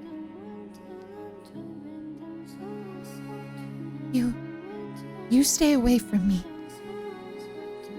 You have nothing to be afraid of, Morgana. I won't hurt you. I said, stay back, you. I bet you think this is hilarious. That I'm blind and a fool. Morgana. Yes, good on you, my dear. You've revealed my big secret. That I'm a feeble-minded little girl with a poor memory. You've uncovered the truth of my death. Discovered the white-haired girl's true identity. I always presumed she was you. How foolish of me. Laughing like I knew anything. Cursing the entire wrong man.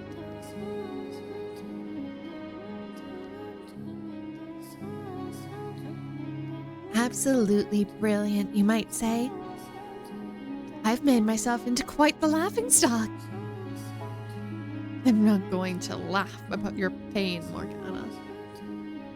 I've come to realize perhaps I empathize with you out of I empathize with you out of more than just our shared loneliness. Sorry. We were both yoked of imaginable misfortune.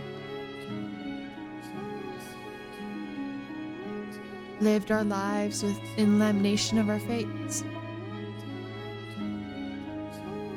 Or lamentation.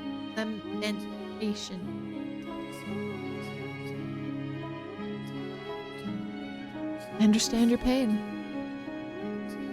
That boat has long since sailed.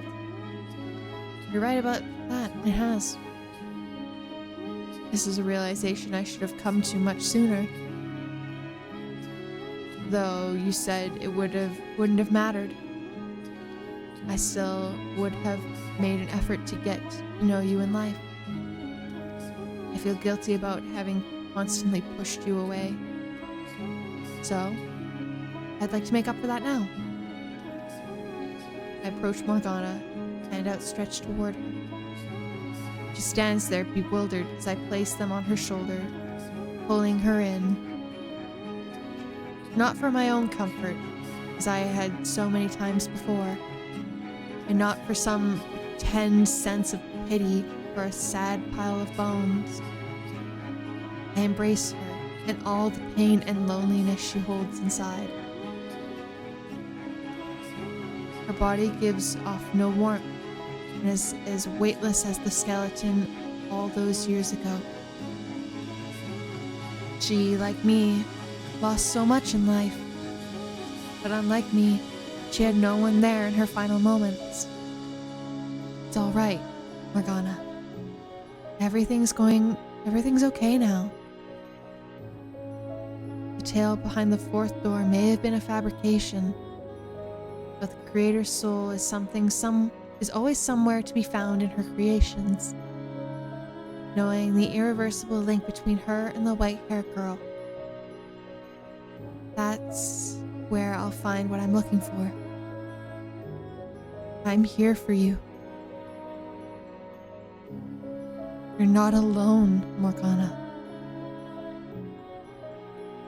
We can end all of this suffering together. It's going to be okay. What's wrong with you? Have you completely lost it? Do I need to remind you of everything I've done? Of all the pain I've caused you? No reminders necessary. You did quite a number on me indeed. Then, you want to tell me how we went from that to you holding me? You didn't do what you did out of a particular grudge against me. Of that much, I was always certain. Though I hold nothing against you, I bear no ill will.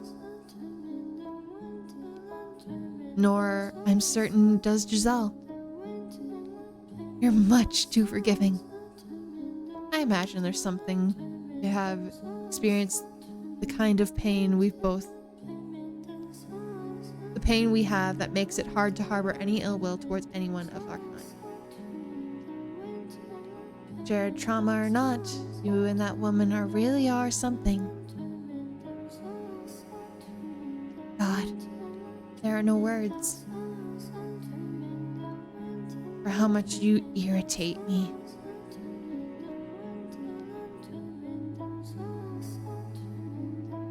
The bite slowly drains from Morgana's voice, and in the quiet, I can hear a muffled attempt to hold back a whimper. Pull away slightly, putting a hand under her chin and lifting her head. She quickly averts her eyes, but doesn't knock my hands away as I reach them into her hood, gently setting them against her cheeks. I run my fingers across the exposed flesh and slowly pull back the hood covering her face. Well, Look at that. You're quite pretty without your face hidden.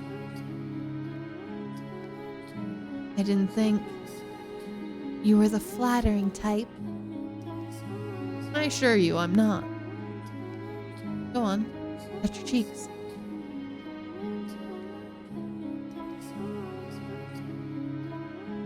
There she is.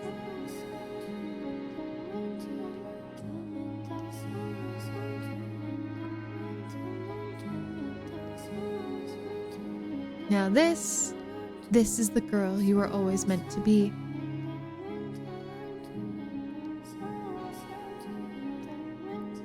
If Morgana had a less harrowing life, this is probably what she would have looked like at 16.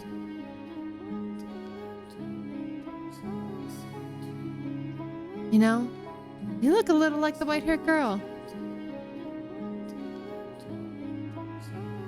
We look nothing alike. I can assure you of that. She was very antithesis of me. But she was also once part of you. The last thing I want is to be like her in any way. And why is that? Because I never liked that girl at all. Always putting others before herself. Just watching her was aggravating. Although, in retrospect, she was everything about myself I deemed unnecessary. So that might explain why it was so hard to watch. Very Angie Maeve coded. Very much. Also, I was sure she was you. Which made it all the more frustrating. Why would her being me bother you so much? Because that wasn't you. You're aggressive. You yell, you fight. That's how she saw me. Oh, wouldn't it bother me that you came back as a quiet, passive, subservient girl? Of course, now that I think about it, it wasn't you, so... You were that sure it was me, despite thinking we're nothing alike? Apparently so. Nave, do the Angie toggle side by side.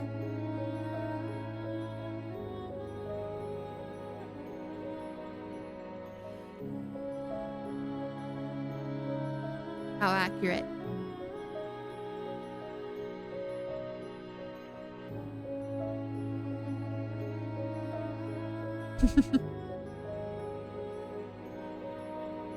Hold on a second. Why would that bother you? I'll let you figure that one out. Not important. So, you've got my attention. What are you planning to do now? Leave the mansion with you. Okay, hold on one second.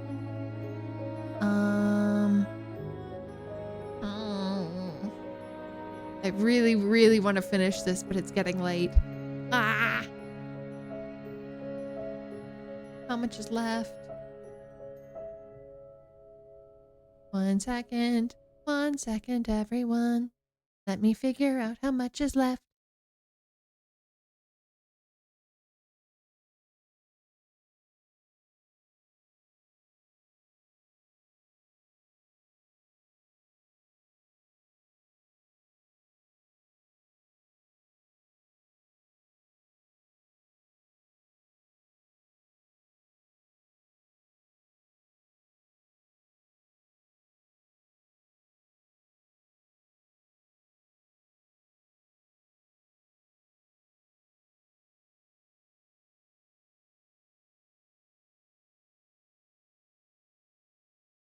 Oh, we've got a while. Oh, no. Okay, we might have to stop.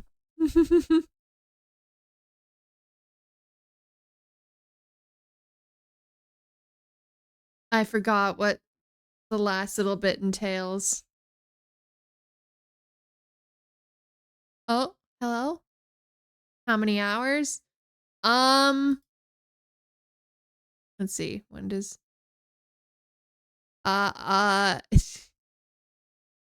approximately 3 if I read at my normal speed.